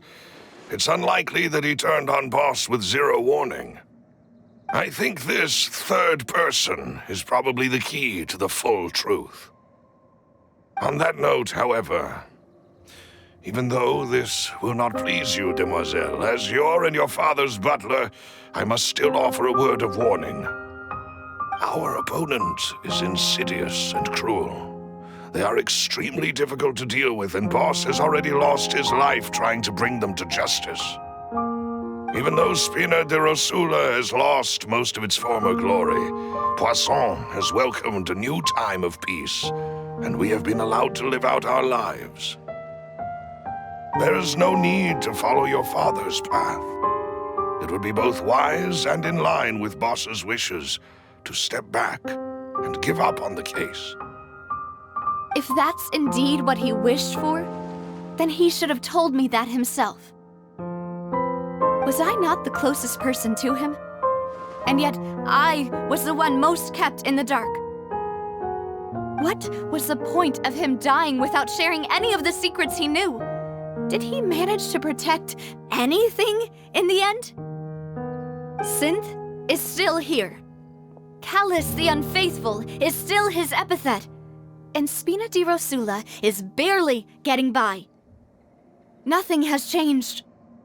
Did he think I'd just accept his meaningless death and live out my life just as meaninglessly? I've never accepted that, ever. Not since that day, and certainly not now. I want to find out the real answer for everyone's sake. For the missing girls, for the victims, and for myself. Navia. This is indeed the best moment to act. Your partner appears to be quite reliable, and more importantly, demoiselle, I think you're also ready to take this on. So you do know something else, Maloose? Yes, I do. In fact, even before that banquet, Boss already knew of the connection between Synth and the serial disappearances case. But what drove all the tensions to the boiling point was the revelation that you, demoiselle, had been selected as the next target to disappear. What? Boss also didn't tell you that he had been diagnosed with a rare illness. The doctors told him that he had no more than 5 years left to live. And the serial disappearances case caused him great anxiety. 5 years was nowhere near enough time to resolve this long-standing conflict, but once he passed away, all the danger would pass on to you. Knowing all of this, he decided to use one final intimidation tactic before his death. He claimed to have already gotten his hands on some key incriminating evidence for the other side, and even told some members of Spina di Rosula about the details. But as long as you remained safe, he would not share the evidence with the public. If something were to happen to you, then he and all those he told would immediately expose all they knew about Synth and the disappeared victims. Right, so nobody would be able to get off scot-free. As we've seen, Boss's tactic has worked. Even though Boss has been gone for a long time, the other side has not tried to take Demoiselle's life. No, I don't believe it. He never appeared to look sick to me. No father wants their daughter to see them weak and haggard, especially someone as proud as Boss. To him, dying in a duel and suffering lasting dishonor as the unfaithful were still far preferable than losing face in front of his daughter. So he chose to die in silence, so that he could protect me. I'm afraid you're not understanding this correctly, Demoiselle. What Boss wanted to hand to you was not a parasol, but a sword. If Boss's spirit could hear you telling me that you want to find the answer for the sake of everyone involved, I'm sure he'd be extremely proud. That fool. Couldn't he have just given it to me straight? No. He might have set up everything precisely because he never thought I'd be able to understand him. Is that the amount of confidence he had in me? And what if I was never able to make it to where I am now? Yeah. I suppose that's true. With the way he'd set things up, if I had wanted, I could have just lived out my life without a care in the world. But thankfully, he rarely talked to me about complex matters, and thus understood little of me as a person. In this case, he really didn't need to give me an easy way out. Maloose, what was the key evidence that he shared with you? It's the location where Synth is produced. Essentially, it's the enemy's headquarters. When he was threatening the enemy, Boss didn't share the specifics of the incriminating evidence he found. But if you want to use it against the enemy, you'll still have to take several things into consideration. Why? If we know where the place is, can't we just go storming in? You mustn't forget that we're fighting against a mysterious and dangerous organization that's been in operation for decades. There's no telling what might be lying in wait at their headquarters. We also have no idea what kind of evidence we may be able to find inside, nor what people we may be able to capture. But a single visit to their headquarters would be tantamount to a formal declaration of war. The worst case would be that we leave empty-handed, but also open ourselves up to full retaliation. Then, in that case, why not work with the Fontaine authorities? Well, you saw one of them dissolve during Mr. Linney's case. We have no idea just how thoroughly they may have been infiltrated. Huh. That's true. Seems my father really had no choice. But things are different now. It should be a lot easier to prove the other side's guilt, now that we've connected Synth with the disappearances case. You sound like you've put a lot of thought into this, Maloose. I am the butler, after all. I live but to serve the boss and Demoiselle's will. I've always been willing to take on any kind of risk for your sake. But considering my relative lack of ability, I've spent my time keeping secrets, performing basic investigations, and waiting for the right time to come. Thank you for all of that, Maloose. Have you discovered anything new in the past few years? Let me think. One conclusion I came to is that the enemy must be quite familiar with Spina di Rosula, or at least have an informant planted here. When I announced orders to the organization's members on Demoiselle's behalf, I used to deliberately keep a few people in the dark and observe the reactions of the synth vendors. If the vendors didn't change their plans, then the individuals informed of our orders must be innocent. If the vendors packed up and fled, however, then someone must have given them the news. After several rounds of testing and investigative tracing, I've narrowed the suspect list down to 3 people. The first is Florent, Spina di Rosula's senior advisor. Huh? Florent? Yes, surprising, isn't it? He was one of the people Boss trusted the most, which also means that he was someone who understood Boss really well. Thanks to his position within Boss's innermost circle, he always knew our upcoming plans and could thus avoid capture this whole time. There's someone else like him too. Marcel, the head of Confrérie of Cabrières. Uncle Marcel. It's a guild in Poisson. Boss helped it to grow to its current size and prominence. In the beginning, they were only reselling some daily goods, but now they're one of the richest guilds around, with a lot of business connections in the city. So, they're like a sister organization of Spina di Rosula? Yes, you can say that. When we were fighting against the synth dealers, they provided us with plenty of support. It's a bit difficult to imagine someone using their own money to hunt down themselves. The final suspect is Thierry, the man responsible for coordinating information between Spina di Rosula and the guards. Although the guards mostly leave us to our own devices, there are still many activities we have to report to the local authorities.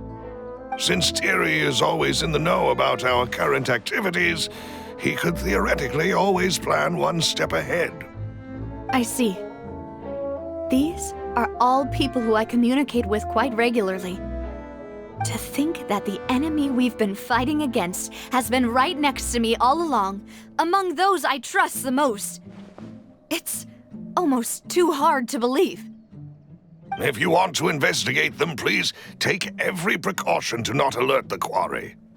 Judging from our experience, the enemy is extremely cautious. Of course. And thank you, Maloose. You've provided us with a lot of great information.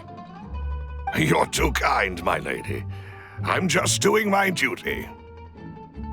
And before I forget, proving Boss's innocence would also mean clearing him of blame in Jacques' death. After that incident, Jacques' wife and daughter were taken into the Spina's care. They still live in Poisson today. If it might help, you could also pay them a visit. I can make the necessary arrangements. Oh, thank you so much, Melus. You really are the best. A new case awaits, my dear partner. I hope we can work together to uncover the truth and end this case once and for all.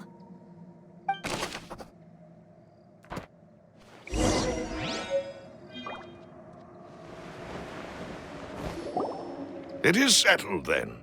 Please excuse me, and enjoy your conversation at your leisure. Thank you for arranging everything for us, Melus. Excuse me, miss. Do you need anything from us?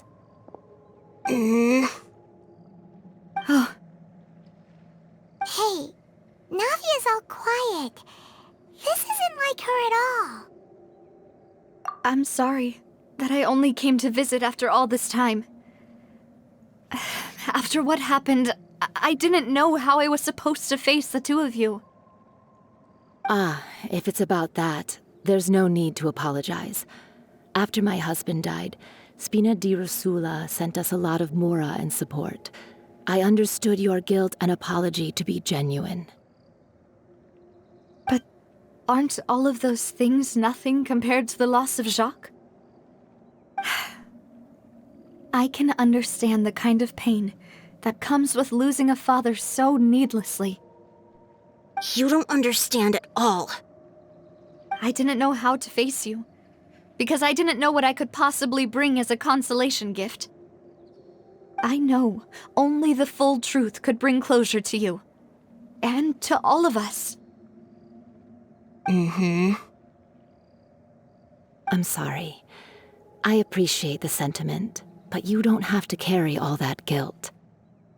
On the matter regarding my husband, my daughter and I have more or less found our answer already. Would you mind sharing it with me? I really can't believe that my father could ever bring himself to shoot Jacques.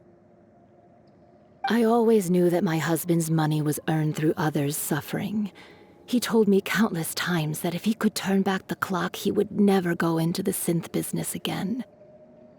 He had many regrets, and felt that he took the idea of providing for his family too literally. For the longest time, he thought Mora was everything. So when Mr. Callis came to him with a proposal, he accepted it almost immediately. He tried to be as careful as he could, but even so, he was still found out by the higher-ups. They found out about his betrayal? Papa didn't say that exactly, but Papa did tell me that I should never be ungrateful. Before he left that day, he told me that he had no choice. It was only later that I realized it was his final farewell to the two of us. I don't know that for sure, but you could say that's the conclusion I eventually came to. Which is why I'm the one who should feel guilty. Callis had always taken great care of us, both when he was still alive and after he passed away. Even if he fired the shot that killed my husband, it was likely in self-defense. It is impossible for me to hate him for what he had done. But Mama, why is Papa still the bad guy if he did the right thing? Papa always wanted to be a good man, so why did he have to do a bad thing in the end? Well, things aren't always as they seem. You still feel like your papa was a good man, right? Yeah, Papa was a really good man. The best in the whole world. Then you should hold on to that. If a good man had to do a bad thing, then he must have had his reasons. Regardless of whether he left you a parasol or a sword, he must have done so to give you a better life. Oh. Thank you for everything you've told me. I will definitely find the truth. The current state of things is not something I'm willing to just sit back and accept. Thank you. I'm very grateful to hear this from you. Even though your personality is quite different from your father's, your determination when you speak is really similar. You really think so? That's the first time anyone said that to me.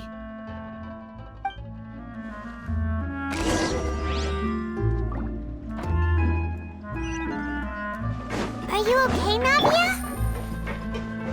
I'm fine. Don't worry. Let's investigate the 3 suspects next. The Roth should be nearby, and we should be able to find Thierry and Uncle Marcel in the city. I'll get myself together on the way, so please don't worry.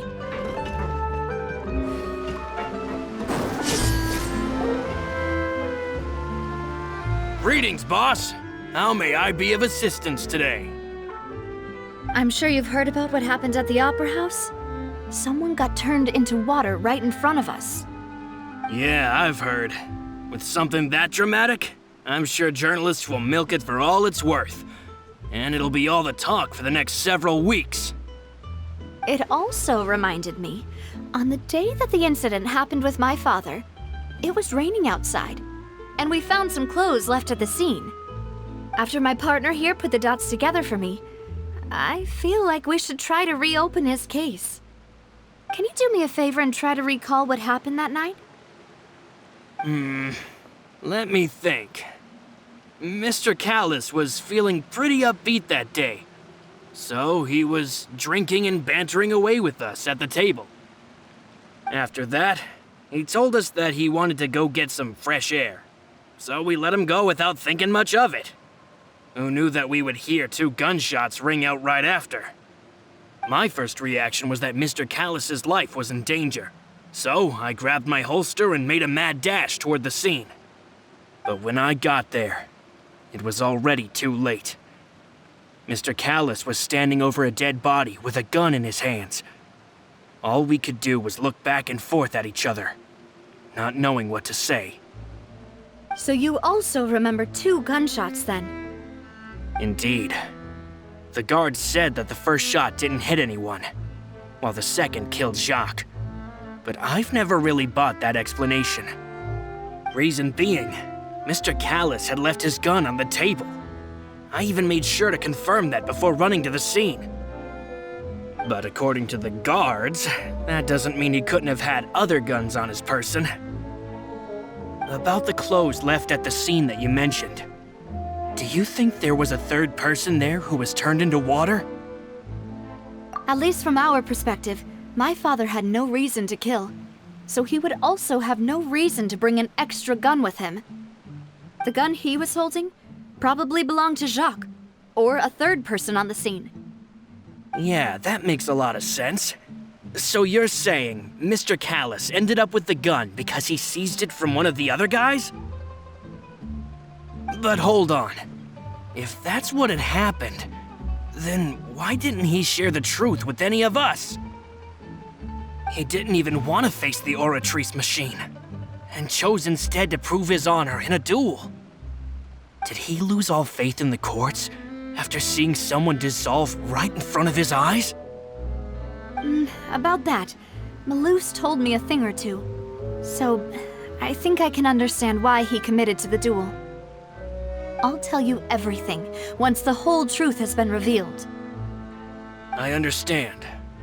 Then I'll leave Mr. Callis's honor in your hands, boss. And if I may just say one more thing, the whole Callis the Unfaithful epithet has been a thorn in my side since the day it was invented. Many people have laughed at me for still calling him Mr. Callis, even after so many years have passed. But it was Mr. Callis's trust that allowed me to rise through the ranks of Spina di Rosula and live the life I lead today. No matter what others might say, he'll always be the man I respect the most. And he'll always be my boss. Don't worry. I will definitely find the truth. You and all our other comrades at the Spina deserve to know the truth as well.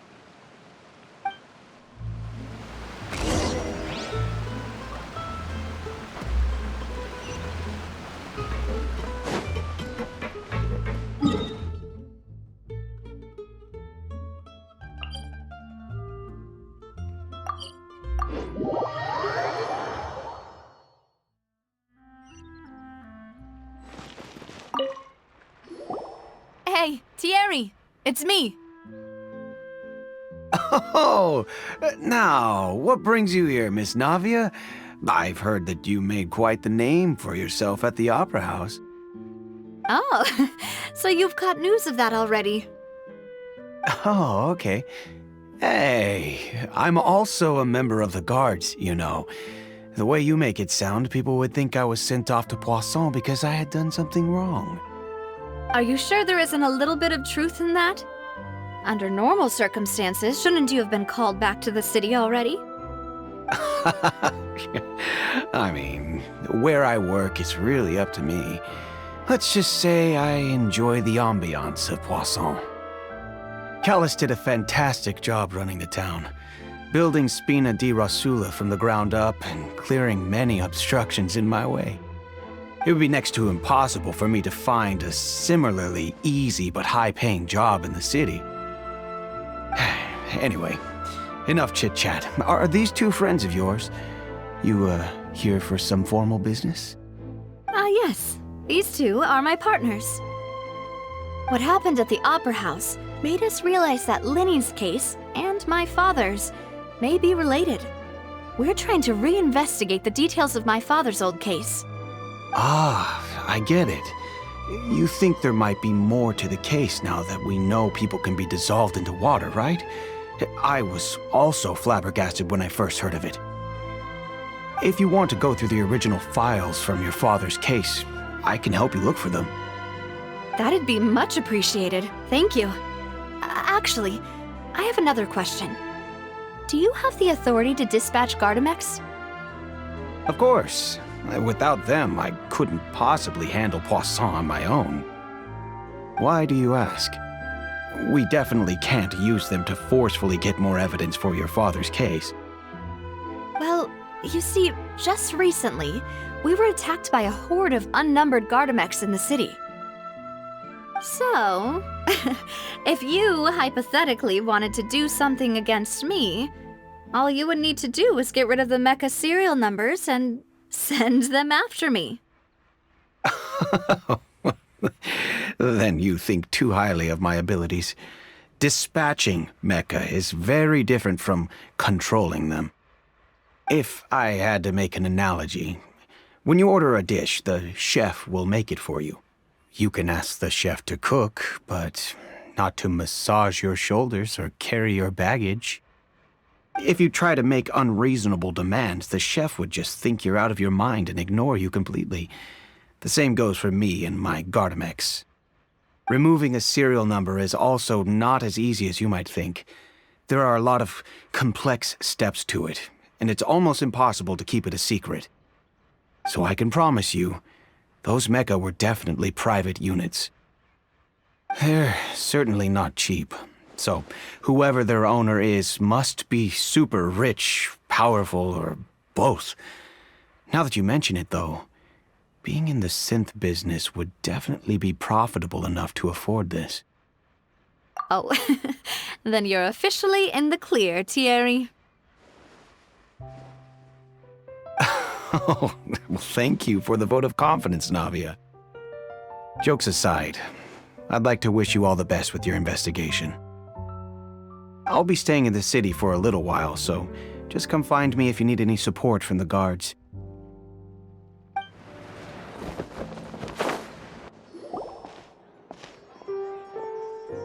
Hello. How may I help you? I'm here to see Marcel. Could you please let him know? You can just say Navia's looking for him. Sure. I will let him know right away.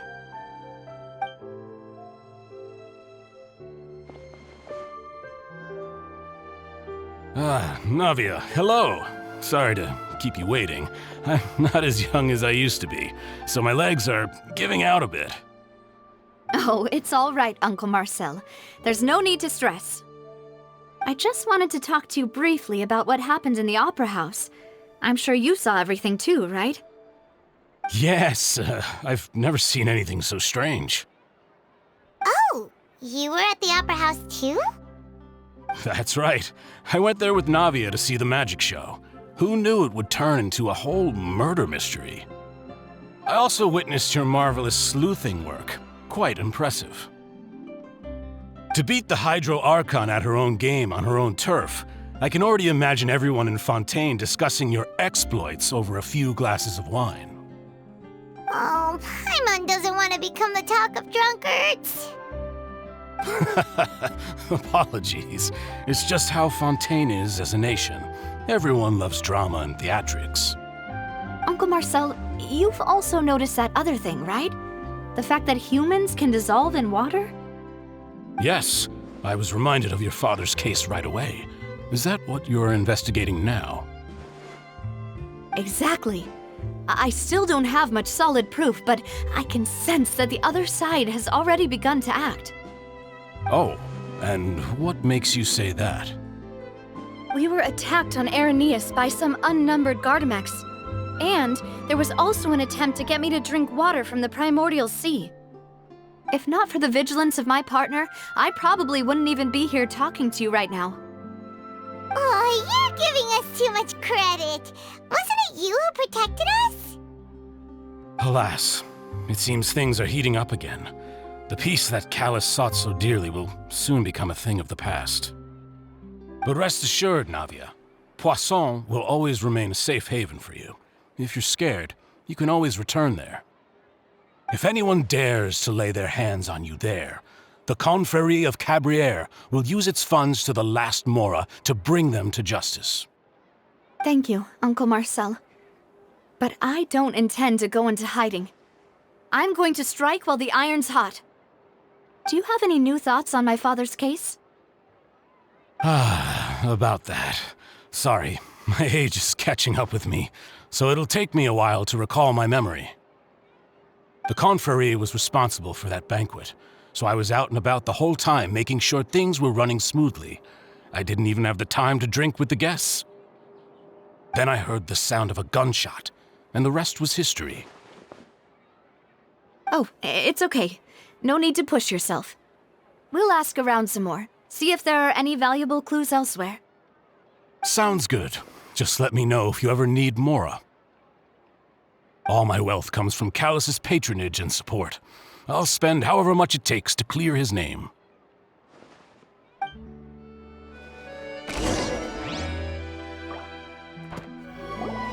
We've talked to all three suspects, purely based on their conversations with me.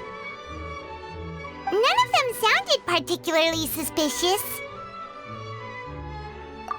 I suppose that's to be expected, though.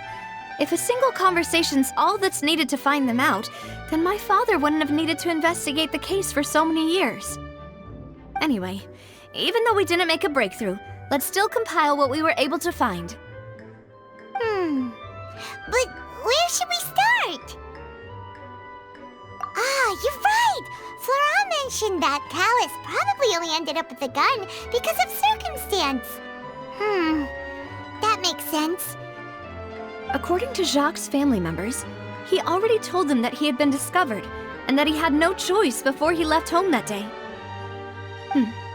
If I had to guess, he probably received an order from the synth boss to kill my father. Had he refused, he and his family's lives would have been forfeit. So, Jacques fired the first shot? Oh? And why is that? Oh, that's a good point. Jacques probably already knew that he was just being used as a tool for murder. And once he had completed his mission, he'd be of no more use to his boss. So, what would make more sense from his perspective would be to turn his back on the Order and seek protection from my father. Makes sense. But without evidence, that's still just a theory. Besides Jacques, the attack from the Gardamex has been bothering me quite a bit as well. It's obvious that our enemy has become more antsy after the secret of the primordial seawater was revealed. Do you think he knew, even then, that we'd follow this lead to the end? Given everything that's happened since, it's quite possible. But who among the three suspects would have the ability to control privately owned Gardamex? Uncle Marcel? My father did really trust him. and they worked together on a large number of projects. Maybe that's how he got to know Jacques. And with funds from the Confrérie, he could also afford a large number of Gardamex. It's still really hard for me to imagine, though. After all, Uncle Marcel has been around since I was just a child. Also, wouldn't this mean he has been spending a whole lot of mora and energy to fight his own synth business? Thierry, you say? Huh. It is possible that he's figured out a way to convert the Gardamex for personal use. But I didn't feel like he was lying when he was talking to us about the mecha. I also don't think he'd be able to keep that kind of tampering under wraps. Yeah, had he actually tampered with the mecha, we'd be able to prove it with a simple check of the guard's inventory. If the mecha were taken from the guards, it should be pretty easy to find out when and how that happened. Florent? It is true that he was closest to my father, and thus had the best chance of learning about his dealings with Jacques. But as Spina di Rosula's advisor, his work mostly deals with personnel and security, so he shouldn't have much means when it comes to finances. So you're saying he's too broke to afford a mecha army? Exactly. He can't. And even if he could, I don't think he would be able to dispatch a whole group so quickly. Who could it be?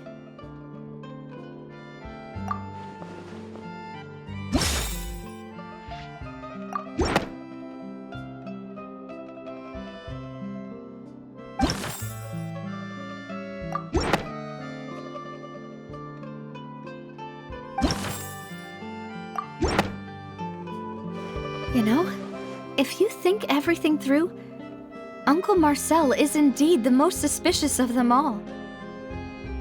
Could we be missing other suspects? Malus didn't know about the people turning into water thing when he narrowed it down to these three, did he? Malus has always been very reliable, and his judgment of others' trustworthiness has been fair and well considered. When he laid out his case for the three, the rationale he gave me made a lot of sense as well. The suspect is knowledgeable about the Spina's internal affairs, has the means to dispatch mecha to assassinate us, and possesses significant intellect and foresight. Even if I don't want to believe it, I'm starting to see how things could all tie back to Uncle Marcel. Well, we still have another trump card on top of all the theorizing and speculating.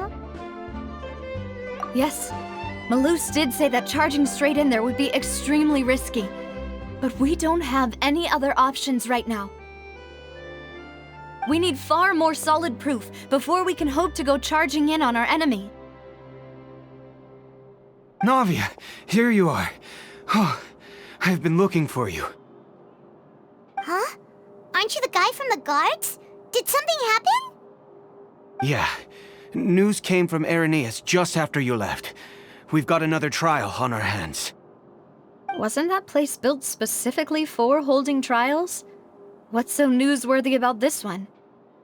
I know. But they said the person they're putting on trial is a Fatui harbinger called Tartaglia. What? Is that someone you know? Yeah, we know him. Maybe even a little too well. Well, he's been accused of being the true culprit behind the serial disappearances case. It's absurd, don't you think? Wait, how? None of our investigations have had anything to do with him. That's what I thought was strange about it, so I came to tell you the news right away. If the charge against him stands, then it'll be next to impossible to get the guards to support any of our planned investigations. Right, because they'll think they've already found the culprit. Yeah, and it'll be a lot harder then to clear Mr. Callus's name. I understand. Well, partner, what do you think we should do? We still haven't found any conclusive evidence.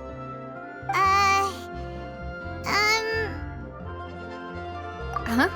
Split up? What do you mean? Just as expected of my partner. Since this is a trial about the serial disappearances case, the culprit's attention will be focused on Irenaeus, leaving his home base wide open. You're right. This is our best opportunity. All right then, let's do this. I'll stall them at the Opera House and charge Marcel as the true culprit. I won't have any chance of making that charge stick, though, unless we find more evidence. It'll be up to you to make it back in time and hand the decisive evidence to me. We'll help you, just like you helped us in Linny's trial. Demoiselle, please allow us to accompany you.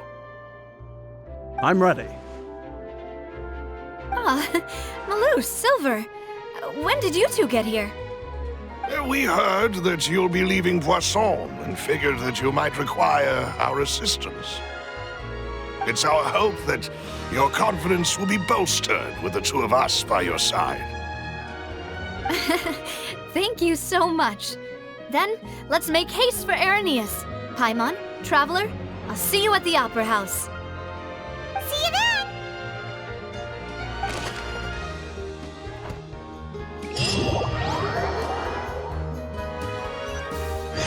Now that Navia has set out for Irenaeus, we should also get going. The location has already been marked on the map, so let's head over.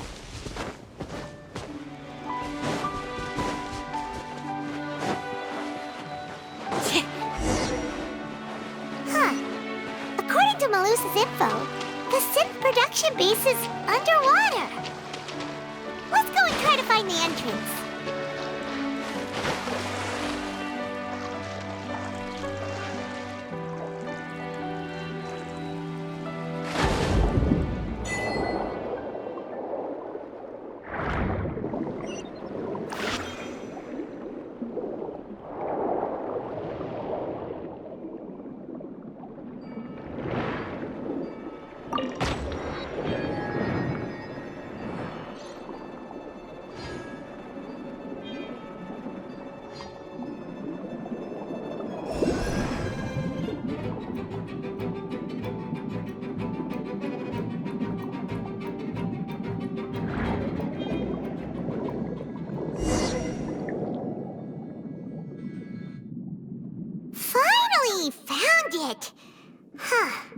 So this is the entrance that leads to the synth production base.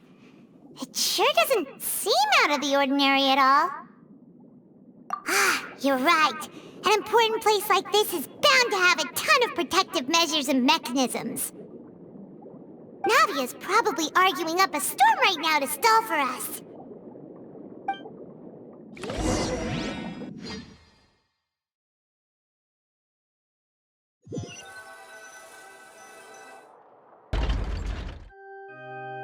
It would appear that I must repeat my question again, Mr. Tartaglia.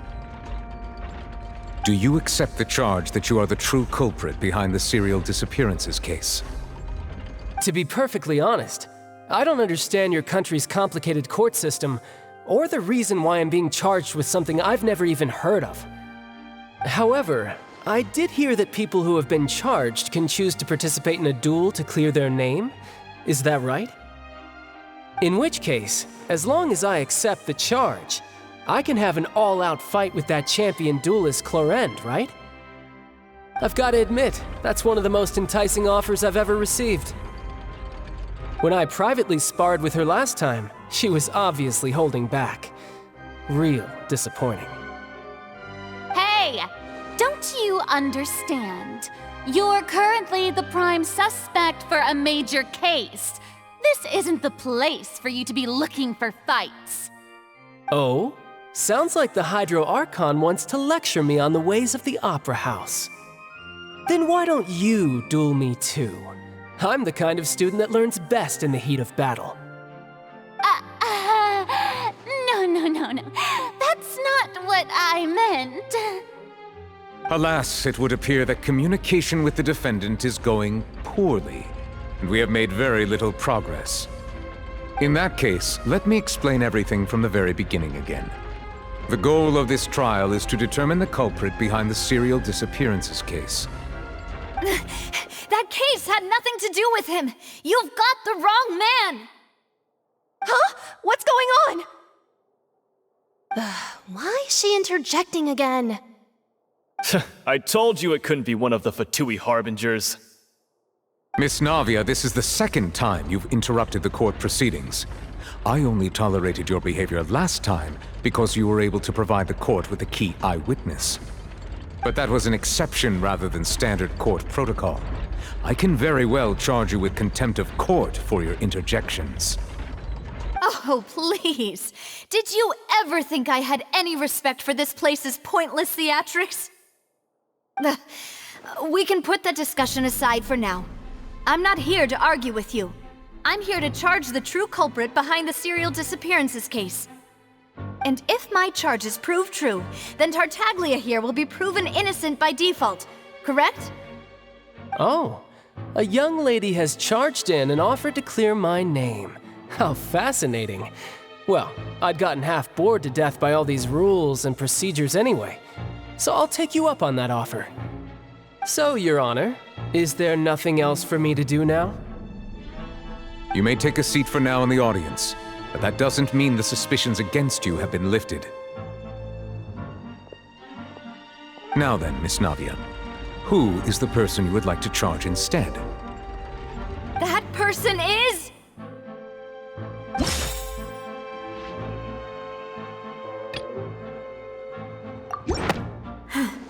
Something's not right. Let me think for a little while longer.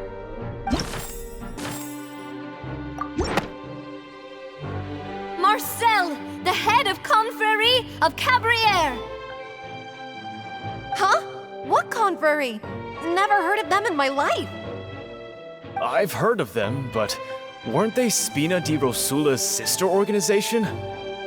Oh, is this going to be a friends to enemies type situation? Please let me remind you, Miss Navia, that charging someone is an incredibly serious matter. Committing to the charge also means taking on the legal responsibilities associated with it. And if the charge fails, depending on the circumstances, you may also be charged with the crime of making a false accusation. Knowing this, do you still wish to charge this man? Yes, I do. In that case, I declare the charge to be valid.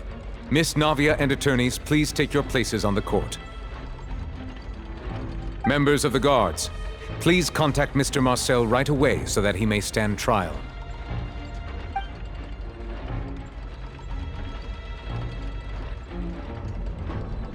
Mr. Marcel, you will not require an attorney. Is that correct? Apologies. It all just happened so quickly. I still haven't figured out what's going on. I think an attorney won't be necessary. This is probably just a misunderstanding between me and Navia. Very well. In that case, since both sides have now arrived, Miss Navia, please present your charges. I would like to take everyone back to 3 years ago, to the case of Callus the Unfaithful. Only through elucidating what really happened in that case can we connect all the dots for the serial disappearances case. Navia, do you really think that I was the one who killed your father? Come on, why would I do that? Callus was my benefactor, and remember both you and I only ran to the scene when we heard the sound of a gun. If that's enough to make me a suspect, wouldn't that make everyone at that banquet a suspect as well?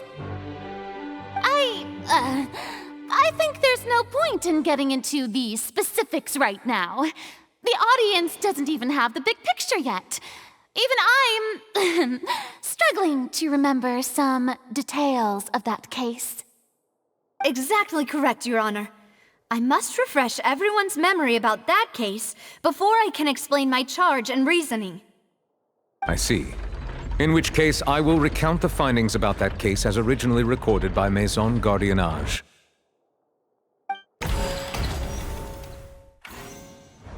On the day of the murder, Spina di Rosula hosted a large banquet in a countryside estate owned by the Confrérie of Cabrières. During the banquet, all attending guests heard 2 gunshots from the courtyard. When the guests arrived at the scene, they found the primary suspect, Callus, holding a gun, while his acquaintance, Jacques, lay dead from a gunshot wound. The guards' investigation did not recover any other firearms from the scene. As a result, they concluded that the suspect's first shot must have missed, while the second must have taken Jacques' life. The suspect did not dispute this conclusion, and also declined to defend himself in court. Instead, he chose to prove his innocence through a duel. Callus was defeated by champion duelist Clorinde in the ensuing duel, and soon succumbed to the injuries. These are the known facts about the case.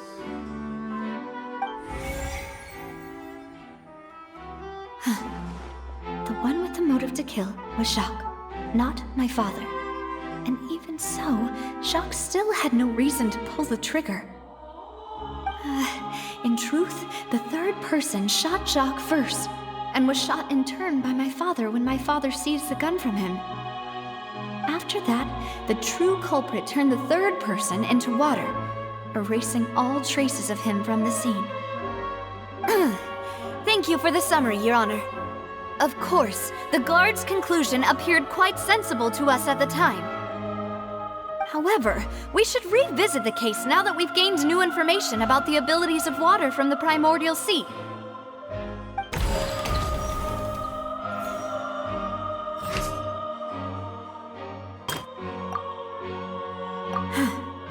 Something's not right. Let me think for a little while longer. The testimony of the victim's family confirms that Jacques had thoughts of assassinating Callus when he set out for the banquet. However, in the end, he reconsidered, and instead shared everything with Callus, hoping to seek the latter's protection. Unfortunately for Jacques, the true culprit had already considered this possibility, and had sent out another assassin.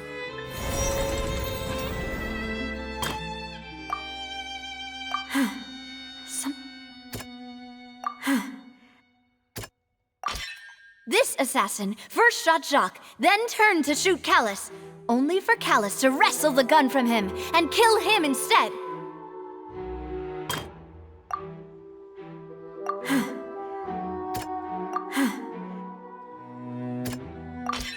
A pile of clothing was found at the scene.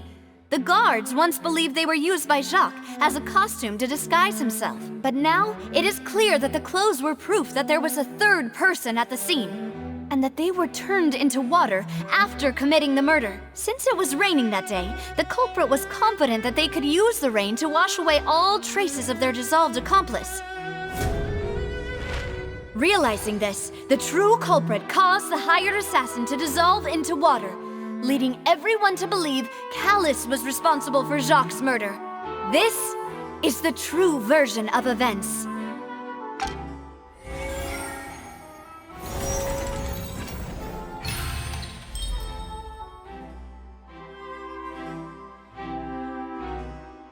So that's what happened. Wait, you're telling me something as dangerous as water from the primordial sea has been used for all these years? What a great theory. It also explains Callus's and Jacques' respective motives. I guess they didn't shoot each other after all. Mr. Marcel, you are the one being charged with the crime. You should provide a rebuttal if you wish to prove your innocence. But I think I agree with everything Navia just said. In fact, there was nothing in her speech that directly implicated me. Then, may I ask some questions? In my opinion, we primarily need to determine two things. One, do you have the evidence to back up your claims? I'm afraid not. At least not at this very moment. Boo! If you don't have any evidence, you should just go home! I may not have the evidence with me, but I know where I could go to collect it. If we look up the deserted clothes against a record of people who went missing around the same time, we should be able to find a match. Considering the serial disappearances case, the guards probably kept careful records of all missing persons from around that time, regardless of age or gender. That makes sense to me. Monsieur Neuvillette, I would consider this to be a reasonable investigative direction. Why do I feel like Furina's acting a little differently today?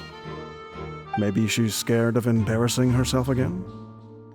Alternatively, she's become more diligent after charging an innocent citizen in the last trial.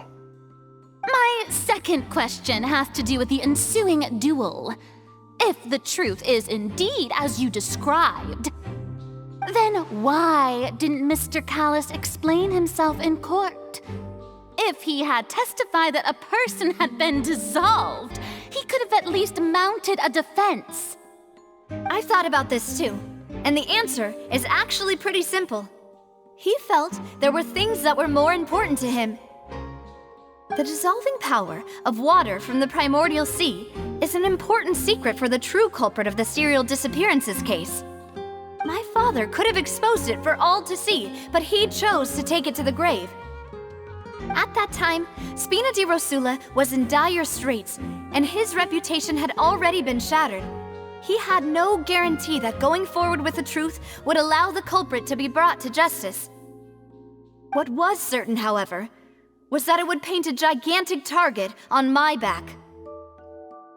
Boss once told me that Demoiselle had already been selected as the next target of the serial disappearances case. What? If the secret had gotten out, the culprit would have fought an all-out war with Espina right there and then. I wouldn't have been the only one in danger. All of us would have stood to lose our lives. Of course, the guards might eventually figure out the truth of the matter and determine that we were in the right. But what good would that do? How can a hollow verdict protect anyone? Had this opera house ever given my father any kind of confidence in its brand of justice, Spina di Rosula would have had no reason to exist. But by staying silent, we retain the ability to deter our opponents and continue the stalemate. I was able to become Spina di Rosula's president, which made me harder to target, as well as giving me more time to grow and learn. And once I have figured out the truth and stepped up to the challenge, I will do what this opera house cannot, and restore my father's truth and honor back to him. So, you mean to say, your father intended to die in the duelist's ring? That's right. Do you have any proof? Of course. All you need is to ask his opponent, Clorinde. I don't need your apology, your guilt, or your support from the shadows. You don't have to do anything for my sake. But since he entrusted his will to you, Clorinde, you should tell us the truth about his sacrifice. So, during the duel, did you believe that Callis was intending to die? Yes, I did. As a champion duelist, I've fought many battles and taken a countless number of dishonored lives. In my line of work, I've seen all kinds of people give their all for the faintest hope to continue living. Some were determined, others passionate, and some even manic and twisted. Just one look and I can tell if a duelist is hoping to live or if they're looking to die. I hereby swear on my name and honor as a champion duelist that Mr. Callis never intended to leave the ring alive. Since that's your testimony, I have no more questions. It appears there really are good grounds to reopen this case. I concur. However, Miss Navia, you still have not explained the link between your father's case and the serial disappearances case. Right? What she said was fascinating, but kind of beside the point. Wait, weren't they just talking about the serial disappearances case? Of course, Your Honor. The two cases are connected via a matter of timing. In my father's case, the culprit intended to kill both Jacques and Callis. As a result, they planned to act after hearing 2 gunshots. And at the end of Linny's trial, the culprit also only dissolved the victim in front of everyone because they realized they were at risk of being identified. The culprit could only time their actions so precisely if they were already at the scene. Coincidentally, Marcel attended both the banquet and the trial. So that's why you suspected me. Even after hearing your reasoning, I still can't help but find it a little preposterous. I'm used to it, though. You've always been an impulsive and sentimental child, Navia. It's one of your most endearing traits. No need to appeal to pathos. I won't try to refute your points one by one, but even if everything you just said was true, can you prove that I was the only person present at both events? On top of that, does a person have to be physically present to control the timing? Can't someone remotely monitor the place? Don't know what she can say to that. I know that even with that, you might still think you can reduce the list of suspects with some further investigations, until I'm the only one left on the list. Alas, who won't feel at least a little hurt by an accusation of murder from a girl you see as your own daughter? But if I were to dismiss this completely, you'd also think I'm not being considerate of your feelings. Ah well, let Uncle Marcel teach you another lesson. Do you know what the biggest flaw in your reasoning is? I suppose you're gonna tell me anyways. It's timing again. I'm a businessman by trade. From that standpoint, there's no reason for me to kidnap young women. It's a high-risk action with nothing to gain. In addition, I left my home in Snezhnaya when I was young to come to Poisson and work in some trade. My business only thrived when I received Callus's patronage. But the disappearances began before I ever stepped foot in Fontaine. I do apologize, demoiselle. This was my mistake. No, it's not your fault. I'm sure he had come prepared.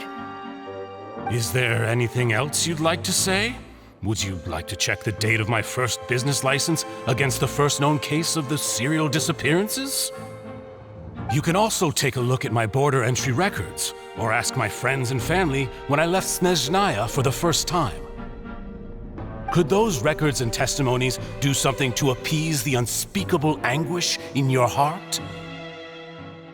Seems like she got the wrong guy. At this rate, Navia will be convicted for falsely accusing him. I think you've done a superb job of dissecting your father's feelings as he neared the end of his life. But aren't you going against all of his wishes and expectations right now? He wished for you to become more rational, collected, and conscientious, instead of dwelling only on your own feelings. Once you've learned to be more considerate of others' feelings, and to stop rushing headlong into things, you'd have met most of his expectations. This isn't just about me, and it never has been. The biggest difference between me and the rest of the victims is that I still have the ability to search for the truth, while that same agency has long been taken from them. The people whose families were destroyed by synth abuse, the people who lost their loved ones to the serial disappearances, and the people who suffered tragic ends due to their sense of justice. Many people's images are flashing before my eyes. I'm sure some are coming to those of you in the audience as well. And whose image do you see, Marcel? Is it a man named Vacher? Oh, so you do know that name. I'm merely surprised you'd suddenly say the name of someone I've never even heard of. I was waiting for you to say that.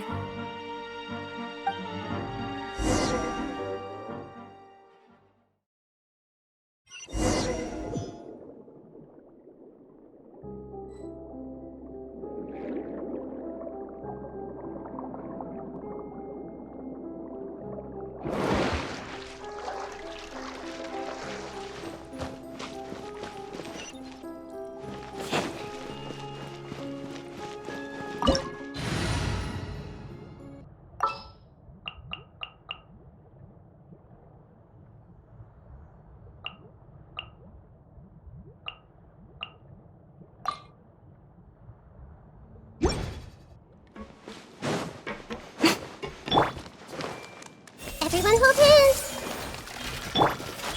Right now, emerge. As one with wind and cloud! The wind knows me.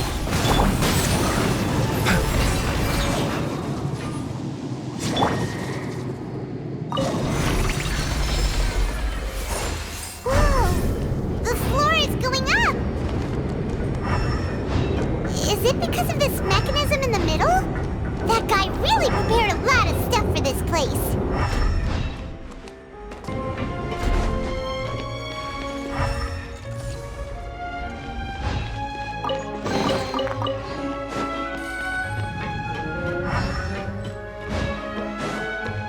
Paimon thinks we need to go up, but Paimon doesn't see a way. Let's take a look around. Maybe we'll find a hidden mechanism that'll show us the way up.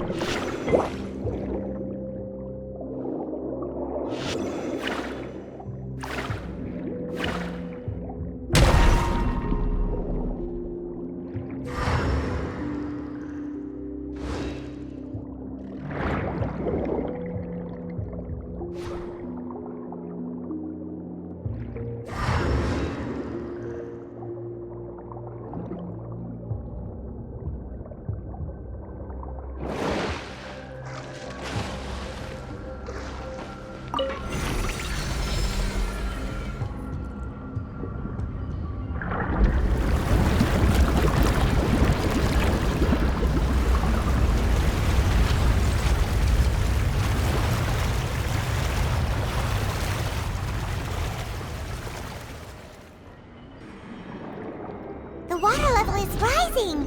Now we can swim to the top! But this is still a ways away from where we need to go.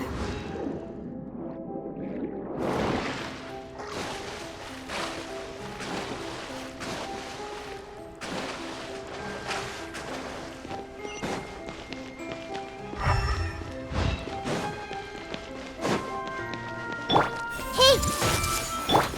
Right here. Emerge.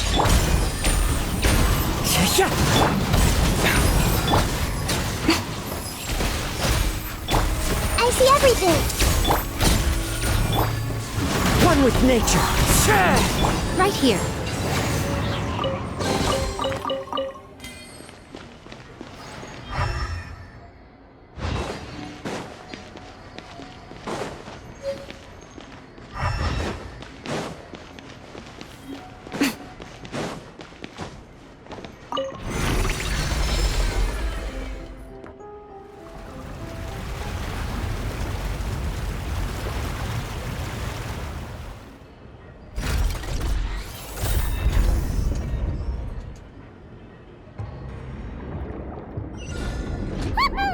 Now the path is clear! Let's go!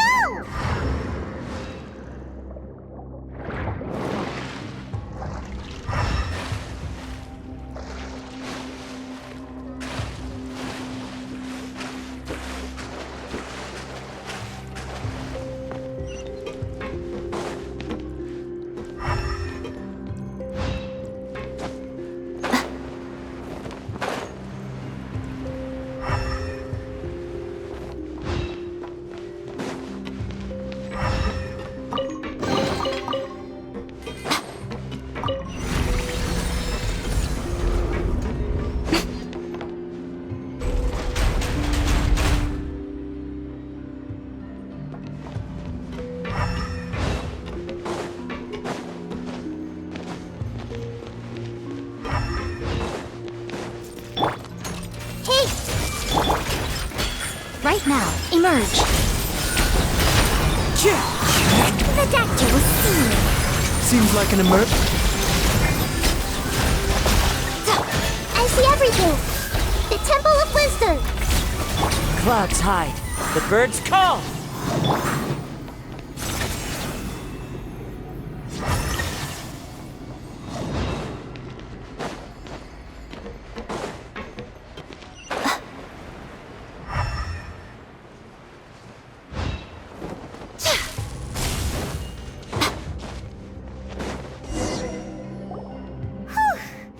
After all that, we finally made it to the innermost sanctum. Though, as expected, the mastermind isn't here. That's right. Then let's hurry up and find some evidence so we can get back to the Opera House and help Navia.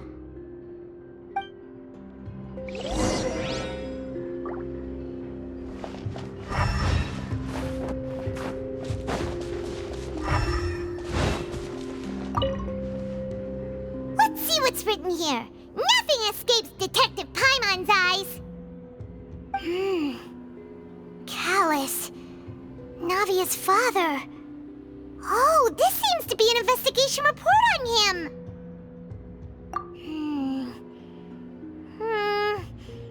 Yep, it's about finding someone to assassinate Jacques and Callus because of a lack of confidence that Jacques himself would go through with it. This should prove the existence of the third person, right? We still have not determined the exact content of the key information Callus has passed on to certain members of his organization. The old dog's a real menace to deal with. Even if he abides by the promise he's made to us, he will still have the upper hand. He can act whenever he wants to make our lives miserable. The only option left is to remove him from the picture entirely. I concur. Let's send someone to kill him. He won't declare war as long as we don't touch Navia. Oh, seems like we've got a bunch of correspondence between the higher-ups. They're all just so evil.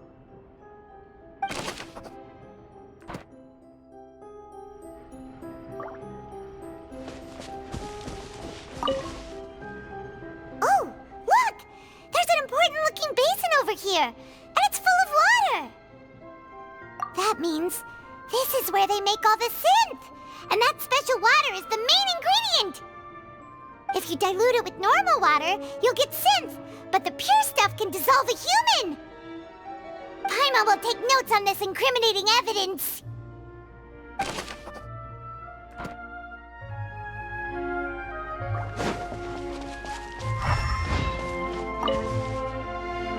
What's all this? Aw, it's a bunch of really cute things. Pink accessories, a hair tie, a necklace, even a makeup box. Oh, Paimon sees it too, but why are all these cute things labeled with different girls' names? Huh?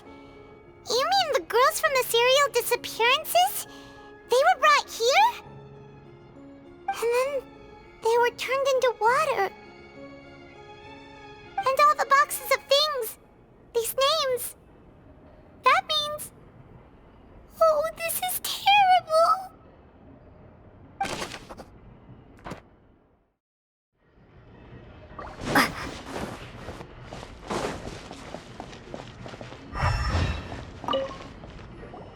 Whoa! There's so much synth here! And so many bottles of ingredients that probably just contain the waters of the primordial sea. Mixing in progress, ready to drink, stock sample? Huh. They've also got all the synth pretty clearly labeled. Whoa, there's even fruit-flavored synth? Yep, it's super obvious.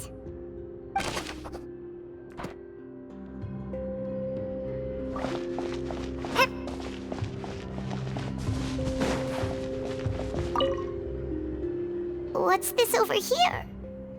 Looks like some kind of place for research. Experiment number 16 aims to verify Jacob Ingold's research conclusions on the primordial sea and use his theory as a foundation to achieve a breakthrough. The experiment was a failure. No individual managed to resurface from the water from the primordial sea. Female specimens 22, 23, and 24 were dissolved.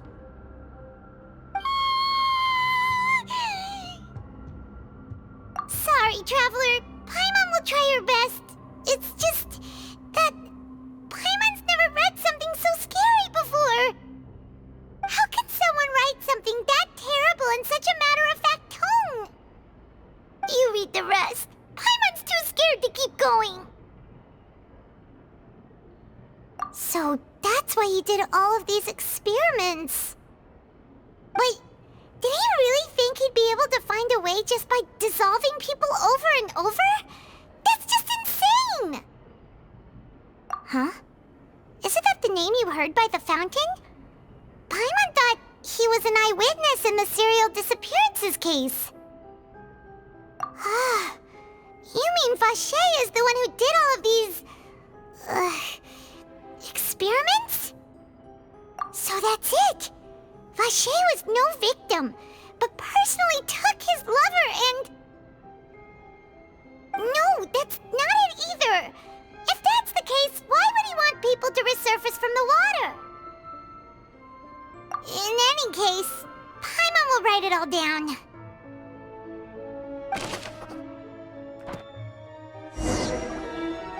We've looked at almost everything here, and it seems like our theories were spot on. But... yeah, we haven't found anything that reveals his true identity. No wonder even Neuvillette wasn't able to find anything. Whoever it is probably destroyed everything to do with that name a long time ago. That way, even if we bring all this back to the opera, we won't be able to identify the true culprit. Sure thing. Paimon won't admit defeat to this guy either.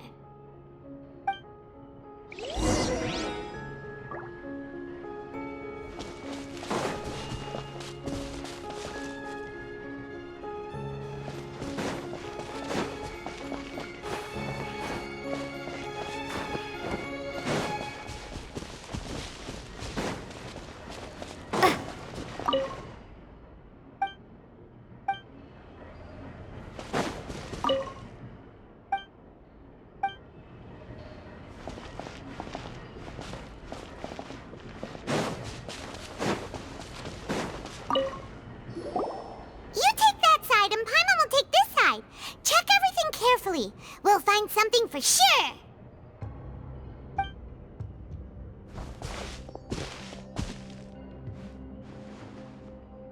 Ugh, nothing at all.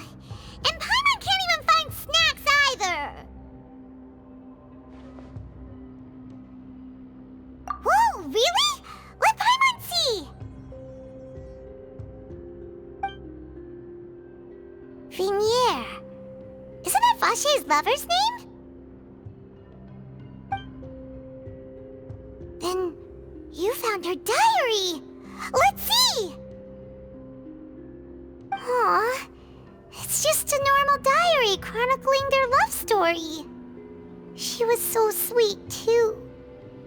Oh, Paimon feels even worse for her now. So many! A whole page's worth! But they're all crossed out. Was she unhappy with all of them? The final name she decided on was... Marcel. Wait, but Marcel's pretty old. Has this case been going on for so long that he's Vacher and Vinier's grown son? Hey! Paimon still hasn't figured it out yet.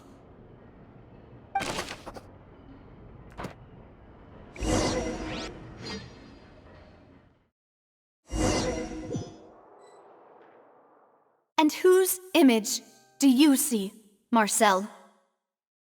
Is it a man named Vacher? Oh, so you do know that name. I'm merely surprised you'd suddenly say the name of someone I've never even heard of. I was waiting for you to say that. Navia! We're back! As expected of my partner. I just knew you'd return in the nick of time. Just how often do you intend to flout the rules of this court? It's all right, Monsieur Neuvillette. Given their confidence, I expect they've found the crucial evidence.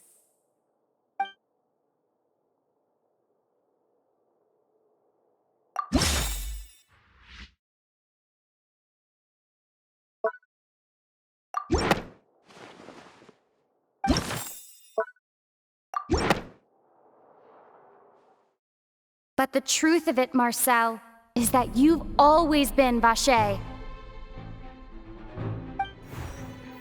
Huh? We've investigated your lair and we already know everything!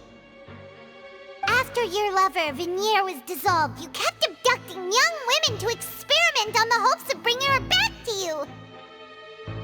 You even created Marcel as a new identity and destroyed all records of your past as Vacher! So that's it. Even the villains in opera performances rarely go that far. And with that, Marcel's motive has now been established. This information regarding your past also dismantles your prior timing defense. Well, Marcel, do you know where you went wrong? You fixated your gaze on the lover that passed away, instead of paying attention to the living people around you. So, you never noticed how we changed, or how we grew as individuals. You also never understood Boss's real expectations for his daughter.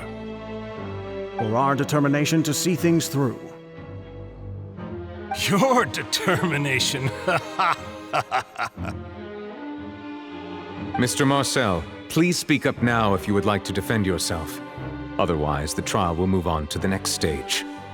Do you really think I wanted to do any of this? Pay attention to you? What for? Have you ever paid attention to me? Ever empathized with my pain? Ever known how it feels to watch the love of your life dissolve right in front of your eyes? No one helped me. No one even believed me. All those decades ago, even the officers from the Maison Gardiennage were laughing at me. They said there's no way a human being can turn into water. So I must have gone mad from grief. Vinier's death was brushed away by all of you as if it didn't matter at all. Well, now you know, don't you? Ha! Well, it's too late now. All those who were dissolved are gone forever. You only have yourselves to blame. You set up this ornate opera house in pursuit of your so-called justice, your beloved drama, while turning a blind eye to the suffering of the people. Venier is dead. We promised each other that we would always be together. Wherever she goes, I will follow. But I'm not from this blasted place, so I can't be dissolved, no matter what I do.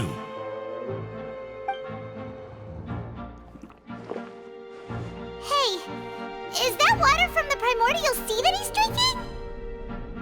I can't dissolve! Can't dissolve! Can't dissolve! Do you all see? I can't go, I can't follow. So if I can't go where she is, what choice do I have but to try to bring her back? I did all of that, and in the end, that accursed Callus still got the better of me. I spent my entire life living on pins and needles, only to get stabbed by his idiot daughter at the very end. The suspect is exhibiting signs of mental distress. Guards, please restrain him. Don't touch me! Don't anybody come near me! I still need to save Venier. Our promise. We made a promise. Vignere. Vignere. Please, Vignere. Don't think badly of me. All I want to do is fulfill our promise. At this point, the verdict of this trial is clear. With Mr. Marcel's conviction, the charges against Mr. Tartaglia no longer have any basis. Fine by me. I was in a bad mood, but after a show like that, I'm actually feeling pretty good. Traveler, please submit all the evidence you have collected to the guards, so that I might review and summarize the truth behind the serial disappearances case. The man now known as Marcel was originally named Vacher and worked as an adventurer with his partner and lover Vignere. During an underwater expedition, Vignere accidentally came into contact with water from the primordial sea and was dissolved in front of Vacher as a result. Vacher learned of the primordial water's existence through the work of others and began to kidnap young women for research, with the goal of discovering a method to restore Vignere back to life. To cover his tracks, he invented the new alias of Marcel and began to operate a business in Poisson. During the course of his research, Vacher discovered that a diluted concoction of water from the primordial sea can induce feelings of euphoria, and began to manufacture and market synth. However, as he accumulated wealth to fund his continued research and expanded the scope, he came into conflict with Spina di Rosula. After exchanging blows with Spina di Rosula for many years, Vacher decided to assassinate their president Callus at a banquet. Although the assassination did not go as Vacher expected, he was able to turn Callus into the murder suspect by dissolving the assassin he sent to the scene. And just recently, Vacher attempted to frame Linny as the culprit of the serial disappearances case, using a similar method. However, his attempt to frame Linny failed, and the power of water from the primordial sea became public knowledge. This case also exposed enough of Vacher's machinations that he was eventually successfully charged in court. Thus concludes the enigmatic history of the serial disappearances case, with the truth revealed to all. The Oratrice will now deliver the final verdict regarding the charges against Mr. Vacher.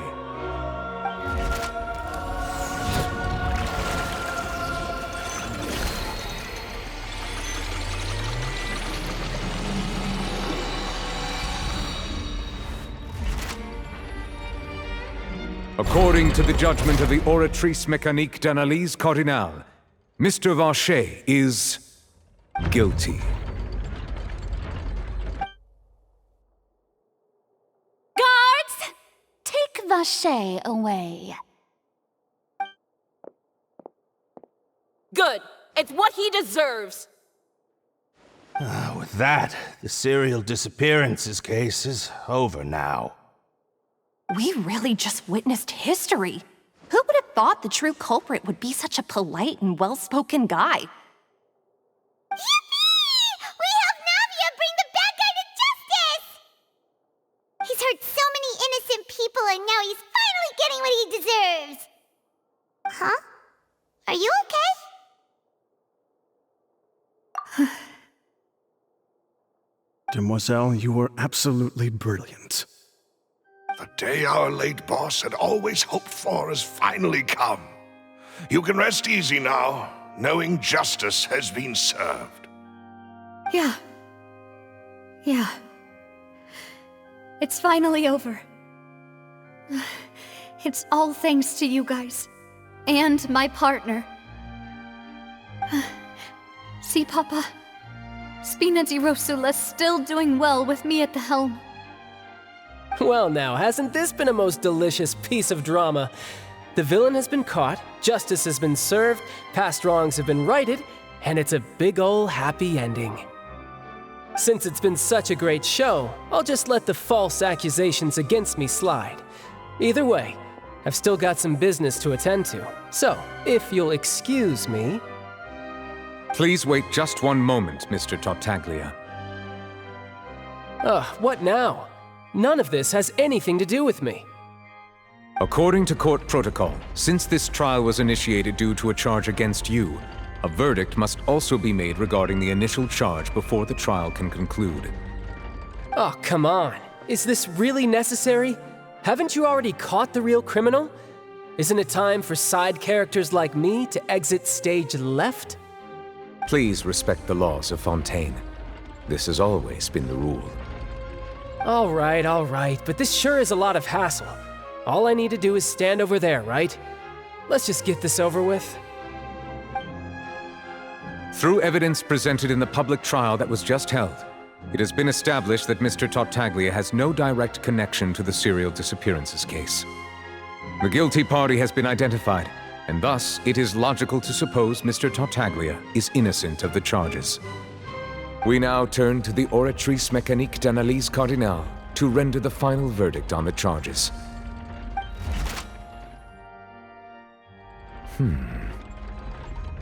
According to the judgment of the Oratrice Mécanique d'Analyse Cardinale, Mr. Tartaglia is guilty. What? Hey! That's not funny! Didn't you just say I'm supposed to be innocent? What's with this verdict? Is your justice machine malfunctioning? Huh? This has never happened before. The Oratrice actually returned a different verdict from the Chief Justice. I mean, have you ever heard of an innocent Fatui Harbinger? Do you think the Oratrice might have just convicted him on general principle? But weren't the charges about the serial disappearances case? No matter what else he's guilty of, it shouldn't affect the verdict in this case, right? The judgment of the Oratrice Mécanique d'Analyse Cardinale is, by law, the final verdict of the court. We must accept the guilty verdict. Guards, please take the suspect into custody per court protocol.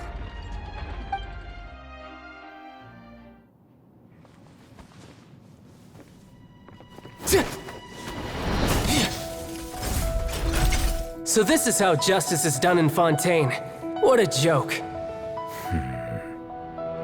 You've got your rules. Well, I've got mine too!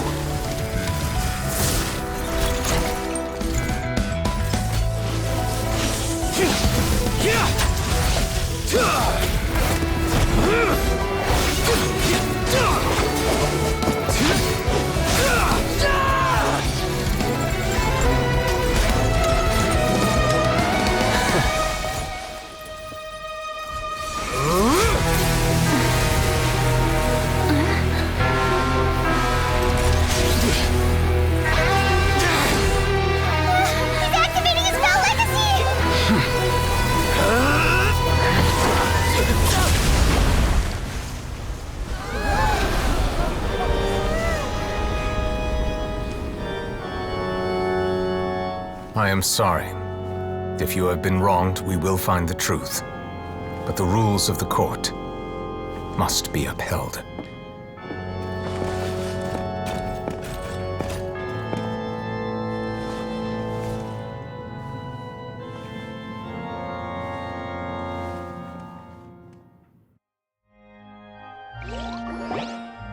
Hey, Monsieur Neuvillette, what's going on? Shouldn't they have been cleared already? Apologies. This is also the first time I've encountered such a situation. However, according to the rules established at the conception of Fontaine's court system, the Oratrice's judgment is the final verdict of the court. All I do is follow court procedure. As for why the Oratrice arrived at the conclusion it did, you should probably ask someone more knowledgeable than me. Why are you looking at me? I had nothing to do with it! I don't know what happened there either! Hey, stop staring at me! What does Lady Furina mean by that? She says she has no idea either?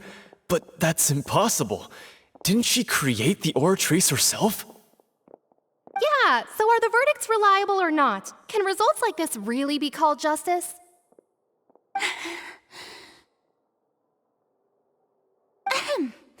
My dearest citizens, did Did you really think we'd allow an incorrect verdict to be handed out in this court? Did you really believe that the judgment could be mistaken or be the result of some sort of random mishap? Don't tell me you thought even I had been blindsided by the Oratrice's result. But the way she looked just now, it was pretty obvious she had no idea what was going on. However, given the state of things, I shall give you an explanation. Everything that just took place, including my supposed shock and bafflement, was a part of an elaborate performance, with every action meant to stir up drama and excitement. And, of course, for every performance there is a script. Everything has unfolded exactly as I expected from the very beginning. As the embodiment of the very concept of justice, the Oratrice shall never render an arbitrary judgment!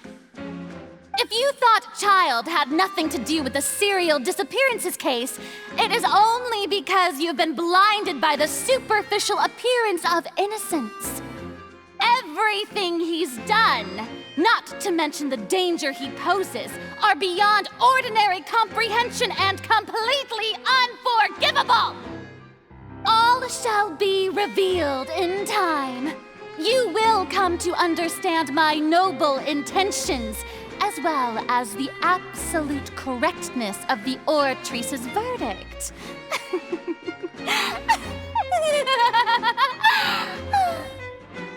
Now, having said that, although I hate to leave things hanging in suspense, it is now time for this performance to end. As the lead actress, I shall be the first to take my leave. Toodaloo! So she chose to make her escape after all, did she? So you're saying we shouldn't put much stock into what she just said? She probably just put on that performance to save face. As for the truth, it's unlikely that she actually has any idea. However, please be assured that I will continue to investigate this case in a personal capacity. Just as I promised, if the judgment has been incorrect, we will do our utmost to clear his name. All right. Even though we feel pretty badly for him, we'll take your word for it for now. After all, he's done plenty of bad stuff, so he should have known he'd go to prison someday, right?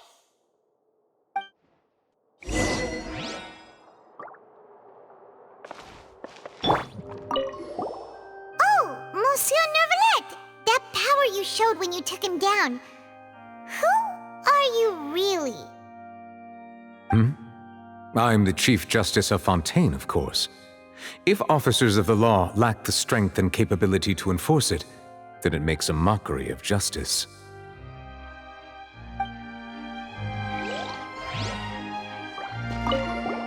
Oh, Monsieur Neuvillette!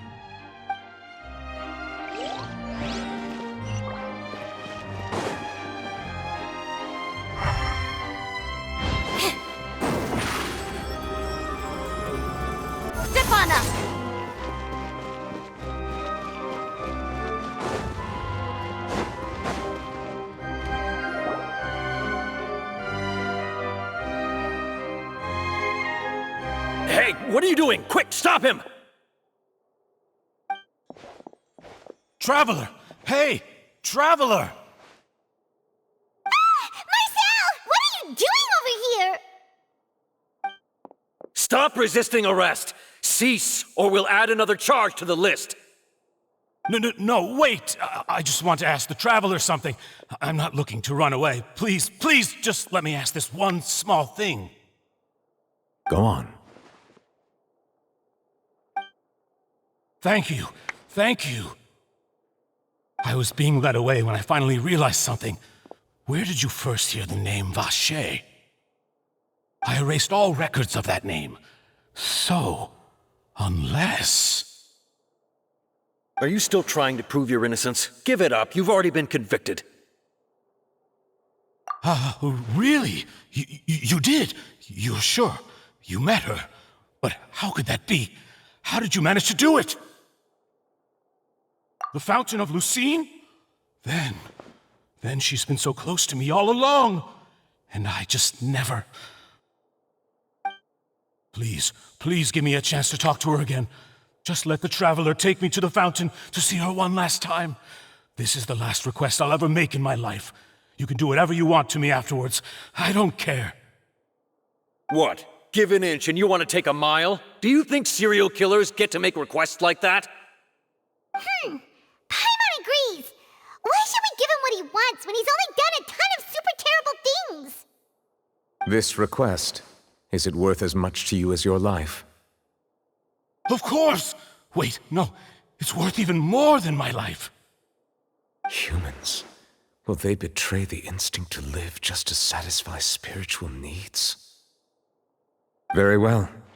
I will grant your request. Your Honor, I fear that... I will go with him. You do not need to worry about any escape. In that case, I shall leave him in your most capable hands, Chief Justice. Thank you, Your Honor.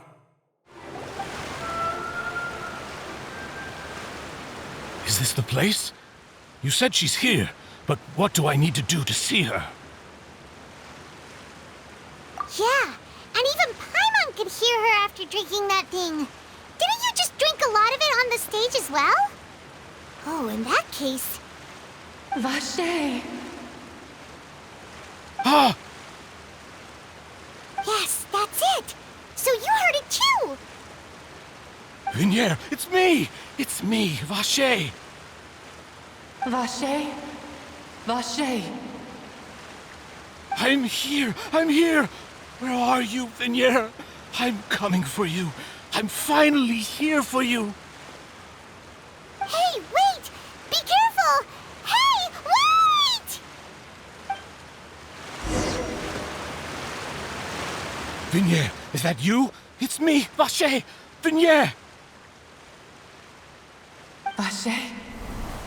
Why did you come? Didn't I say? You don't need to look for me. You look a lot older than I remember. How long has it been? It's been more than 20 years. I've suffered for over 20 years since the day you left. All this time, only the thought of bringing you back has kept me alive. Nothing else mattered to me. I must be dreaming. Who would have thought I'd get the chance to tell you all of my feelings like this? Vinier, you are my everything. I really don't know how I could live without you. But Vache, if you ask me, this world would be better off without you. What are you saying? If not for you, I would have finished my law degree and probably become a top-tier attorney one day. If not for you, I would have continued to pursue my love of the arts, and my works would have been displayed in the Palais Mermonia itself. If not for you, I would at least have been able to take care of my mother. And she would not have grown old and died alone, with nothing but the tears on her cheeks. It's all because of your selfishness, Vache. It's all because of you. Wait, you are not Vinier. Who are you? You're right. I am not Vinier. I am the sacrifices. Every woman who died by your hand, as our bodies dissolved, our consciousnesses flowed back to the primordial sea. Our thoughts circulated endlessly within the primordial sea, and we were no longer individuals, but we became one, just as streams of water come together in the sea. I'm Cressy. I'm Lemonade. I'm Azine. The only one I am not is Vinier. Why? But then, where is Vignere? She doesn't want to see you anymore. Every tendril of her consciousness is avoiding you. This is what you get for your selfishness. Your selfishness robbed us of our lives and our futures. You said time and time again that you'd do any and everything for her. But did you ever consider whether she'd want to see you do the things that you did? If she would despise you for what you became?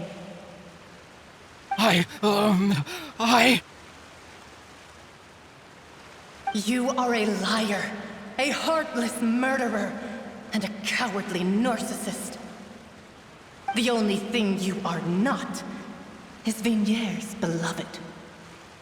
From the moment your first victim died and her consciousness merged with Vignere's, she has had nothing but pure hatred for you.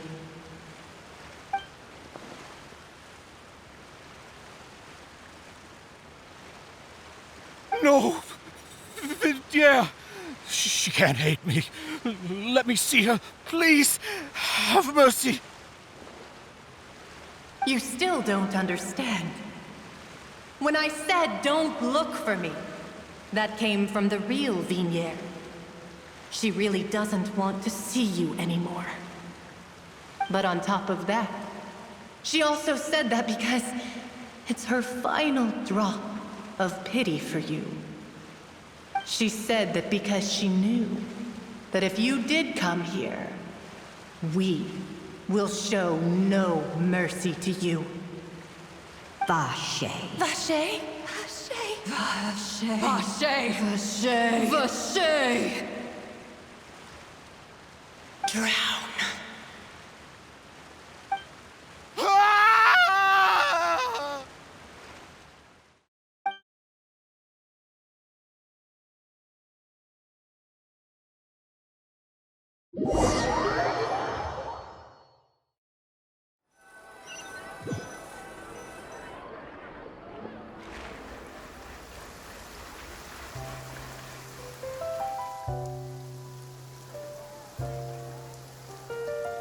Finally, we have some time to do shopping. Gosh, it's really been a long time since we've been able to relax.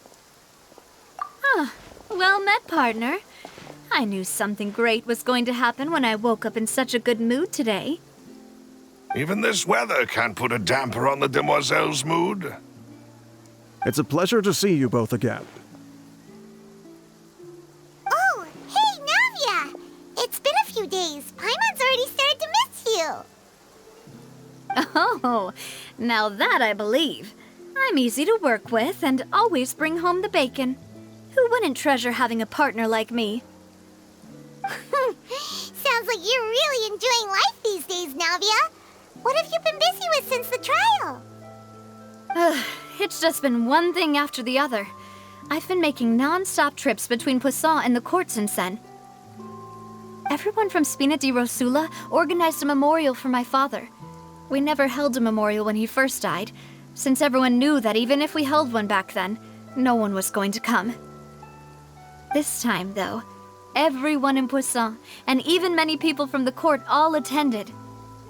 So his name's definitely been cleared now. That's what we like to hear. It's been the dearest wish of Demoiselle all along. That blasted stubborn fool. I was right to put my faith in him. I'm so glad I didn't give up on the case all those years ago. Oh, by the way, I ran into Charlotte just after I left the memorial service. Well, maybe it'd be more accurate to say I knew she would be there, and there was no way she'd just let me go. Huh? So you know Charlotte too? The Charlotte? Journalist from the Steambird? Yeah, way back when I first became the president of the Spina di Rosula, she was all over me. Wouldn't take no for an answer. I believe the story was called The True Heart of Darkness, Secret Tales of the Yellow Rose.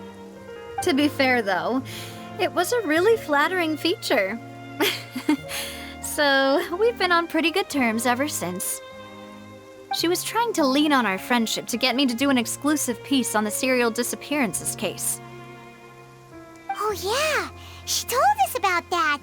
She's always been super interested in that case, so now her wish has finally come true too.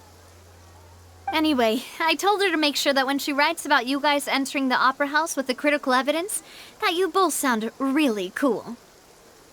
Now that's another thing to look forward to. We trust Charlotte's skills with a pen for sure. Oh, and in other news, I also took Clorinde out for a meal. Oh, are you two on better terms now? While you were investigating Vaché's headquarters, Clorinde gave testimony on my father's behalf. It was thanks to her that we were able to turn the tide. I wanted to thank her. I mean, there's also no point in being awkward all the time, so we took the chance to reconcile with each other. Oh, that's great! Paimon also thought Clorinde wasn't actually a bad person. It's always good to have more friends. Anyway, now that the case has finally been solved, perhaps it will slowly begin to fade from the public consciousness. Oh, actually, there's still one last thing I need to do. What is it? I should pay a visit to my father's grave and tell him the truth of what happened, as well as how it all ended. And on top of that, just how much people still look up to him to this day. That includes me, too. Miss Navia. Indeed. We want to go too! We also think Callus is a really admirable person. Sure thing. I'd like you two to share the moment with me. After all, without you, there might not have been such a positive ending. And in that case, everyone, let's be off. Considering the recent weather, we'll be lucky if we can reach Poisson before dark. Yeah, you're right. It's been raining non-stop for a few days now.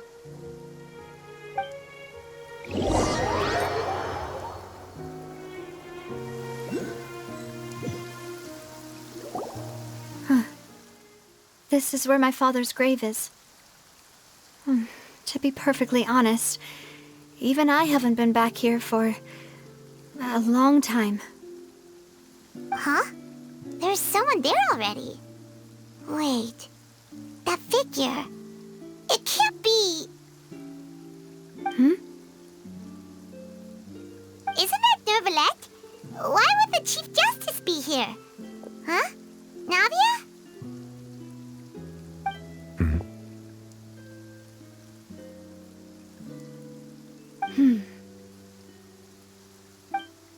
My apologies.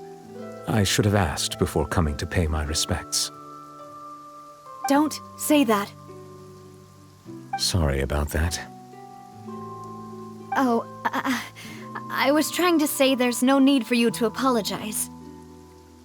I wanted to show my father how much I've grown, but still, I doubt I've grown to the point that even the Chief Justice would feel compelled to apologize to me over and over. In that case, I will stop apologizing for now. You really could use some pointers on understanding human emotions, Monsieur Neuvillette. In any case, why did you come to Poisson? Well, ever since that day, I've been turning a question over and over in my head. Just what is justice anyway? There was once a time when I didn't want to believe that there could be anything more important to humans than life itself. Oh, rather than that, it's probably more truthful to say I didn't believe humans were capable of resisting the most basic instinct of living things. That they could rebel against their own nature, or consider certain things to be more important than their own lives. Which is also why I didn't stop your father from beginning that fateful duel. I believed that a truly innocent man would never throw away his life like that. That there was nothing, should have been nothing more important than one's own continued survival. But Mr. Callus proved me utterly and decisively wrong. If not for his sacrifice, the serial disappearances case would have remained unsolved to this day. Mr. Callis made the choice he did for his daughter, for his associates, and for many people completely unrelated to him. And in the end, from a certain perspective, one could say that he did it all for the sake of justice. A justice that's higher than life itself. So, you asked me why I came here. I just wanted to say my apologies to Mr. Callis in person. I should have noticed all of this much sooner. This regret has filled me with a sadness that has haunted me for days. That high and mighty chair in the opera Epiclese indeed insulates one from many important things. Spina di Rosula, thank you so much for your hard work and perseverance. I'm sorry for being mad at you before. So, you're actually one of those types that's cold on the outside, but pretty thoughtful on the inside, huh? That reminds me of Silver, one of my guys. Sorry about that. Self-expression is not one of my strong suits. Didn't I just say you don't need to apologize? Ah, so Navia and Neuvillette seem to have made their peace as well. Let's not disturb them for now. We can wait till after they're done.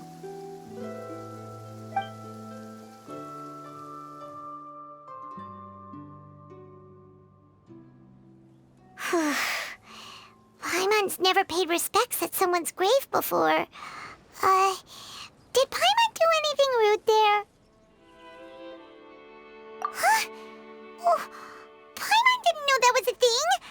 But Paimon doesn't know what she would do if she can't fly. Oh no.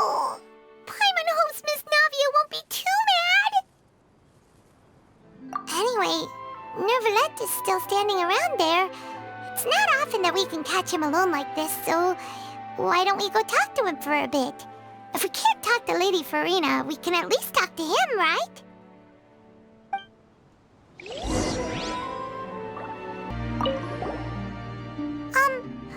Paimon's really sorry, Navia, but Paimon did something pretty disrespectful just now.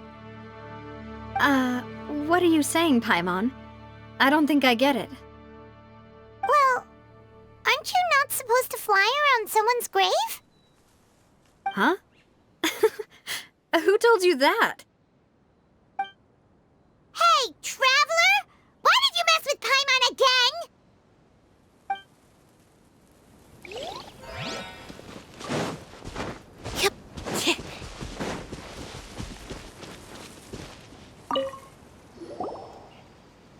Oh, it's you two. Did Miss Navia invite you to come pay your respects to her father? Mm-hmm. We ran into Navia on the streets today, so we just followed her here. I see. Then is there something that I can help you with? Well, it's pretty hard to run into you like this, since you're usually super busy. So we figured we could try to ask you a few questions, if that's okay. Please feel free. Though outsiders, you helped us solve one of the greatest mysteries in Fontaine, and it would be my pleasure to return the favor. So, at court, the bad guys referred to that special water as water from the primordial sea, but what is it really? Truthfully, that name is already quite accurate. I can only surmise that Vacher and his ilk only learned of its nature and existence after extensive research. There used to be a special sea on the surface of this planet. The nature of its seawater was rather different from that of the sea we know today. Most of Tevat's life forms were first born in that special sea. You could say it nurtured much of the life on this planet. Huh. So it really was where everything began. It makes sense to call it primordial then. But today, the primordial sea no longer exists on the planet's surface. What Vacher discovered must have been some kind of special case, or a remnant from a truly ancient age. Huh. So that's how it is. Oh, you really know everything, Monsieur Neuvillette. But if that's the case, then why would people, at least people from Fontaine, dissolve in that kind of water?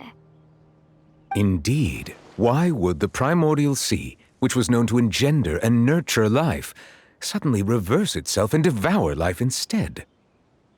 To be frank, that also doesn't match my understanding of this world and its laws. There must still be some unknown secrets around the people of this land. Is there anything else you'd like to ask me about?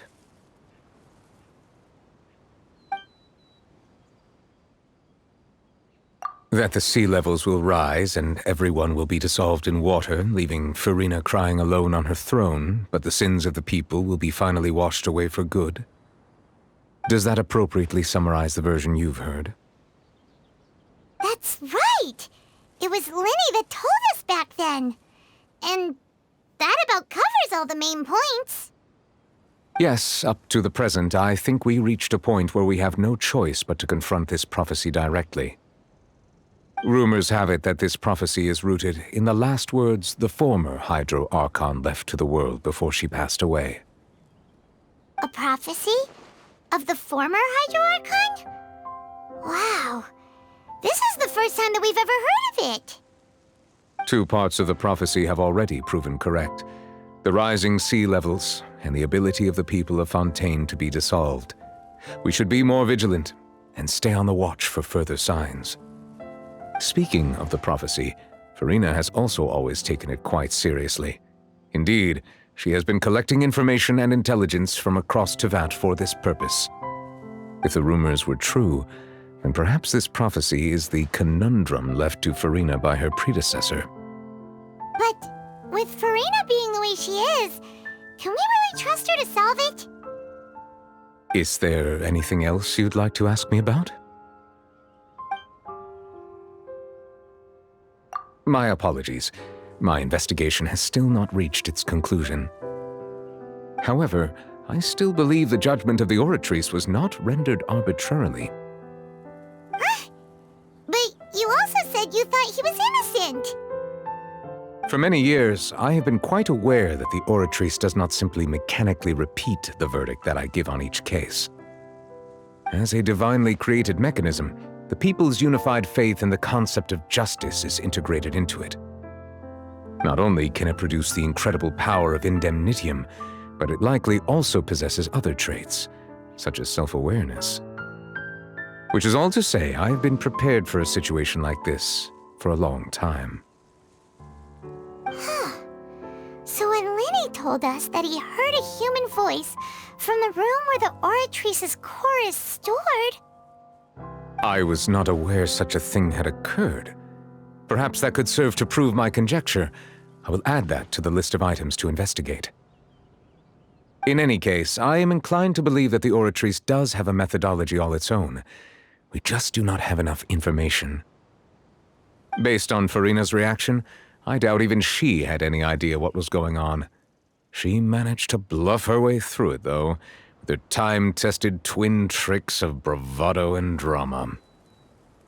While we do intend to get to the bottom of this, for now, we regret to say that the Fatui Harbinger will just have to bide his time in the fortress of Meripede. If we did incorrectly convict him of crimes he did not commit, we will most certainly compensate him to the fullest extent allowed by the law. If you ask Paimon, the only compensation he'll want is a no-holds-barred fight with you. Is there anything else you'd like to ask me about? Your sibling, another blonde-haired traveler. I'm sorry, but I've never seen anyone who matches that description. If he ever stepped foot in Fontaine, I'm sure he followed our laws to the letter, and had no reason to appear on the stage of the opera Epiclese. Is there anything else you'd like to ask me about?